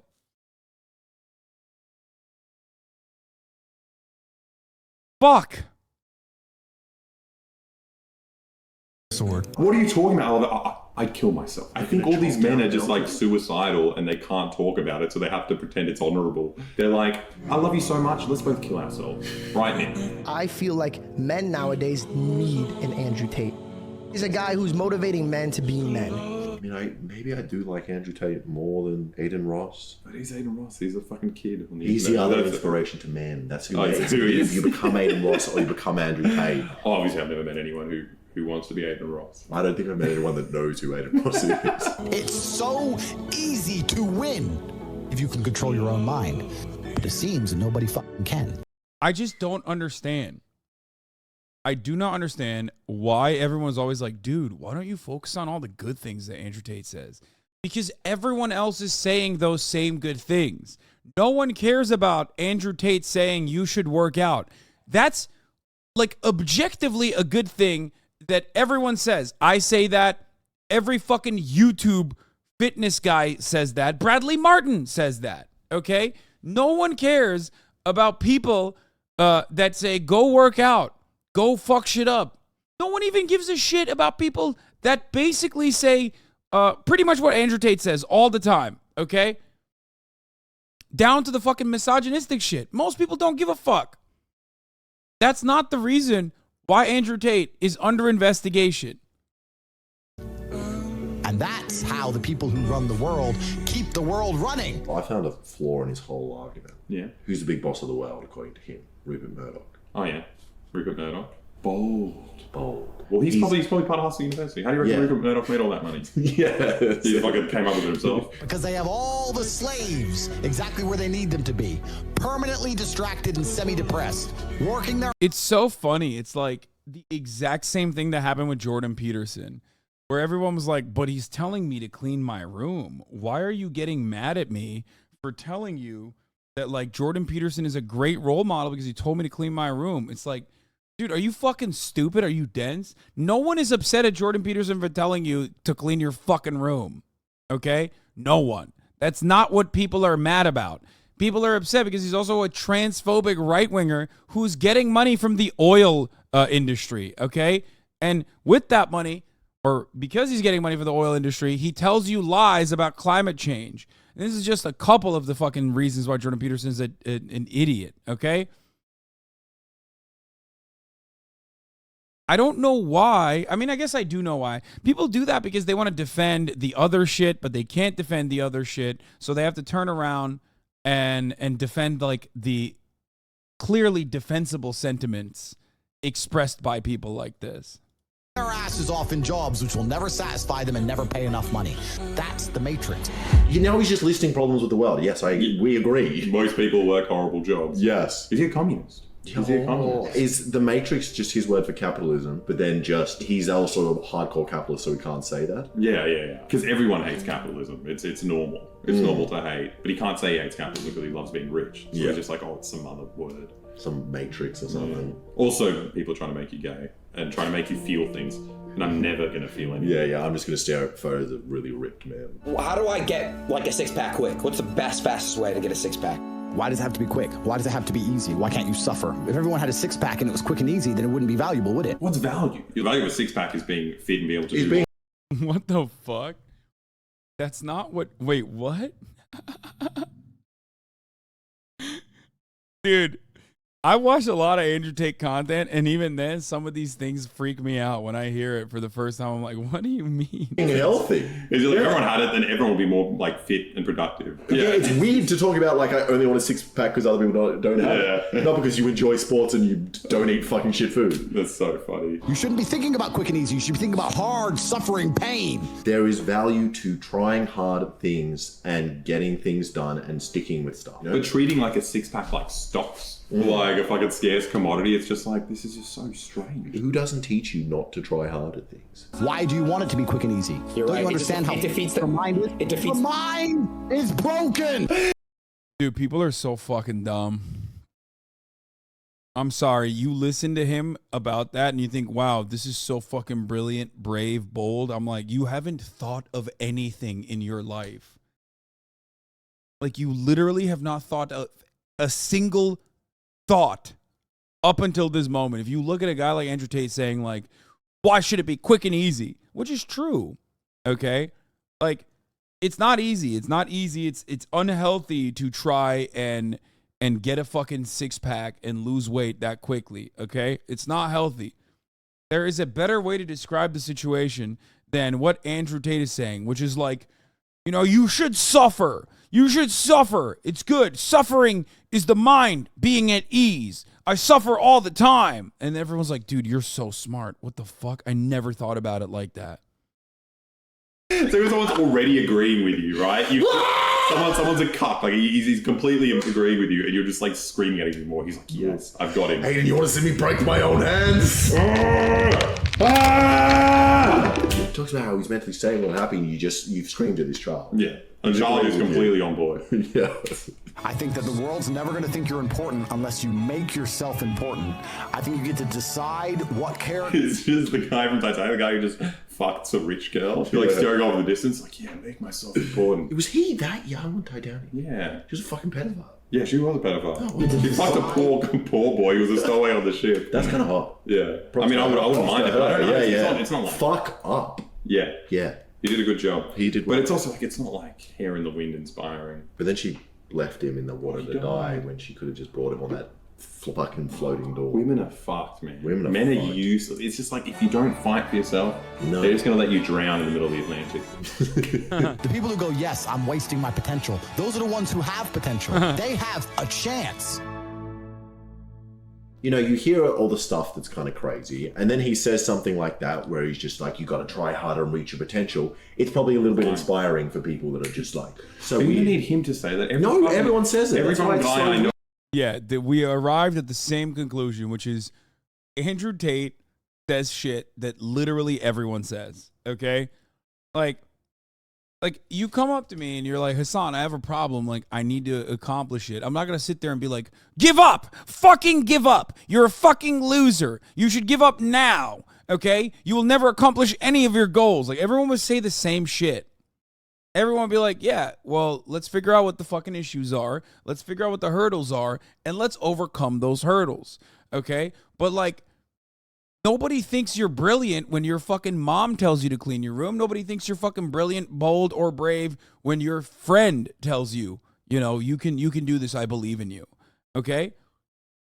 But when it's Andrew motherfucking Tate, it's like, oh, dude, blah. Because it's not those things that inspire people. It's the other shit that they like. It's the material possessions that he flaunts all the time. Because I'm sorry, a lot of people are very stupid. They are. They are incredibly fucking stupid. They're incredibly fucking dumb. They are primal lizard-brained idiots that are responding to stimuli. And Andrew Tate is giving it to them. And he's saying, like, look at my car. Look at the bitches around me. I'm done. I've done everything you want to do. And people go fucking crazy over that. They're like, oh my God, it's so sick. It's so shiny. I want it. I want it. I want my life to be like that. Why is my life not like that? Why can't I fly in fucking private jets and smoke cigars and wear the skinniest suits anyone's ever seen? It's literally my second skin at this point. Why can't I do all that shit? I'm stuck here in Little Rock, suffering the banality of existence every fucking day. I want that. How can I get that? Oh shit, he's got a course for me. Got a course. If I follow his course, maybe I can do it too. You know? People are so dumb. They literally think movies are real and contain deep knowledge. It's so bad. I know.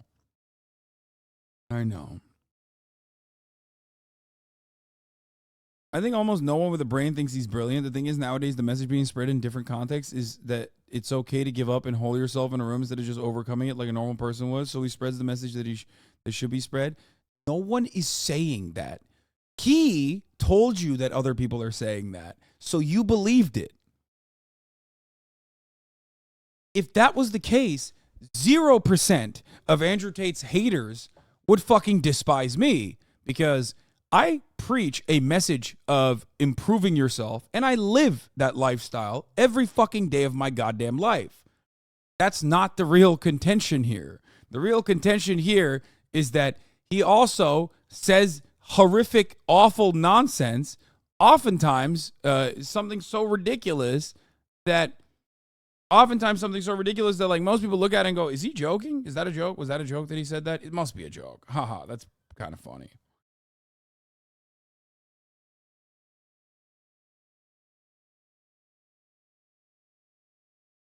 No, that's never watched Andrew Tate is like, I'm wasting my potential. It's like pretty straightforward. Everyone says that. Yeah. Everyone's constantly aware if they're not doing something to the potential. Apart from us, because we're super famous YouTubers over super famous that do great things like watching videos. Yep. This is my potential, babe. Yeah. This stream actually, like, I'm pretty sure changed like lives. I swear to God. I hope so. It's just so funny having like the testimony of a child. He's like, how do you know I'm doing a good thing? Like a young boy is obsessed with me. So he's the good guy who ruined 48 people's faces and can crush his own fist with his own. You should do an IDAP video on that. Is that possible? Crush your own fist? I don't think it's possible. Look, I'm squeezing almost as I can, hard as I can. Also, where's the pressure coming from? You're talking about like that? That's not that much pressure. No. I could probably like rip my own wrist off this way. I feel like I could do that. That's a pretty mentally stable thing to do. I think that's like... This means I'm a happy, strong man. How did he even find that out? But I just think it's funny throughout this whole video, which is like vaguely about him getting punished by the Matrix, you know, getting arrested. It does not mention what he got arrested for. It's like he got arrested for sex trafficking and rape. Being good. Being too good. Being too good. Being too masculine. For crushing his own hands. Yeah. So you can't do that. He's too mentally healthy and just too much of a good person. You know, another good way to escape the Matrix is to go to www.patreon.com/boy_boy. You'll get one video that helps you escape the Matrix every single month. Yeah. And that way, if you're still trapped in the Matrix, the next month, don't worry because there's another one coming. Yeah. And you can watch that one. And each month it's less. I already ran the top of the hour ad break, chatters. Oh, Steam Deck. You can buy one now.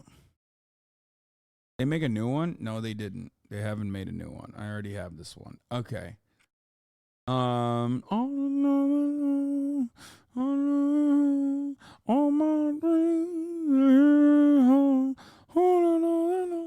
damn it. That song's stuck in my fucking head now. I don't even know the lyrics. No, not City Skylines, chat. Hold up. Where is the motherfucking... What's the game that everyone's playing? Only Up? Is that what it is? Let me look at this shit.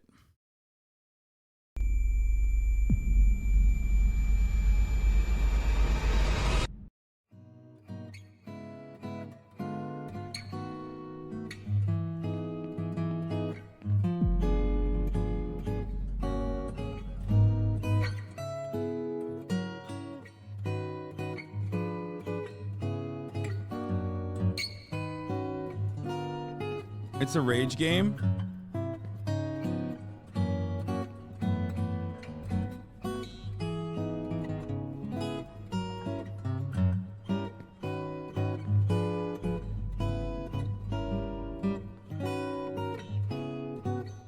It doesn't look that bad. Like, it doesn't look that frustrating.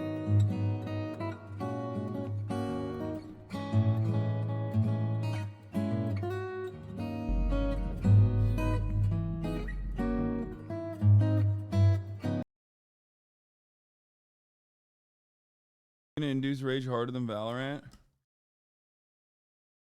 Okay, I'm gonna buy it and I'm gonna fucking download it. Okay.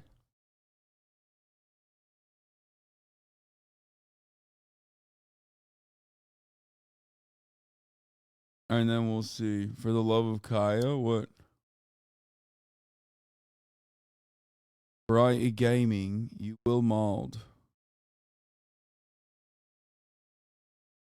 Don't know how the controls feel. Yeah, actually, you're right. That looks too normal. That looks way too fucking normal. And I feel as though it's probably going to be like awful controls that make it virtually fucking impossible to play.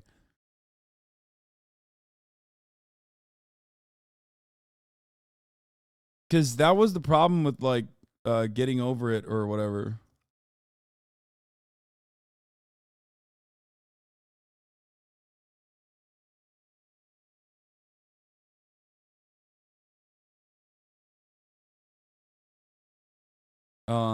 Have you checked out the new Vati's Armor Core 6 video? No.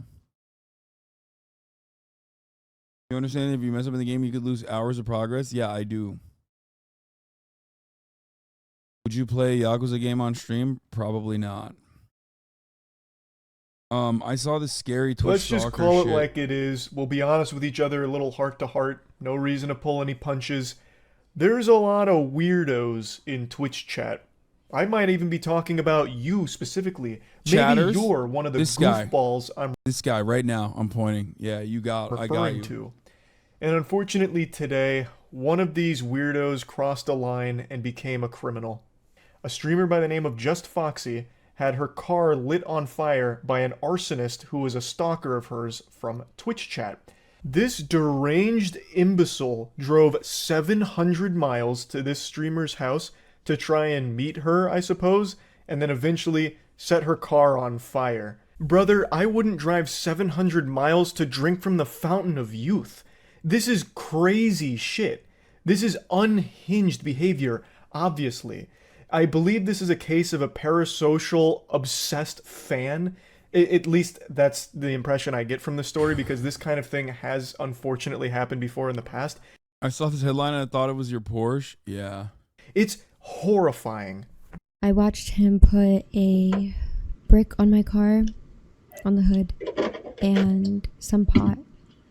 And he lit something sticking out of it and walked away casually, like he didn't do anything. The next clip after that was the front end of my car engulfed in flames. The firefighters came very quickly, and I'm very thankful for that because the fire spread to the fence and burnt the side of my house as well, which my mom and animals were inside of. Now, Just Foxy does have security cameras around her house, and she was able to capture the entire incident. So this was a big say cheese moment because she caught this guy in 4K for the Criminal Cringe compilation, and according I mean, it's not even a fucking, at that point, it's like, this should have never happened moment. You know what I mean? Like, it doesn't matter if that it was caught on camera. It's just like, Penguinzo's a big-time Tate fan, bro. Why are you watching him? Tate is in prison because Romania government is corrupt. Stop spreading misinfo. Yeah, he loves Andrew Tate. You're right. It's just like,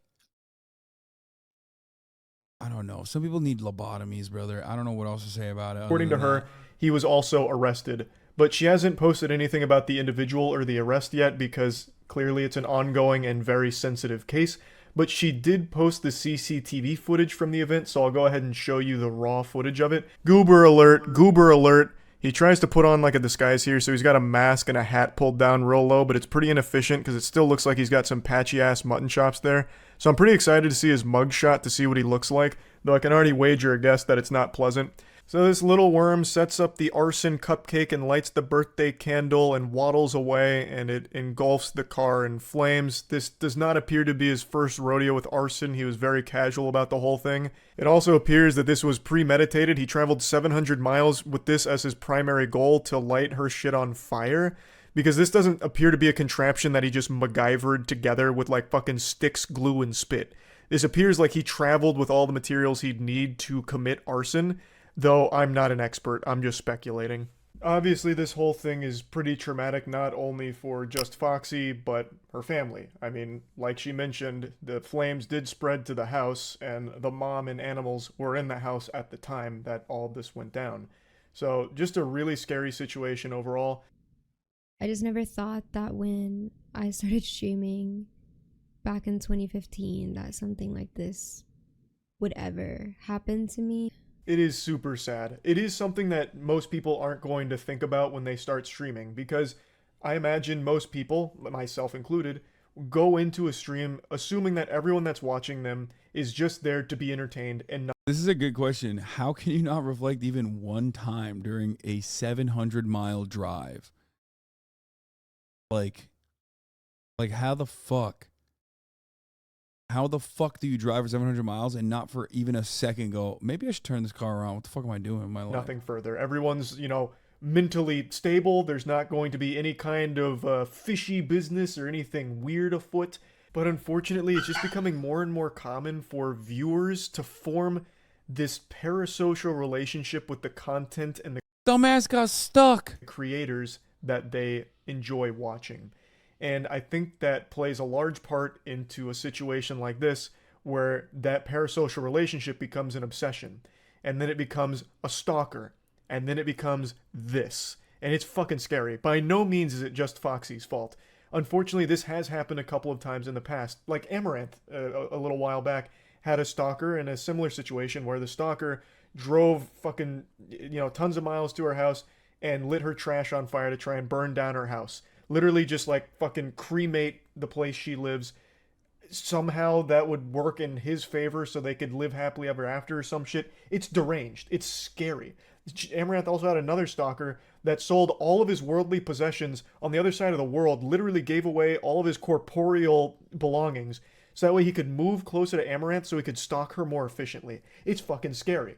There are people like that, unfortunately, on Twitch, and I feel like a lot of people outside of the streaming space don't really understand that. So I want to tackle a couple of conspiracies that have sprouted up from this whole situation because somehow Twitter brainrot found a new way of shocking me with the stupidity. There were a lot of people claiming that this is all baloney. This is a bunch of nonsense mumbo-jumbo. She's faking everything. There are people just outright denying that the CCTV footage was even real. They were literally covering their eyes and plugging their ears, like acting as though the CCTV footage doesn't exist of the guy literally burning her car down. So I don't even know where to start. You are too far gone if you think that this is somehow CGI or deep faked. That's ridiculous. And then the next big conspiracy theory is that it's all an insurance scam from Just Foxy, which is a crazy take.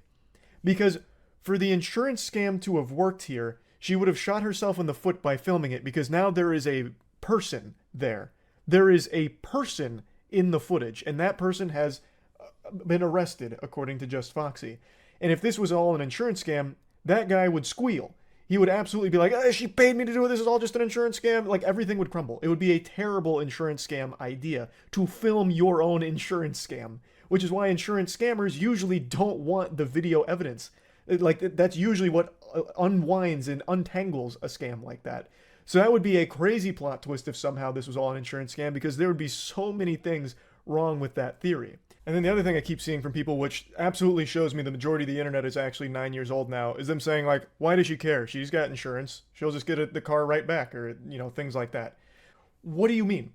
Does insurance also cover the trauma of having a complete stranger go and set your shit on fire in the middle of the night and nearly kill your mom and dog as well? Like, what are you talking about? Even if insurance does cover the cost of the car, that doesn't take away the entire situation. That doesn't just erase the memories like a neuralizer from Men in Black. Like, that doesn't solve the situation. What the fuck? Like, you'd probably cry if somebody, like, came over and took a fucking Cheeto out of your bag of Cheetos that you're eating right now. Like, it doesn't make any sense to try and write off this whole situation. Like, who cares? Insurance is there for a reason. It's so fucking stupid. People are so desperate for everything to be an argument, or so desperate to feel special and intelligent, like I'm the only galaxy brain that was big enough to piece together the real puzzle behind the scenes. This is not a clear-cut case of arson. I'm not shocked that people look to even this situation to be like, I'm sure there's another reason for this. You know what I mean? There's never... It just always works this way. This is like conspiracy-minded fucking misogynistic weirdos who are just like, no, there's got to be a different reason for this. Like, yeah, in the real world, misogyny isn't real. You know what I mean? It doesn't happen like that. Like everyone seems to think. It goes much deeper than that. And then vomiting out the dumbest fucking ideas ever.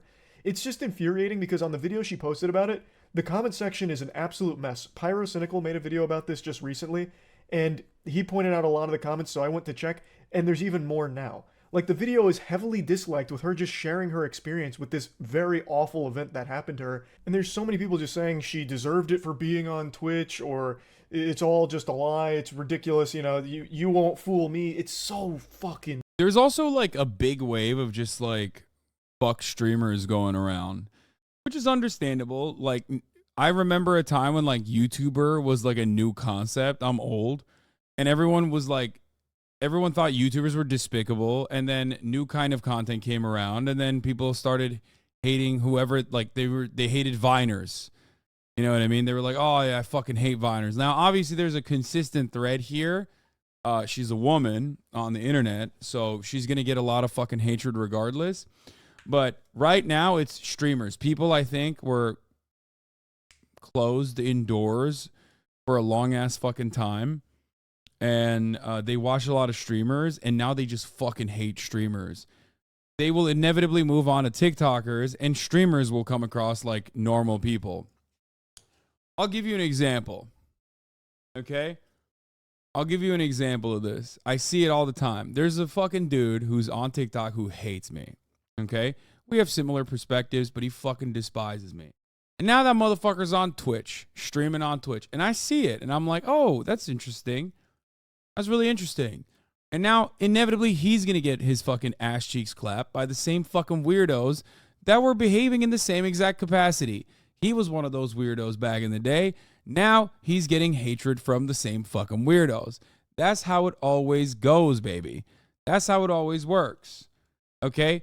All these people who are like, dude, I fucking hate streamers, they all want to become Twitch streamers themselves, okay? They all ultimately want to do like, no, it's not Sean the Black, you fucking weirdos, okay? Anyway, I'm not going to name names. It doesn't matter. There's a million of them, so you're not going to know who the fuck I'm talking about. But what goes around comes around, okay? What goes around comes around. Don't forget that, okay?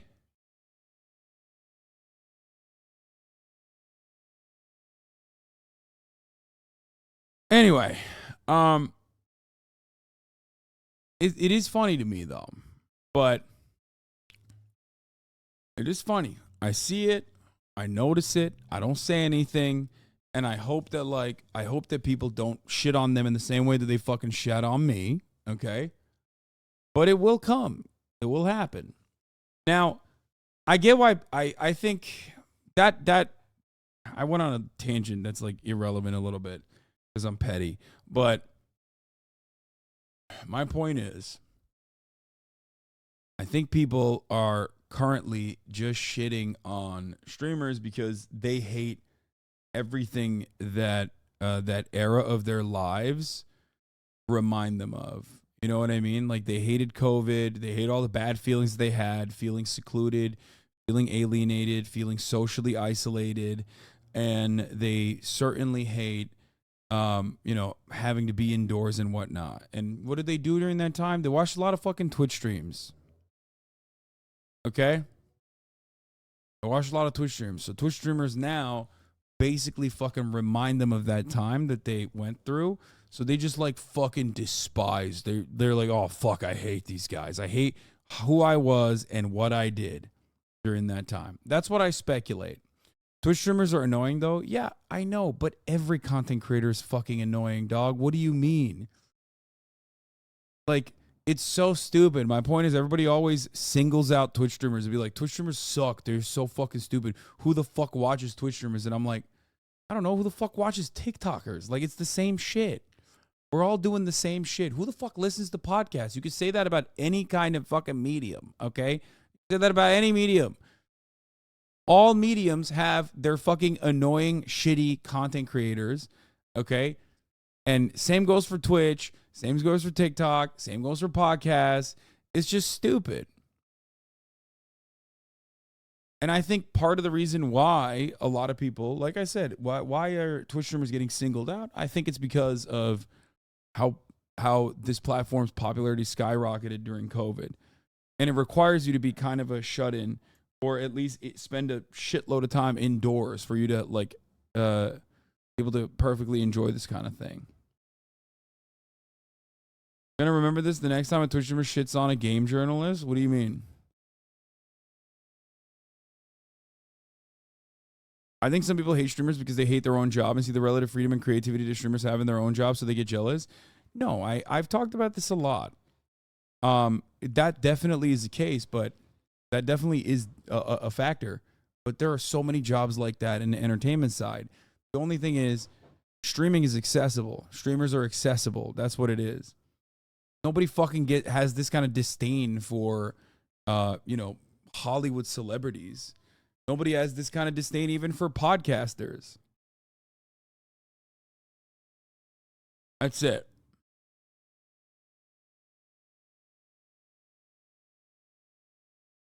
You are making fun of everyone makes fun of those people too. You're just hyper aware of it because you are a Twitch streamer. You aren't getting singled out. You sound like a Christian right now. No. First of all, we're not getting singled out. Do not misunderstand me. I'm saying it's the wave right now. That's it. And it will inevitably pass, and they will move on and turn around and start. They will turn around and start shifting their attention to whoever the next wave of content, where the next wave of content is coming from. That's it, because it's a popular thing. And I think it's partially because it just like reminds them of a time and the shittiest version of themselves.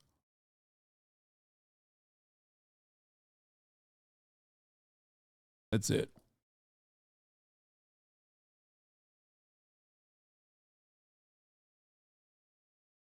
And also, that isn't the reason why this happened to this lady or the reason why this happened to this female streamer. It's not because there's a wave of like anti-streamer sentiment on Twitter, which is hilarious because like Twitter is another platform. You're trying to make content that's entertaining in text form. Because she's a woman as well. 100%. That's the reason why people are so that's the reason why people are like not seeing her as like a full human being with feelings and whatnot. I'm not even talking about the psycho stalker. I'm talking about the reception of her plight online.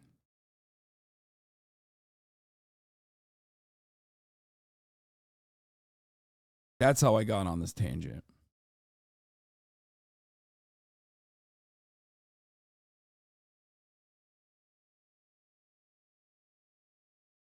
Your analysis spot on. The shatter is never on Twitter or TikTok or anything, and also just wants to own you, like want to be right and you wrong. I don't know. I think they just misunderstood me.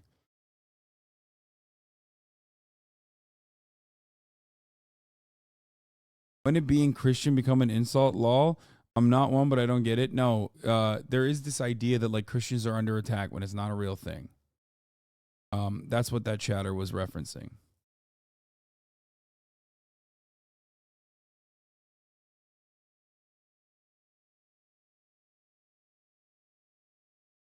Like the war on Christmas and shit like that. It's the Christian persecution complex. They are perpetually victims in the Western world.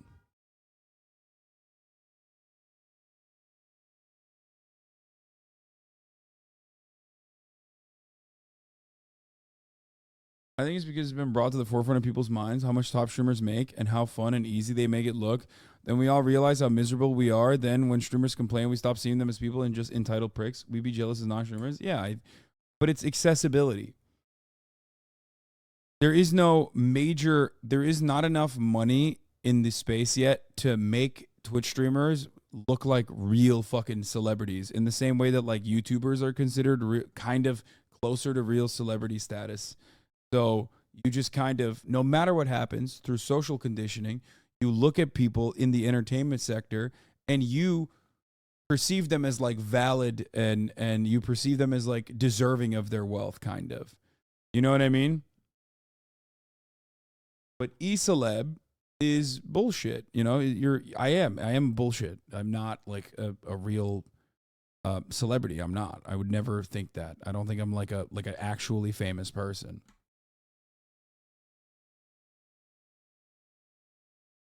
I think it's the same for YouTube and Twitch. It's just more airtime. I think YouTubers still get shit on every now and then, but nowhere near as much as they did back in like 2014. You know what I mean? You get it?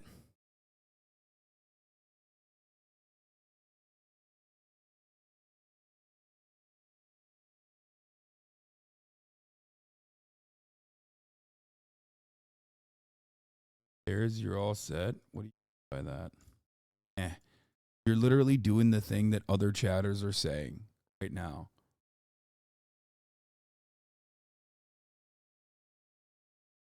Like,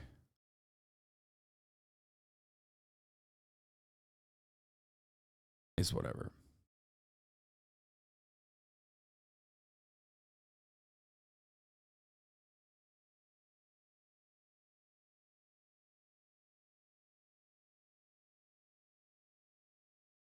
I think there's just more mainstream success stories for YouTubers that is viewed as more valid than Twitch. Yeah. The closest I've seen to like mainstream success from Twitch is Kai Cenat. That's it.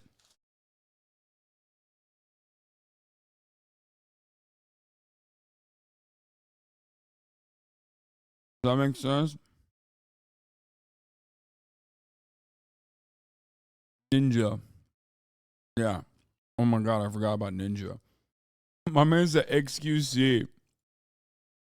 Brother, I hate to break it to you, but being popular on this platform does not translate to being popular like anywhere else. And it's not me saying that. XQC would say that.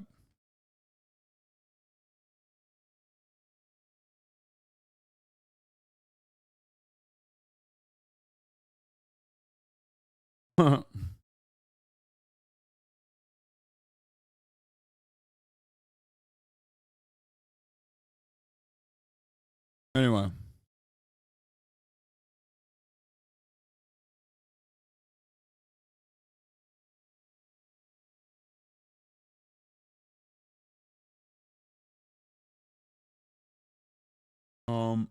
I'm not gonna watch RFK with RFK Jr. on Joe Rogan. One of Natalia's deal breakers is a skinny. I don't remember. You're more popular in mainstream, I think. You were talked about in my media class. I am Yes, I am more popular than the average Twitch streamer due to the content that I discuss and due to mainstream media coverage of the things that I say sometimes. But it's not necessarily a good thing. All right, let's watch this. Remember saying that, Button? I think you're making things up. Oh no, I'm gonna list off all the deal breakers. Welcome to The Button, a speed dating show. When the button lights up red, either player may press it and swap out their date for a new person. Get out of here. If 2 people can last on a date for 10 minutes, they win an all expenses paid second date. This is The Button. Andy. Yeah, nice to meet you. What was your name? Cane. Like Cane? a walking cane? Oh, Yeah. nice. Nice to meet you. I guess, can I start off with a question? A little icebreaker. How would your friends... You're in a political science textbook in the Philippines? Wait, what? Show me. That sounds fucking insane. My poli-sci class 2 / modern American politics? Wait, what? Hey, no fucking way, dog. Explain that to me right now.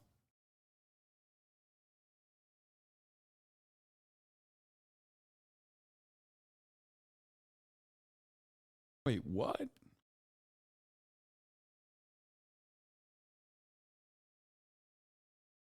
I know every now and then, people will like write like a thesis on me or some shit. I'll upload it to Reddit when I get it, but yeah, as an example of modern commentary. Wait, what?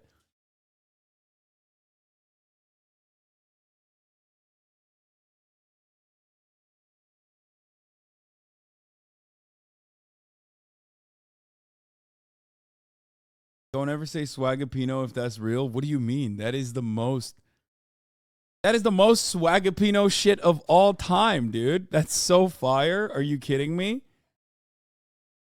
If that's real, I mean.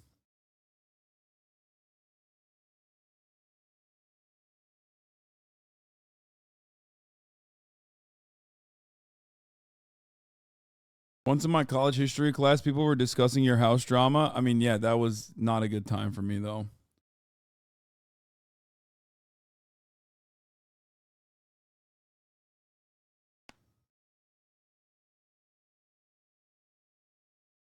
I'm a psychology neuroscience professor, and I mentioned you in class. Lol. I know I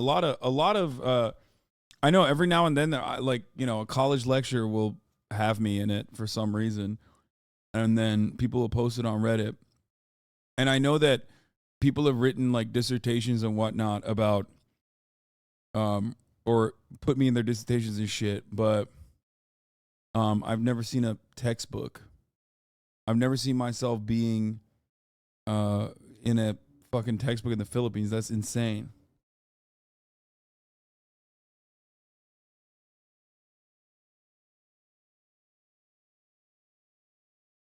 And very random too.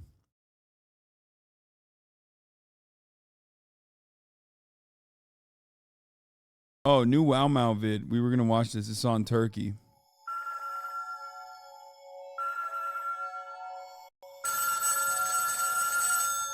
I think that was literally from the coup.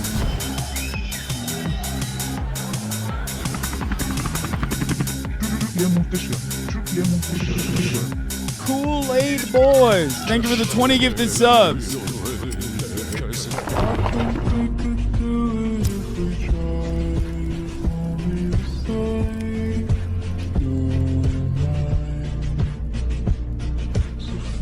You lose. Why is Hagia Sophia this, not this?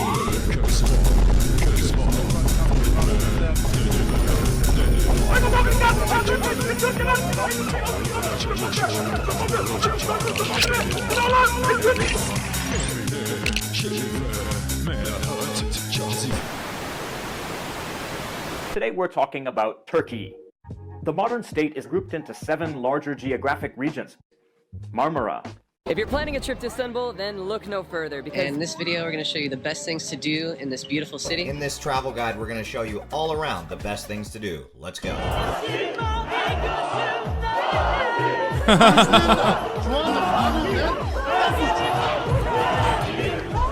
Okay, that's technically Ankara, but it's okay. I'll allow it. Cool. That's Ankara. It's Meclis. The Aegean region. We're gonna explore some of the more fascinating places and try to understand why so many places in this part of Turkey looks Greek.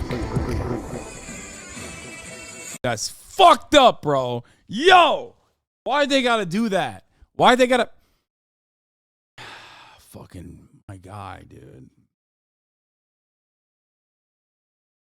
That's slander, dude. No, Greek looks Turkish. Okay, say it like that. The Mediterranean region. It's true. It's true. It's so Russian. It's really scary to me, actually. I mean, just look at this place. Everywhere. Oh no, this is actually real. Antalya local trying not to throw rotten fruit at the Russian tourists. They are 100% of their economy. It's literally true. What the fuck? Yo. Oh, it's so true. Central Anatolia.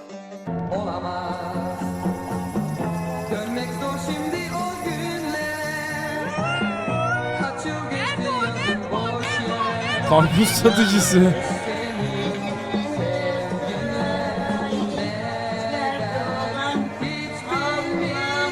The Black Sea region.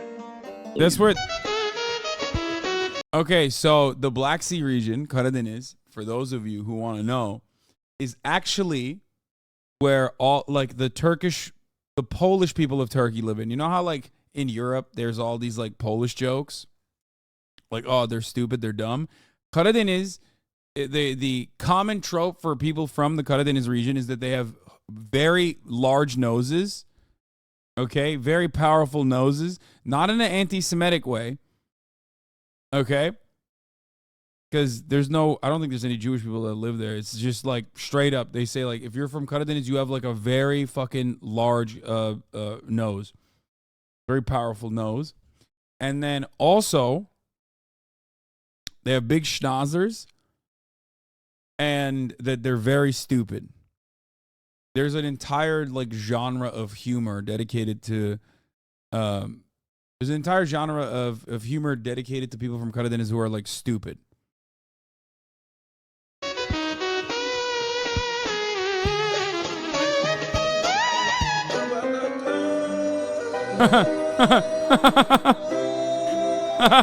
Eastern Anatolia.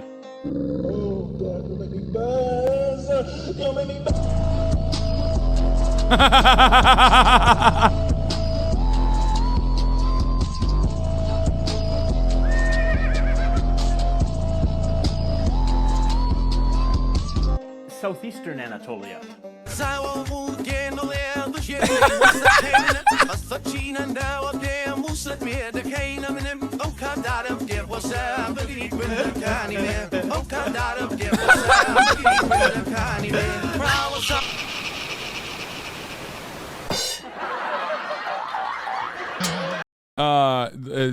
So southeastern Anatolia is very Kurdish, like massive Kurdish population.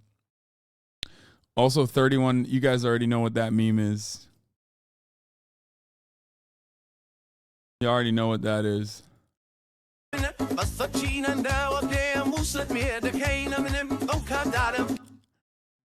the fuck? I was trying to see this fucking image.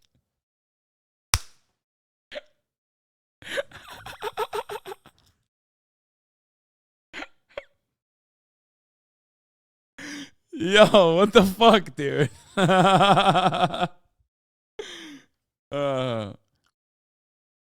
They're saying that the entirety of the country is actually Greek, and then the northeastern region belongs to Armenia, and the southeastern region is Kurdistan. Turkey ethnic map.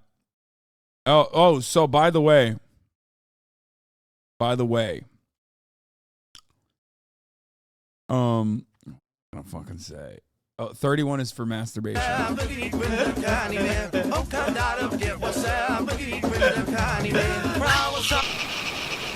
You missed the message you made in a single frame when you popped up. Hello, Boss Piker. I promise I'll be ready to edit for you by the end of this month. Your loyal employee, Wow Mao. Yeah, that's funny that wait, did he actually say that in the fucking video? Did he actually put a secret message in the video?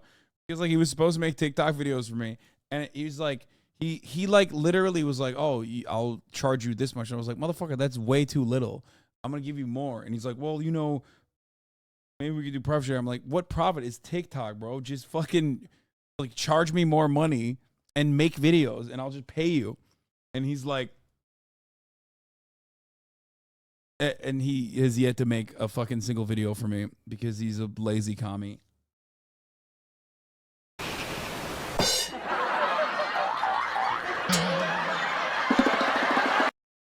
You ain't from Turkiye if you don't get this one.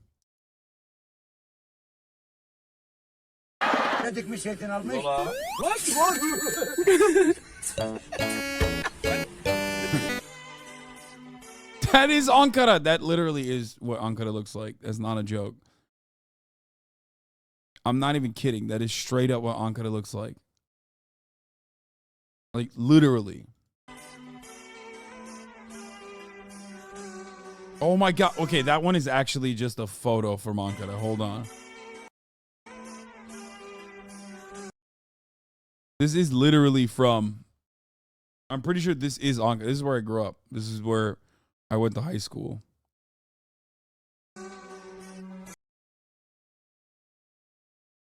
Come see the building. It's even better in person.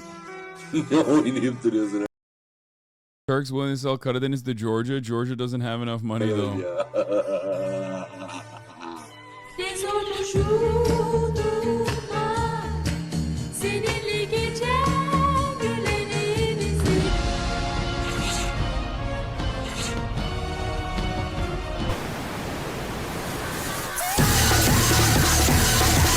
One time in year 10, we hung up a printed Kurdish flag on our biology room door, and the Turkish kid went completely unhinged and ripped it off. There was just no need to do that.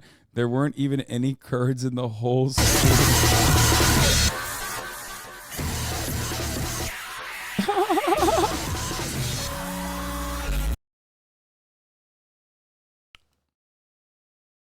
What the fuck is this? Fulcrum versus Andrew Tate. Messages at 038.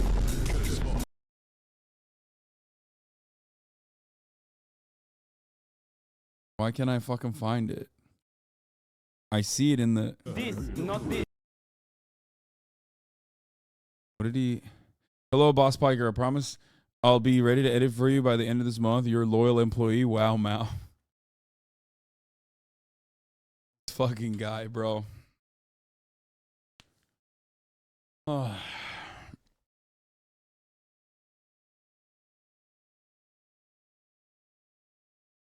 Good video. Lander.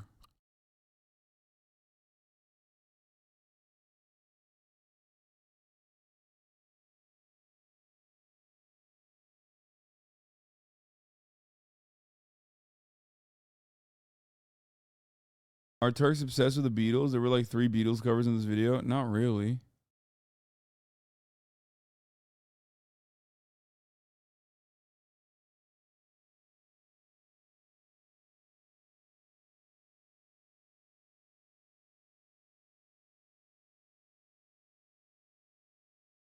I do kitchens in New York, and I sold a $100K kitchen to a Turkish woman. I think it was to your mansion. Yeah. My mansion is a $100,000 kitchen. What's Fulcrum been up to? I think weird shit. What? Look at this schmuck and his dog food ass name. Beneful Benny Johnson is an American political... Wait, his name is Beneful? Bro, that sounds like a sponsor.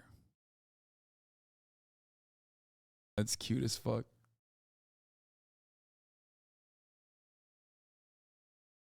Bro, Beneful literally sounds like his parents got fucking paid by the Beneful Corporation. Yikes, dude. Does he know that his name is Beneful? I'd be calling myself Benny too if my name was fucking Beneful. Describe you. Let me think. Probably sweet, sexy, yummy, feral, Feral? Yeah. Okay. Can you go in a little more detail about that? Like, what do you mean by that? I don't know, like get on top of cars, just like. Really had an effect on Andrew Schulz. What do you think about Ben Shapiro, who won't stop He's calling? a nerd! Ben is the most hilarious nerd. Yes, of for sure. Facts, no feelings. Facts, no feelings. You have a yarmulke on your head. Is this facts? Did the candle stay lit for 8 days, Ben? Shit. He can talk faster than you. He can talk faster about one topic. He started talking about pussy, and he's like, oh, well, it doesn't actually get wet. What's the free market say about pussy? He's a This is an incredibly effective way to dismantle Ben Shapiro and like most conservative commentators, but just like ruthlessly bullying them with the efficiency of like a high school bully. nerd. Shut up, Ben. He just goes to colleges and beats up on fucking 19-year-olds that just learned about Marxism. You're not smart. You went on one legit talk show with the BBC and got smoked. He got in his feelings then. Well, I'm getting out of here. I don't have any.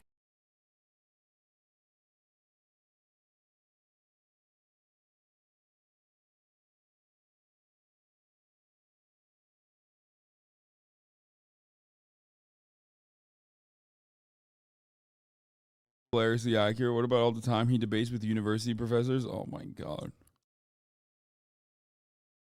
This man's name is Monkey D. Zorro. He's got sexy ass Patrick Star as his fucking PFP, and he's a Ben Shapiro fan.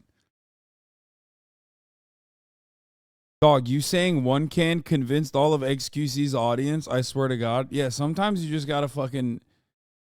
Sometimes you have to hit it like that. Okay? Yes, chatter. I have seen the Bo Burnham AI version of me. Oh. Just see people down the street. Okay. Just think of like a feral animal. So you consider yourself fun? Yeah. Kane collects pencils. You collect. Kind of wild, right? Mm-hmm. Just plain pencils. No, I guess I attract a lot of eccentric pencils. The craziest one I have is like a pencil in the shape of a judge's gavel. It has like 2 erasers on each end. You got like the really big ones. Yeah. Yeah. What about you? Do you collect anything? Fingernails. Yeah. Oh, yeah, maybe. No. What? I would actually say like rocks or like crystals. Not because really of like the spiritual meaning or whatever. It's just because they're pretty. On that topic, are you spiritual or? I'm not religious at all. Okay. I'm more spiritual. I think it's just because how I was raised too, because I'm Native. How about you? I was raised Catholic, but I'm not in a religious sphere anymore. Like as I'm growing older, I think I'm more of a spiritual person. Do you two find one another attractive? Yeah, I find him hot. I find him sexy. Oh. Yeah. Never been told that. Do you find me attractive? I do. I'm gonna light up red again. If no one presses me, you two are gonna go on a second date. I know. What if I was just like, holy shit! That's a one and done. It's over. Video done. That's cool. Short video. Let's get it. What the hell? I know. That's awesome. Hey. Yeah. Bro, that never happens. What the fuck? I'm happy with that early match, but we're gonna keep going. Let's bring in the next 2 people. Hi. How you doing? Natalia, nice to meet you. We want chaos, man. We want people throwing tables and flipping chairs and shit. What the fuck is this, man? I don't want to see happy couples. Get the fuck out of here. Button. Reject your date based on the red flags. Such a good premise, too. I want to see worse shit. What are some of your interests or hobbies? I like to travel. I like to connect with different people. How about you? So full-time student currently. Used to be a biohazard cleaner too, so that's kind of interesting. What does you pick up shit? Sometimes, yeah. Okay. Like if you watch Okay, so like the porn. ones on TikTok is like the ones like where there's just a dead body on the floor and it's just been rotting for like 2 years and there's maggots all over the body and you clean that? I don't clean the body. The coroner comes in and does that, but everything else, yes. Oh, interesting. Yeah. Do you get bad dreams? Actually, no. Do you believe in ghosts? It's not like I don't believe it, or if I do believe it, it's just I'm not made up my mind. I don't think we... Not the right vibe. Yeah. Yeah. Nice meeting you. Yeah. And Natalia. He didn't even remember my name. He didn't even have any red flags. What was the... He's attractive. He had like a cool job. He didn't even do anything. What the fuck? Ooh, good thing you pressed. If anything, she was the one. If anything, she was the one being weird, like fucking asking about like, oh, like the dead bodies, with her mouth watering and shit. Natalia, nice to meet you. Natalia? Perry, Yes. nice to meet you. Nice to meet you. What do you do for work? I'm a firefighter. Oh, nice. Yeah, yeah. Okay. I know that there's like different firefighters, like the one that like goes into the woods, and then the one that answers in the city. Yeah, so we do like municipal firefighting, so like what you see around the streets, but then we'll also respond to like vegetation fires, forest fires in the summer if it's in our area. And one of Natalia's deal breakers is a skinny penis. I don't remember saying that, Button. I think you're making things up. Oh no, I'm gonna list off all the deal breakers. Yeah, let's do it. Talks poorly about his family. I do remember He that depends one. on a substance. Depends on Someone that substance. gets blacked out on her birthday. That's a little history there. If you're 5 feet tall. You do the height Okay, difference? we're not done now. If you have a skinny penis. Can you please, Button? And if you don't want to take an STD test before the two of you hook up. But okay, that is actually true. Yeah, that's good. That's Okay. that's good hygiene. Is that a deal breaker? No, obviously not. Okay. Yeah. The skinny, so you don't remember saying skinny penis? No, I don't. Okay. But you remember saying everything else. Yes, I do. Okay. Plausible deniability. But Yeah. Harry's It's very what a strange thing to just say like off the bat. Like, I guess I understand it, but also like still it's like odd to be like, this is definitely a priority for me. Fat cocks only, please. Like, who the fuck's walking around being like, I have a skinny penis, you know? All the other ones were so normal. said he wants to date someone cuter than himself. Yeah, that's the goal. Nice. Yeah, that's my strategy. Okay. But like not just looks. No, not just That's like looks. the for sure the cherry. You gotta vibe first, and then Yeah. like being cute, that's a bonus, right? Yeah. On the count of 3, who's cuter? 1, 2, 3. You're cuter. Yeah. Yeah. Yeah, of course. She didn't say nothing, dude. She's like, yeah, I am cuter, bitch. Oh yeah, you didn't answer. Me. Own it. Yeah, Me. there you go. There you go. You guys are hitting it off. But there's so many people in the other room. I know. What's going on? I want to try a little experiment. Natalia, I want to give you 2 other guys as options. Okay. They won't be able to reject you, but you'll be able to reject them. Okay. If you reject them all, we'll bring Perry back. Okay. All right, sounds good. Okay. Okay, Perry? Yeah. We'll see you in a minute. All right, maybe Nice I'll to see meet you again. Maybe. See you. I can't believe this is my life right now. Nice to meet you. Likewise. What's your name? Natalia. Natalia. Jacob. Jacob, nice Pleasure. to meet you. Fun fact about Jacob. She gonna hit that button so goddamn fast, dude. I He used to already be a know. hype man for a rapper. Hype man? Yeah. What does that entail? Getting the crowd going. Can we see what that looks like? Oh no. Everybody say web. Wavy. Web. Wavy. So that's great. That's all you did? I just danced in the back afterward. It's pretty goofy. I wore like a bright colors and just had fun myself. That's you know? good. Yeah. Yeah. Because it was like, he's rapping, I'm just in the back being goofy. Cool. I think you're great at your profession. It's not what I get paid to do, but thank you. I appreciate it. Yeah, have a take good care. one. It was just a friend. Yeah. I think You say that's what it he's is. just a friend. You say he's just a friend. Oh, baby, you. Hi, Natalia. Nice to meet you. You're very pretty, by the way. Thanks. Thanks. I appreciate it. Do you have any siblings? Yes. And are you close with Bro, say something nice to the dudes for once. That's like not fake. them? And do you have a favorite? Whoa. Also, the button literally stays sabotaging motherfuckers, okay? Like, the button will literally be like, oh, this guy's gonna be a goofball. He's gonna be a real fucking goofy idiot right now. Here, hey, be a goofy idiot, please. So she can hit the button in your face. Slow down. One at a time, please. Okay, so siblings. I have 1 full sister, 3 half brothers, They're two half sisters. My dad was a little slut, so. You know, we can't hate the shit player. happens, you know. You know. maybe sometimes, yeah, you know. I get it. Yeah, I mean, that's pretty much it. But yeah, I'm closest with my little sister. All right. I'm really close with my family, and I want to see that with somebody that I'm talking to as well. Okay. What? All right, you have fun. You too. Take care. How are you? How was it over there? Oh, it was great, yeah. Why? What happened? Oh, you know, they gave us more White Claws, so it was good. I'm dead. Yeah. Are you two attracted to one another? I would say so. Yeah, definitely. Yeah. She's cute. Cuter than me. That was the... This is the worst episode. Did they run out of women? Like, what the fuck happened? That was literally what you wanted. Yeah, did it. You're welcome. The bar was so low. I'm just kidding. That was a diss on you, Perry. I know. That was a diss on you. Yeah, thank you. Yeah. I connected the dots now. Okay, good. I'm gonna light up red. If you don't press me, you're going on a second date. All right. Hit the button, Perry. Do it. Fucking do it. Yeah, Do it, bitch. Do it. Do it. Do it. Do it. Do it. Do Do it. it. Do it. Do it. Date Bitch. You're a bitch, Perry. You're bitch made. Women rank men by kissing. Oh, this shit's just horny now. Okay, you ready? Yeah, where are you? Yeah, there you go.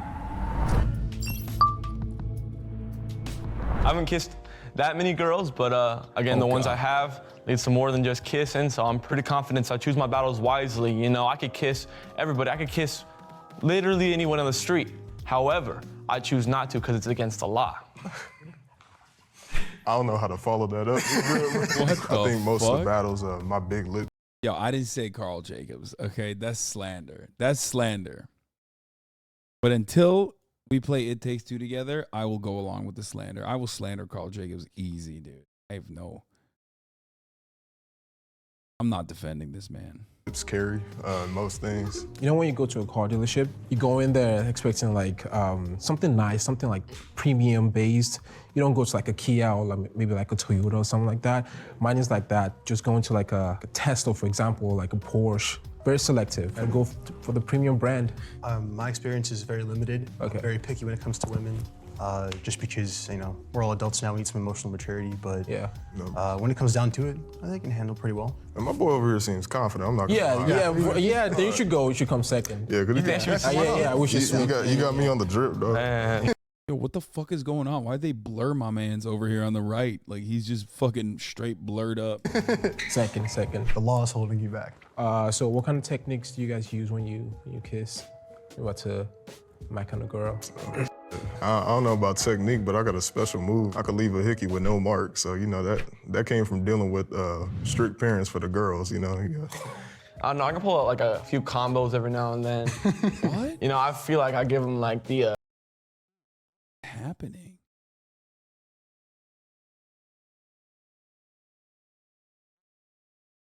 Like 14? Are we watching 14-year-olds kiss?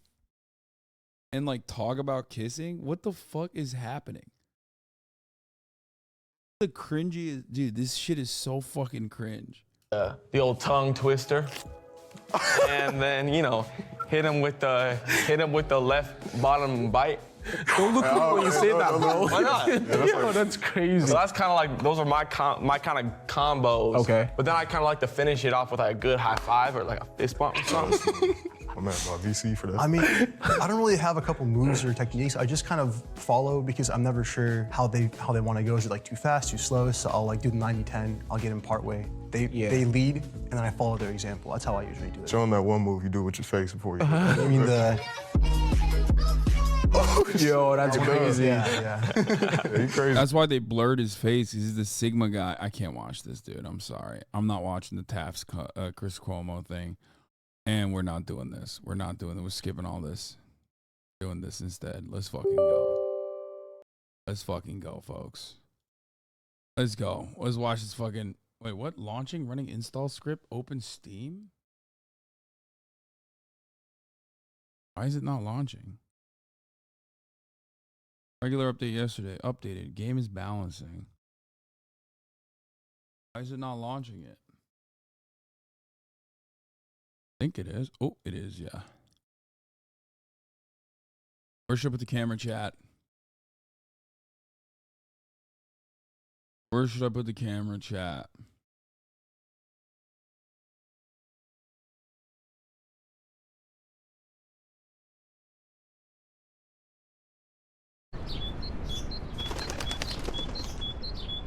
Controller or keyboard?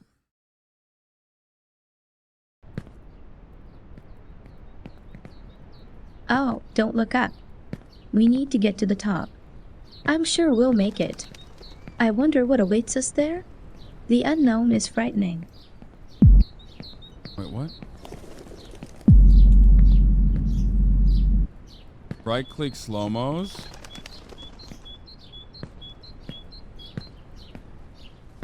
Oh, no. Okay, I was wrong to say.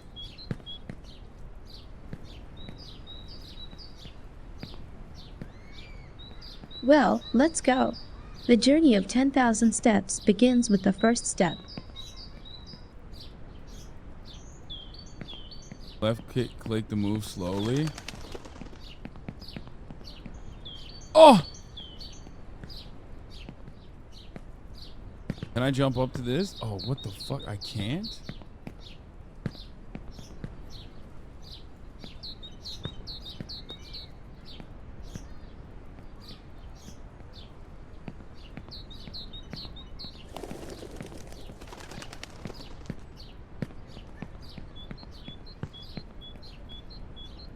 Bro, is this...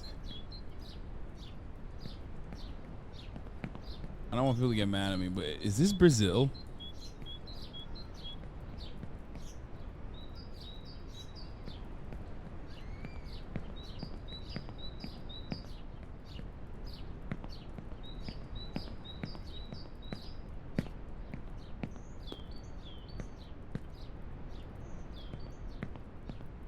Okay, this game's easy as fuck, bro. I don't know what the fuck people were talking about. Look at this. There's literally stairs up in here, dude.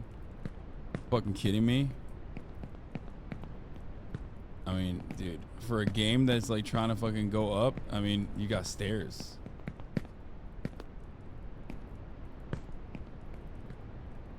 Oh God, what? Oh, that's their crouch. Oh, you can just change cameras. Wait, what? Uh-oh, I'm stuck. How do I get out of first person? Thank God.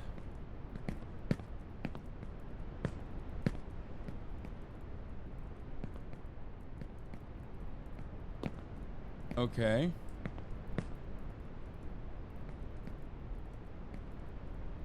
Whoa, whoa, whoa. What the fuck? That was weird.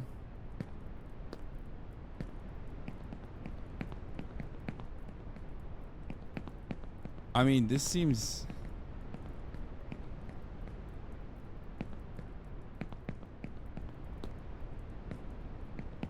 Bro, you are the worst? Wait, why am I the worst?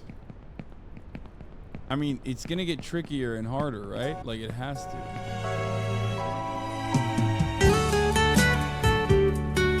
Come to Brazil!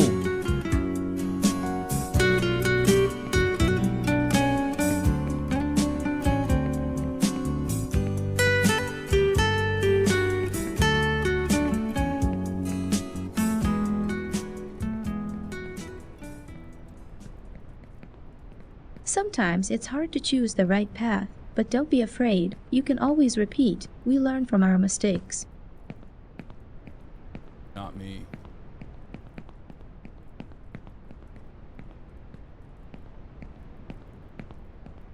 Okay, this is making my hands kind of wet.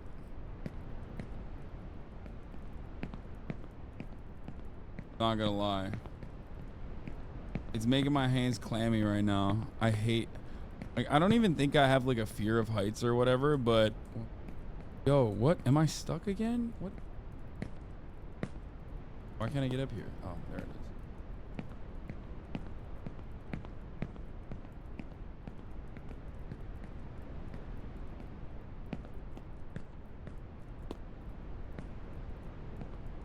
Mom spaghetti shit.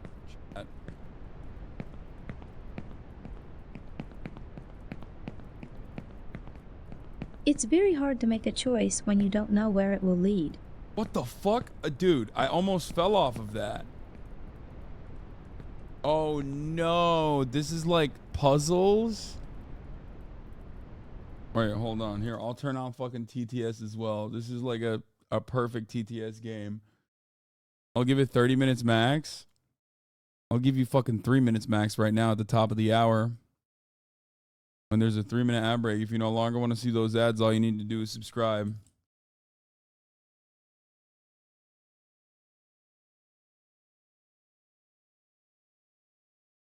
PD Maslov, thank you for the 5 get the subs, allowing 5 people to no longer see the ads at the top of the hour. Keyboard may be comfortable for something like this.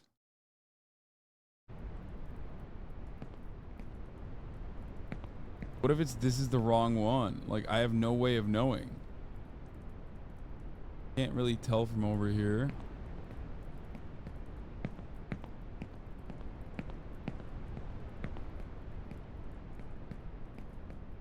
Fix your in-game camera? Why?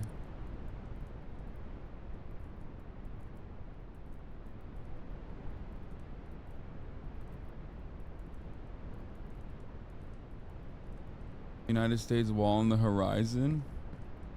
How'd this fucking guy make a game that was like 2D and seemingly way less complicated than this? Oh! I don't like this, bro. This is like... I'm already... My hands are so clammy.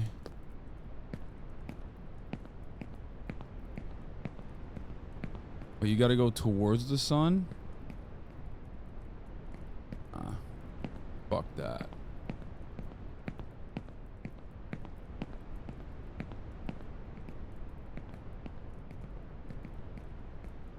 Come to Brazil.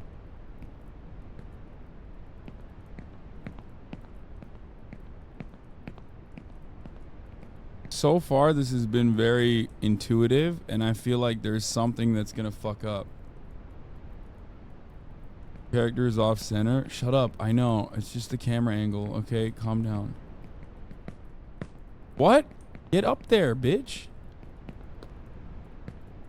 Florida condo developers could learn a thing or two. Okay. Should do first person. 3D will just fuck you up, to be honest. Wait, really? Press 1.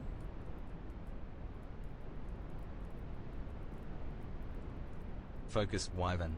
Focus.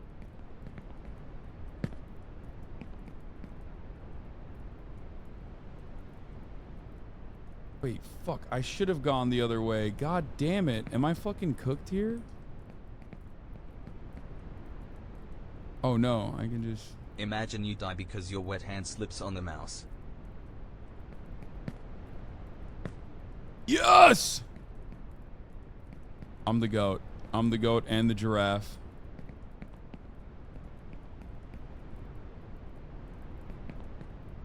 Okay, I'm gonna do FPS. Let's go. It is definitely easier, I think.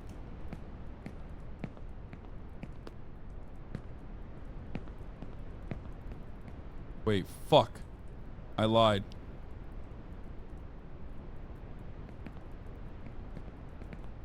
This himbo boomer is going to take 10 years to finish this game.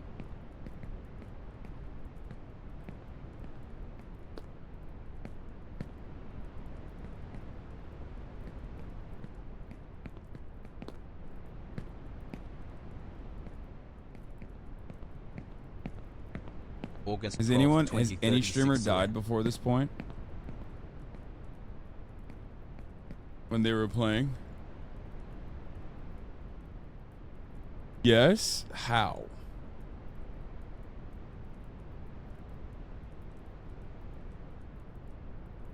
Happy Pride to the gays and Tays. Straights out. Not died, I meant like fall. But also, I think I'm stuck now, no?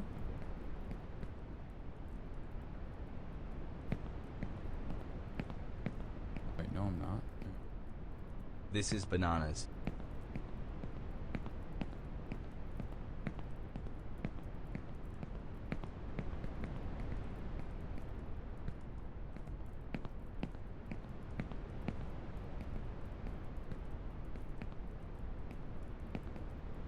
Okay, something... Unfortunately, Mr. Piker had chosen the wrong pipe and would not realize the error of his ways for 20 minutes.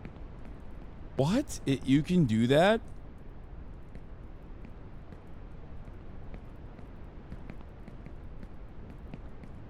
My god, the sun is so much... Give us degenerate gambas so that I can lose all of my channel points. Also, you should try the cheat code Alt F4.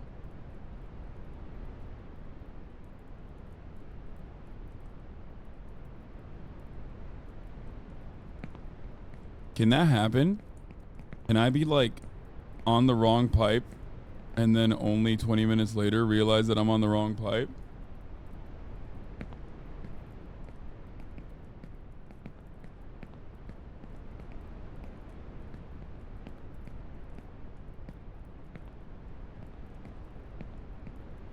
You can beat Lud's time, my king. Oh, Ludwig finished this already? Those guys are platformers, though. I'm not like a platformer guy. I can't do stuff like this. It requires precise movement. Oh, shit. Fuck is this camera? Hi, chat.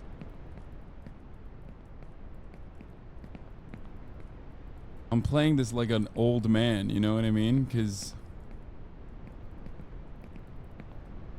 And my hands are so clamped. I can't believe I got all the way up here. Wouldn't it be funny if you jumped for funsies?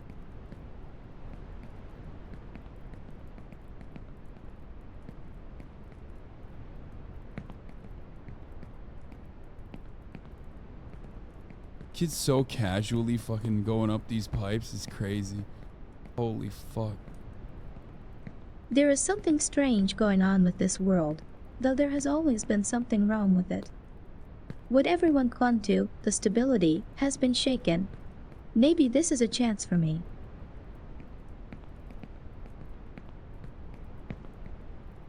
What? Brace yourself for the jump scare. There's a jump scare? No. Dude, I don't like this. I don't like this game. I'm already... Beat this shit, my king.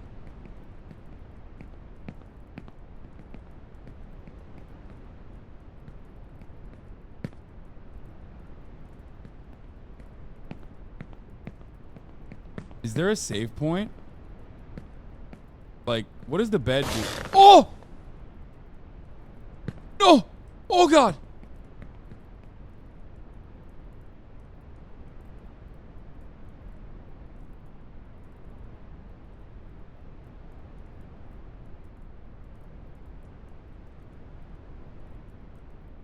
I thought maybe the bed was like a save point, like you go back to that checkpoint or something.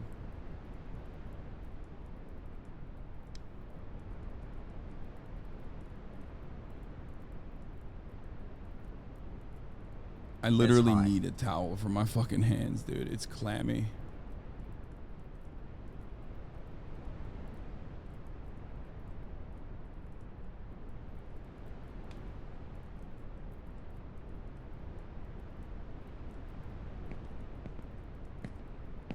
This is how our parents claimed they got to school.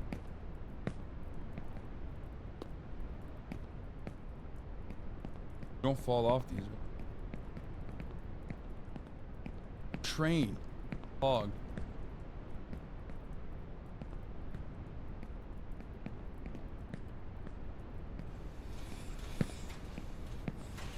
The railroad was opened here 120 years ago. My grandfather worked here. I often went to see him. My grandfather worked here for 60 years, and then he died. If you get to the top, you get to meet Elon Musk on the side. Can I get on the train?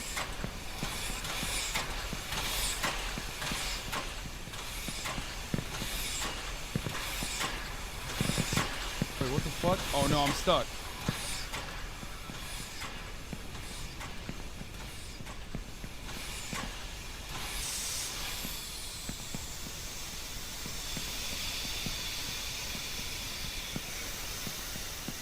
Can I pet the dog?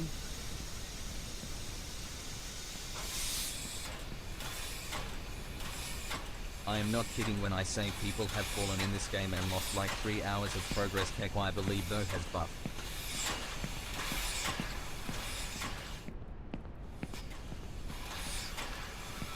Oh. Hello. Can't believe Hassan's doing so good. No but on the train wrong rides or type puppy SMH. petting. I'm gonna be honest with you. This dog probably also a well-behaved dog, way better behaved than Kaya. Okay.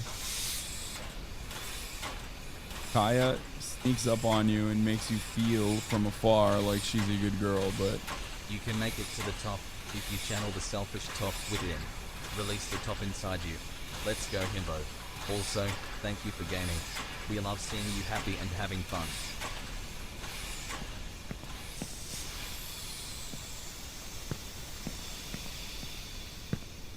First person speedrun you won't.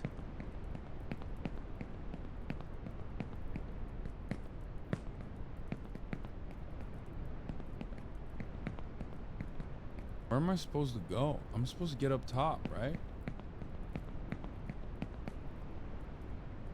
L not even speaking Portuguese while in the favela sewers.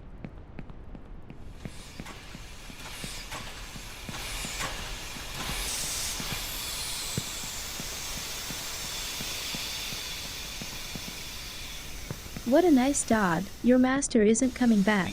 Go find yourself a new one. No need to wait.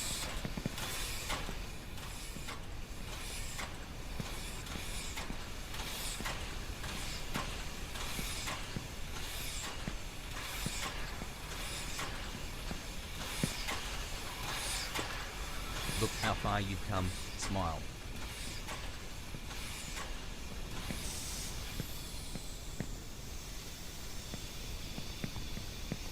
Okay, I'm on top now. Oh no, get the frick out of here. Wait, is that the Twin Towers? I can't handle watching any more of this game. I'm gonna bite my nails.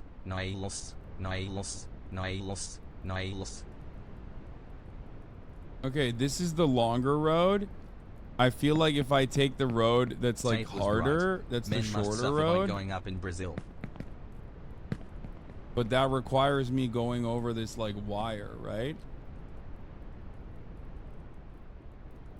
Nails. Yeah, not to be a Robert Frost Andy, but I think slow and steady, shortcut, easy peasy. Yeah, but I feel like if I'm gonna fail, I'm gonna fail anyway. You know what I mean? Let's see if I can How your jump parents onto tell this you thing. they got to school back in their day.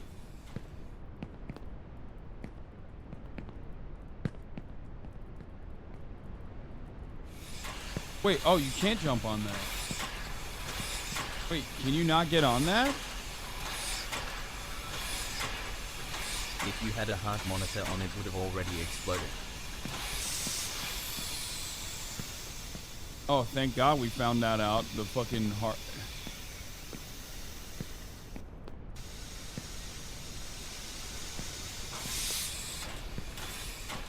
Is this where Kyle wonders when you let her run?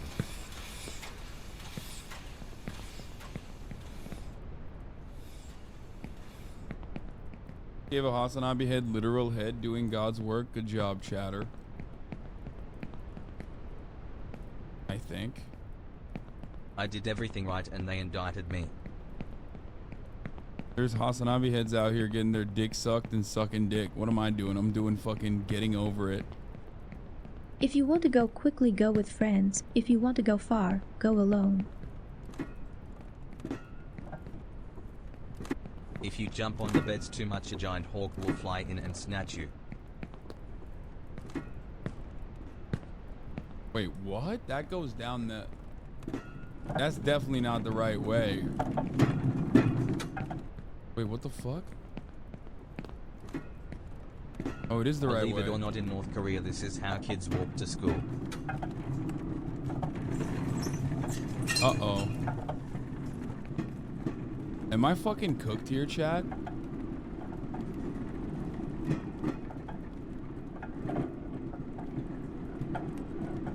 No idea what I am looking at, but love you, Has. Oh God, I thought I was so done. From here, you have a great view of the favelas.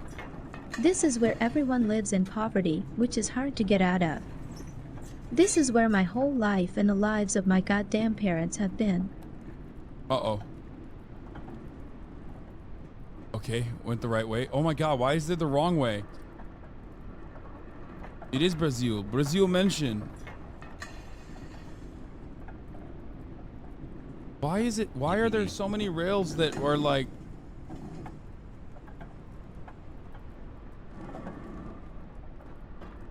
Why are there so many rails that go the wrong way?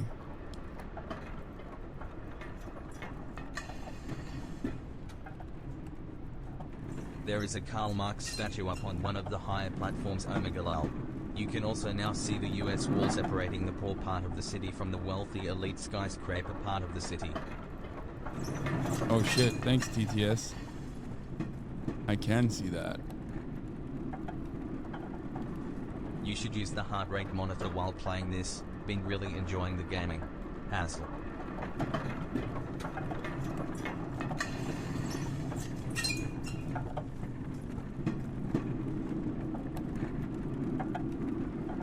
You won't make it. You're a weak kid.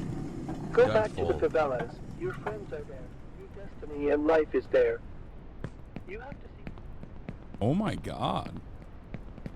Game does have a so. You're a weak kid. Go back to the favelas. Your friends are there. Your destiny and life is there.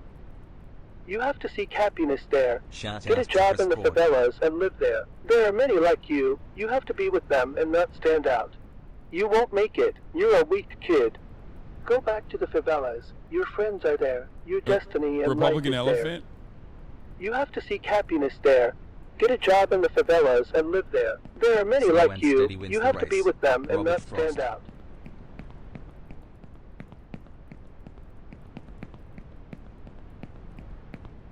Bolsonaro. Hey, whoa, which way am I going? I think this way, right?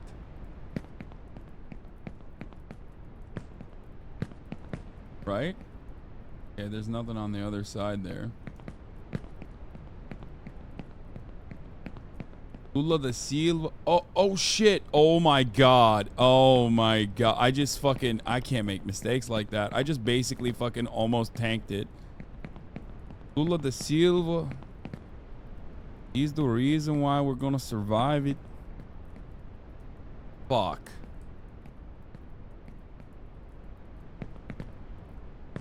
Oh my God. Okay, I don't like this. I don't like this. I don't like this at all, dude.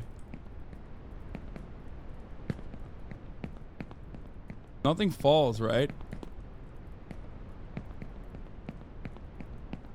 To get to the new one, you first have to make a jump and get off the ground, not knowing what the future holds.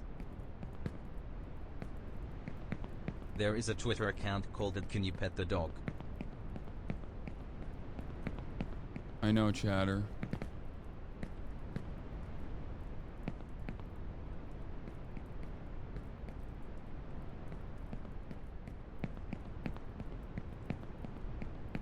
The average American railway sage.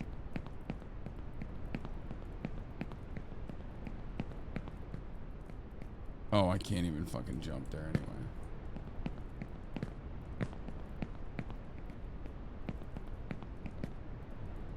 Oh my. I Oh my accidentally God. left beer and on in the background for noise when I had company over. It was a very short night, never again. Can't save in this game? Yeah, I know. These games are like one and dones, right? It's one and doners. Dude, this is literally turning into like a Diablo situation where I basically fucking... Hassle. Where I basically fucking started this thinking like I was gonna die, and now the stakes are rising by the second. You know what I mean? Like, I literally was like, oh, I'll just fucking play it, and then I'll fall off, and then lol, we'll have some memes about it. And now the stakes are so goddamn high. This is Joe Biden's America.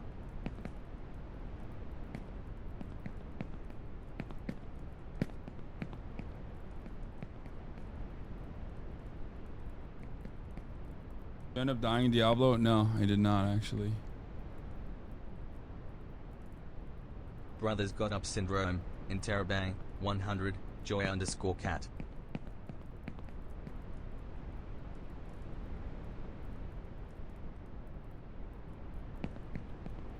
I can't tell if I'm doing well, but I am noticing the frames dropping, and I feel like that's going to be my demise. You know what I mean?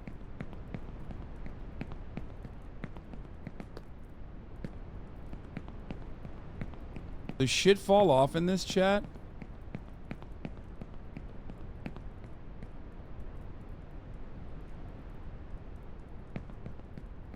This is still better transit than many American cities.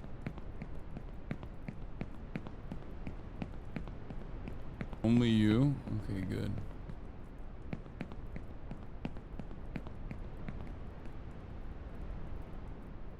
Oh, can I make that? Best American train ride experience. 40-90 FPS drops, lol. Is there a sprint function? Let me see. Oh, there is. Why Oh didn't my you God. just take the rocket ship at the beginning? Okay. Oh my God. Oh my God. I almost didn't make that. That's crazy. Okay, I'm starting to get fucking cocky here. Gotta go which way? 30 months pogo. Wait, there's a ladder up there. Ain't no fucking way though. That goes nowhere.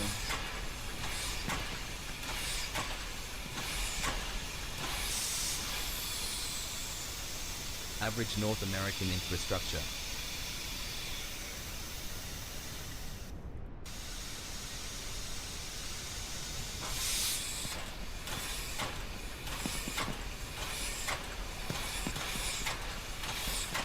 Can't fall off the rails, right? Still better transit than many American cities. My father worked here as a driller, and he always smelled of fuel oil. I was afraid of him and hoped that one day he wouldn't come back from work. He drank a lot and often beat my mother and me, but that's in the past. Politics and gaming. You'll Can't never wait make it for to the the Japan top. stream. You'll never make it, Hassle. you bastard. Oh, I'm still scared of him.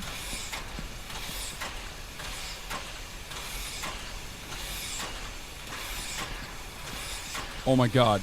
I'm sweaty. Shit out of me, Kaya. Fuck.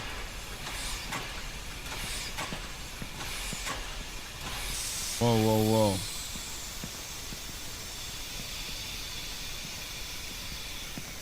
I'm trying to figure out what I like less. More typical white ball. Oh, I bet I have to jump this, don't I? I have to jump this, don't I, chat? Wait, no, that goes nowhere. That just goes to a fucking driller. No, I don't have to jump this.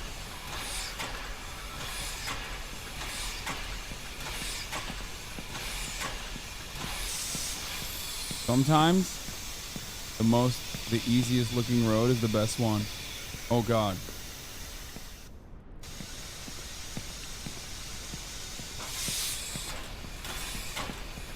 Is this the cue for the loop? Wait, can you go up ladders or no? Oh, you literally can't go up ladders. That's kind of silly.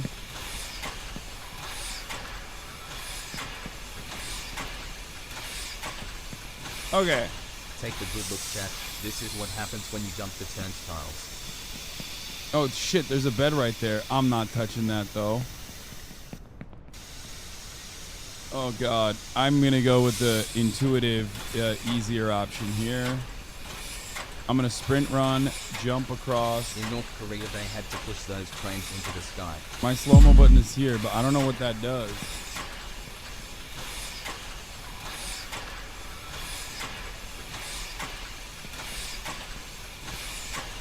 Is it too far? I don't think it's too far. Hasan heard Tate say man must suffer and it's taught this game lol. Has slam. Whoever said too far, fuck you, dude.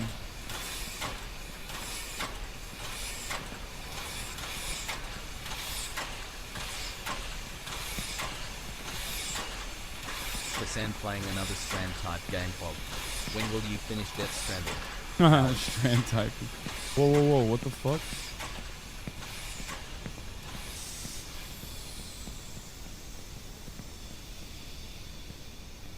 I hate these corners. I think this is my least favorite part of the game, is the corners. My favorite gaming streamer. Oh my god, I'm so far down. I'm so far up.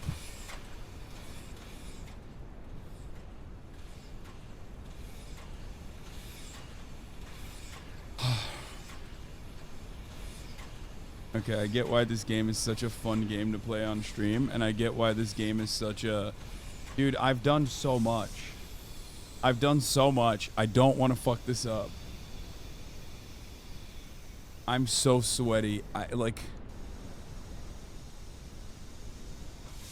This is what the MTA thinks will happen to the subway system if more people evade their fares. It's only 2%? Really?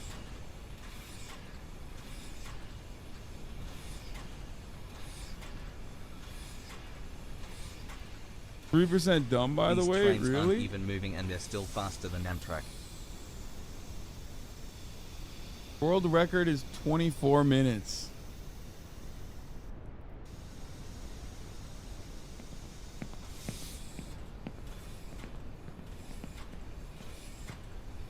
Generic comment about American infrastructure. Laugh chat, I am so funny. Oh! When his one foot fucking slips off, it just like is so terrifying. Wowie Tears of the Kingdom looks great.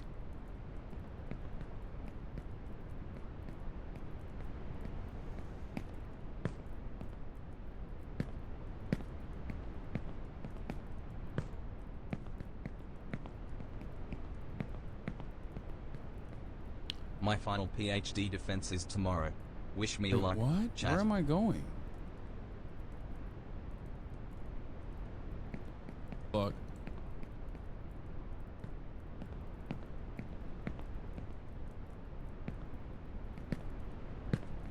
Top G's make it to the top. Holy fuck, that's a big ass jump, dude. That was bigger than I thought it was gonna be. It scared me. Uh-oh. Uh-oh. How do I get up to this thing? Okay, that's intuitive. That's not... That didn't fuck me up.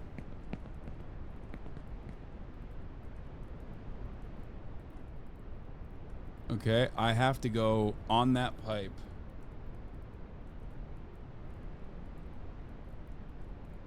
Here it comes. Wait, really?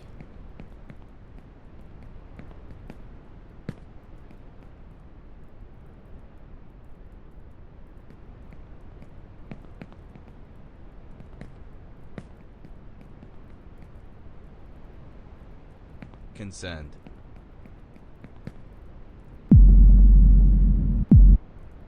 Oh. What? Oh. That... Why did that happen? Some say that soon no one will need oil, but it is unlikely to happen sooner than in 20 to 30 years. And meanwhile, oil is still a resource that people kill for. What is this fucking game? What is this woke nonsense, dude? This game is fucking political, my boys. I already thought it was harsh for Ash Ketchum's mom kicked him out at 10 years old, but climbing these structures is overkill.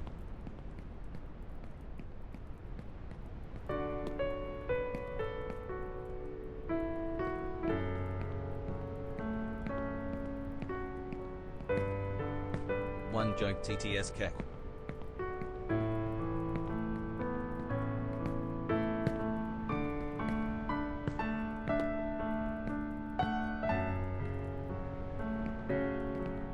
Why the sad music?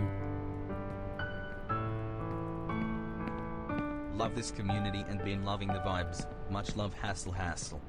Okay, I hate this so much right now.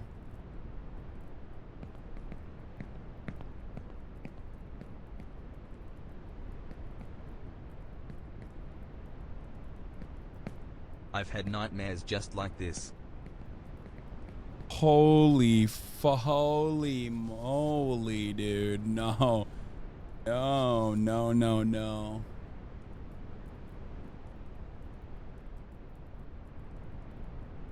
You should do this in VR. You can't do this in VR. This is how, like, professional free climbers train in VR, okay?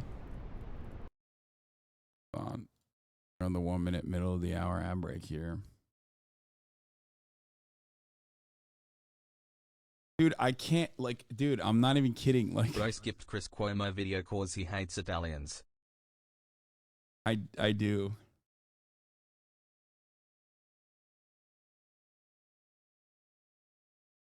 This game is a metaphor for falling back down into poverty.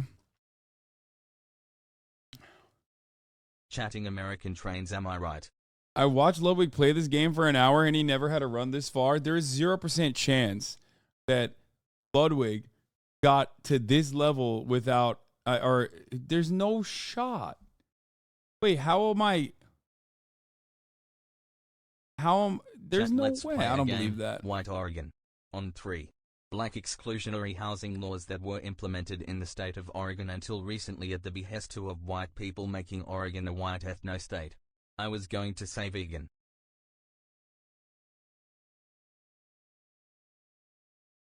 If you jump off now, you get an Assassin's Creed landing. Go ahead, take that leap of faith. Kind of killing it by being careful. Everyone I know, you're taking it slower, which is good. Wait, oh, are people just like trying to juice through it? Hogger's moment coming in 5, 4, 3, 2, 1, 0.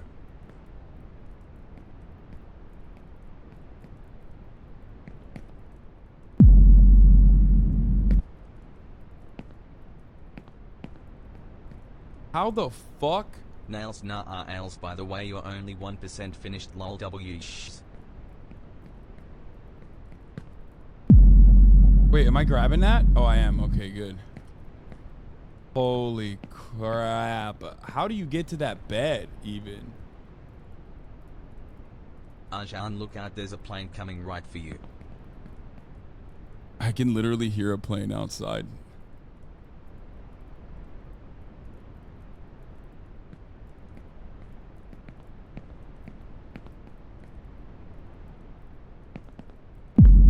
Also, unrelated to the game, but I'm watching a documentary on Eugene Debs and he's so cool. Him running for president from prison was a power move.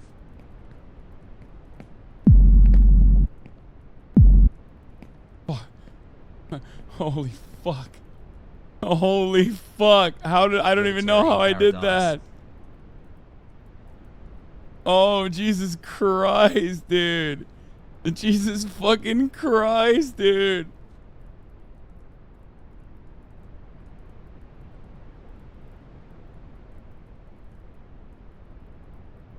When do we find out this is all just taking place in this kid's imagination as escapism from his father's alcoholism and abuse? Okay, spoiler Andy, you're the fucking smart. Wait, am I stuck? Oh no, I got up to that and then that and then that. I think this might be a metaphor. Wait, is this gonna... Am I gonna be able to make it to this? Oh fuck. Holy fuck. Some of these jumps don't look like you can jump at it. I'm not even kidding. Like, some of these jumps literally just don't look like you should be able to make it. You know what I mean? I'm scared.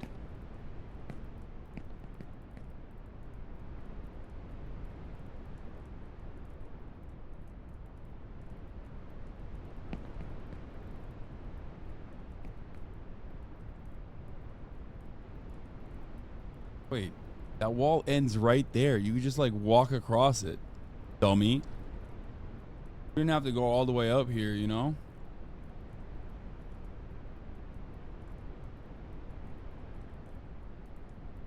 I'm fucking super omega clenched right now. Look down. I can see my house from here. Yeah. Me and your mom had wonderful times down there.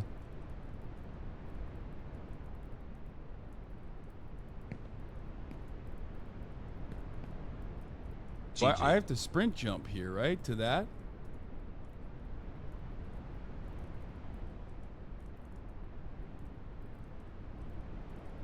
No. Just the regular old jump will do.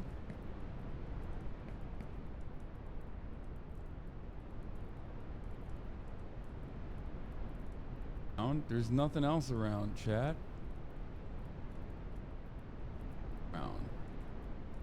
There's a steel rod, but that's not right. Do you think you'll ever reopen the P.O. box? I got a really special Miyazaki item on my trip from Japan I want to send to you.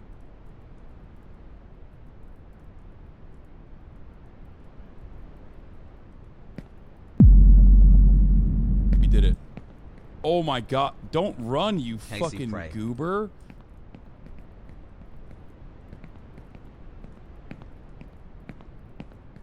Can I jump on this thing? Oh, I can. Okay, good.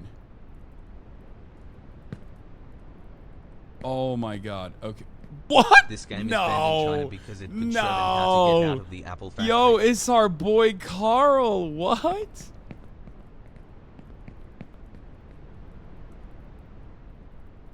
Wait, is there a prompt here? Fuck, if I jump there, there's no way to go back up. Smile. Come on now, you don't got a prompt for this? What is this? Really? No prompt? No prompt? Yee. That's crazy. All right, we'll do it ourselves.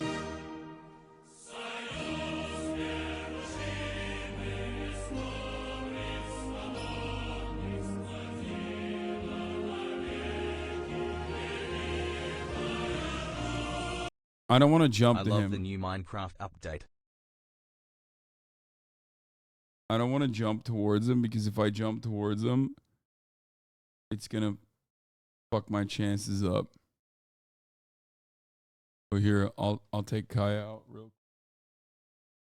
while this plays here. Oh no, Kai is being on the floor.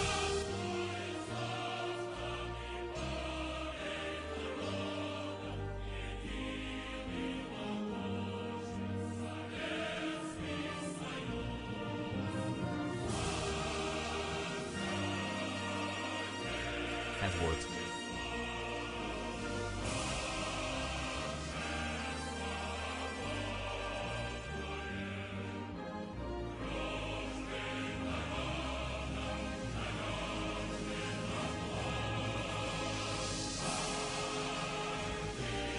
Hashtag it was all a dream, am I right, Film Theory Brothers.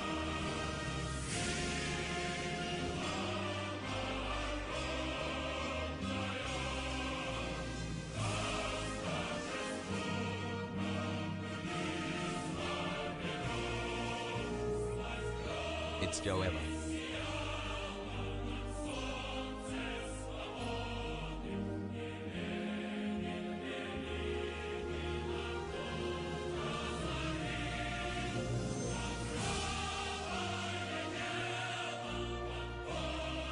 Wheatley, I'm calling Wheat, Splat K.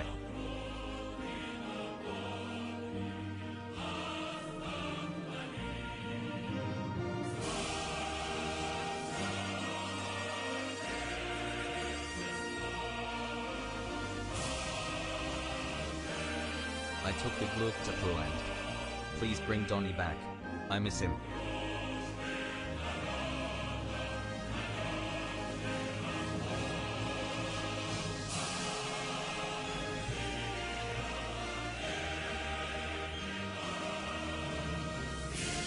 Where the heck I am.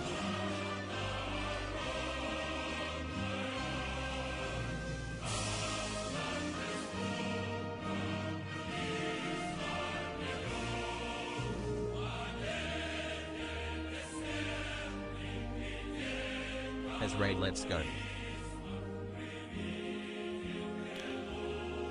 Okay, we're back. We're fucking back.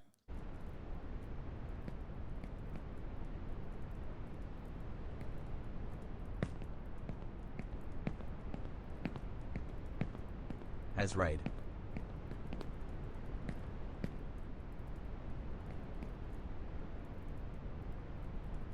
Really? No prompt for Marks? Prompt for old Carl. I see how it is.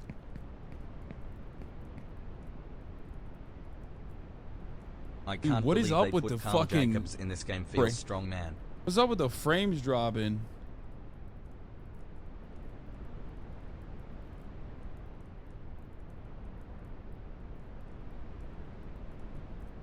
I'm scared of this jump. I'm scared of a lot of jumps now. Oh, fuck. I'm abusing that.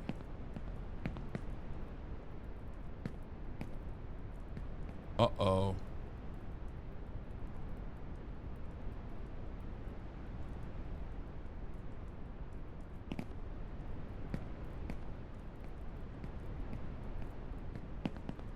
What? Oh, no. I'm so fucking cooked. Hey guys, has raid.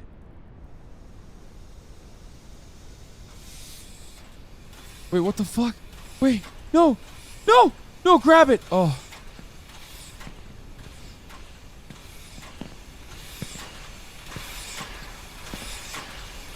Let's flip.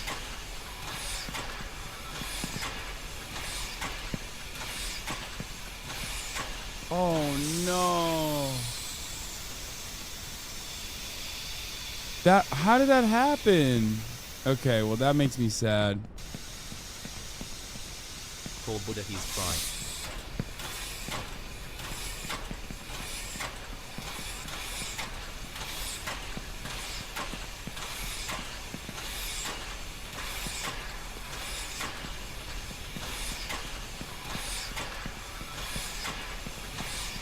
Unionize the sky? Listen, Jack, I'm the most pro-union sky girl. Beds let you skip all that shit? I can't get to beds, brother. Look at this.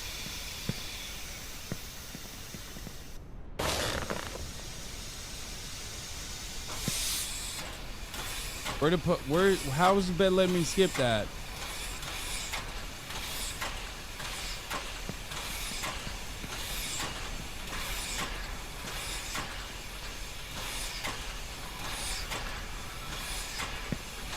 Where's the next bed? My friend is getting cancelled on Twitter for joking that Italians are the black people of white people. Salute. Oh. Oh my god. No way.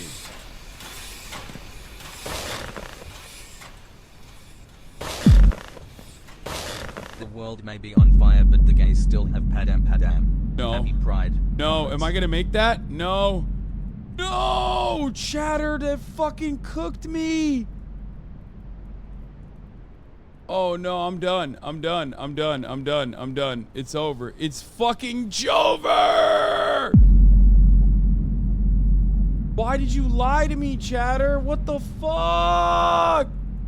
Oh, I can't even grab that! What is happening?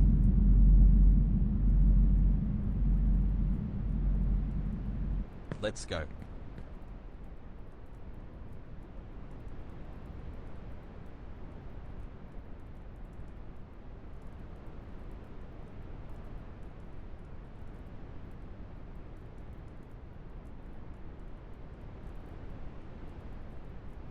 Kaizoku Uni Owanaru.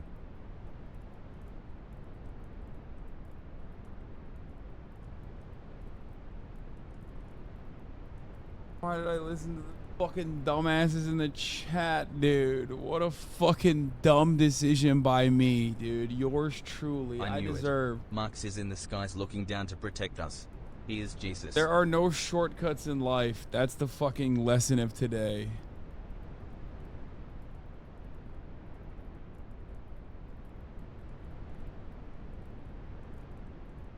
Skip the bed, which is why you... Hi to my beautiful wife, Mrs. Golden God, from the other side of the couch. Hi, chat.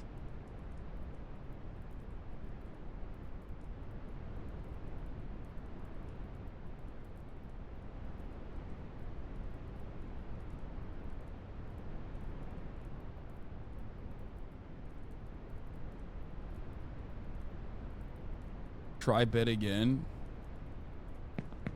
Fucking dead.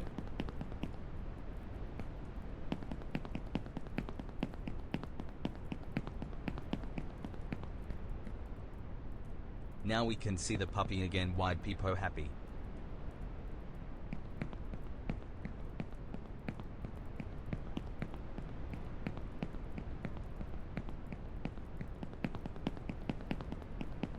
Low-key, this is the same speed as the fucking train, so at least that's not the end of the world, you know? Is this the new Pokemon game?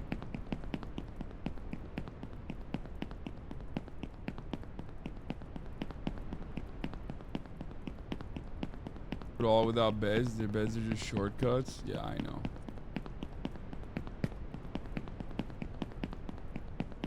Wow. Stunning. You're such a true Marxist, you all that just to see his sexy face again.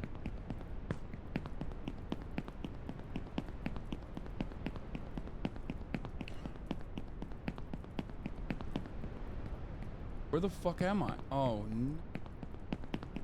Here's to 17 more. Hassle. I'm literally the fucking train station my grandfather worked at for 120 years. Or the train station's been around for 120 years and my grandfather having to work at or whatever. You won't make it. You're a weak kid. Yeah, you're right, Elephant. Go back to the shut the favelas. fuck up. Watch Shut up, the speed run. dumbass.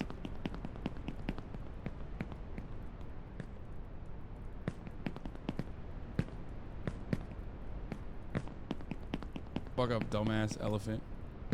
Not wrong though. Never listen to chat. Love you, chat hassle. The thing is, I know my limitations, right? And chat doesn't.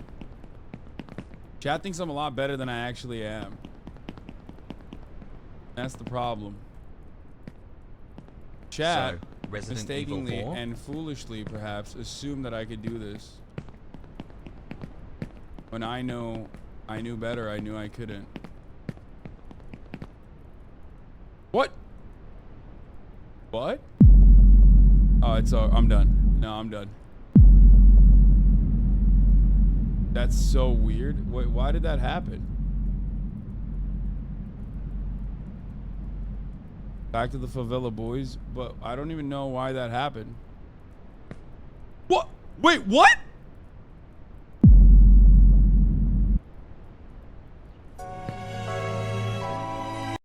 Yeah, nope. That's it for the day. Here's the last 3-minute ad break. Peace be with all of you. No fucking shot. That's crazy. That's awful. Hi to Hassan's Why did that just like 1000 throw beautiful me partner to at the her favela? computer. Like what the fuck Hassle. was that? Why did that happen? What the fuck was that? What was okay? Skill issue? Like that's what it is? It just yeeted me down to the fucking first floor. What how? Was that the invisible hand? Oh. Oh my god, no way.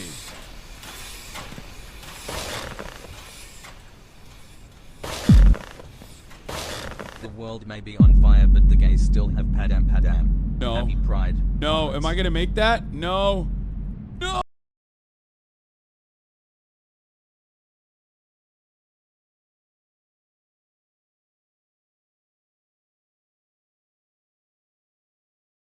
Ha ha ha ha ha ha ha ha ha ha ha loser. Fuck you, chatter. Asshole. But like also I deserve it. Let's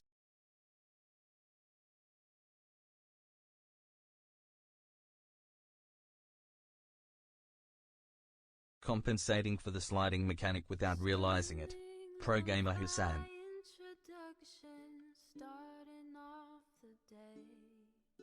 What is this sliding mechanic?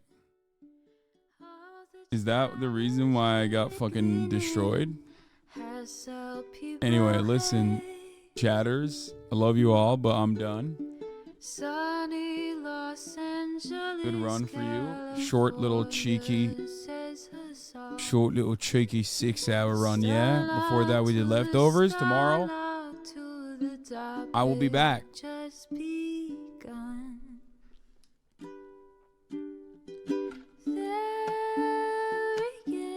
I'm hungry. Again, her sun is streaming. Her sun is streaming. I might try to do it again tomorrow. I haven't decided yet. Late boys, thank you for the 5 gifted. But yeah, I'll see y'all tomorrow. Love you all. And peace. Reviewing the P.O. box. GG. Uncle Uger's face. Sudden discord at your prop. Great names take embrace. Tiny Bernie Sanders. Nice try, Toe has. LGBTQ Air Force.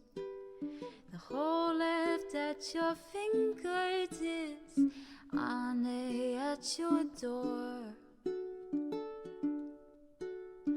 H3 crowded debate. The Socialist and won't even let redistribute all the L's you are holding question mark. 3 full fucking years of this.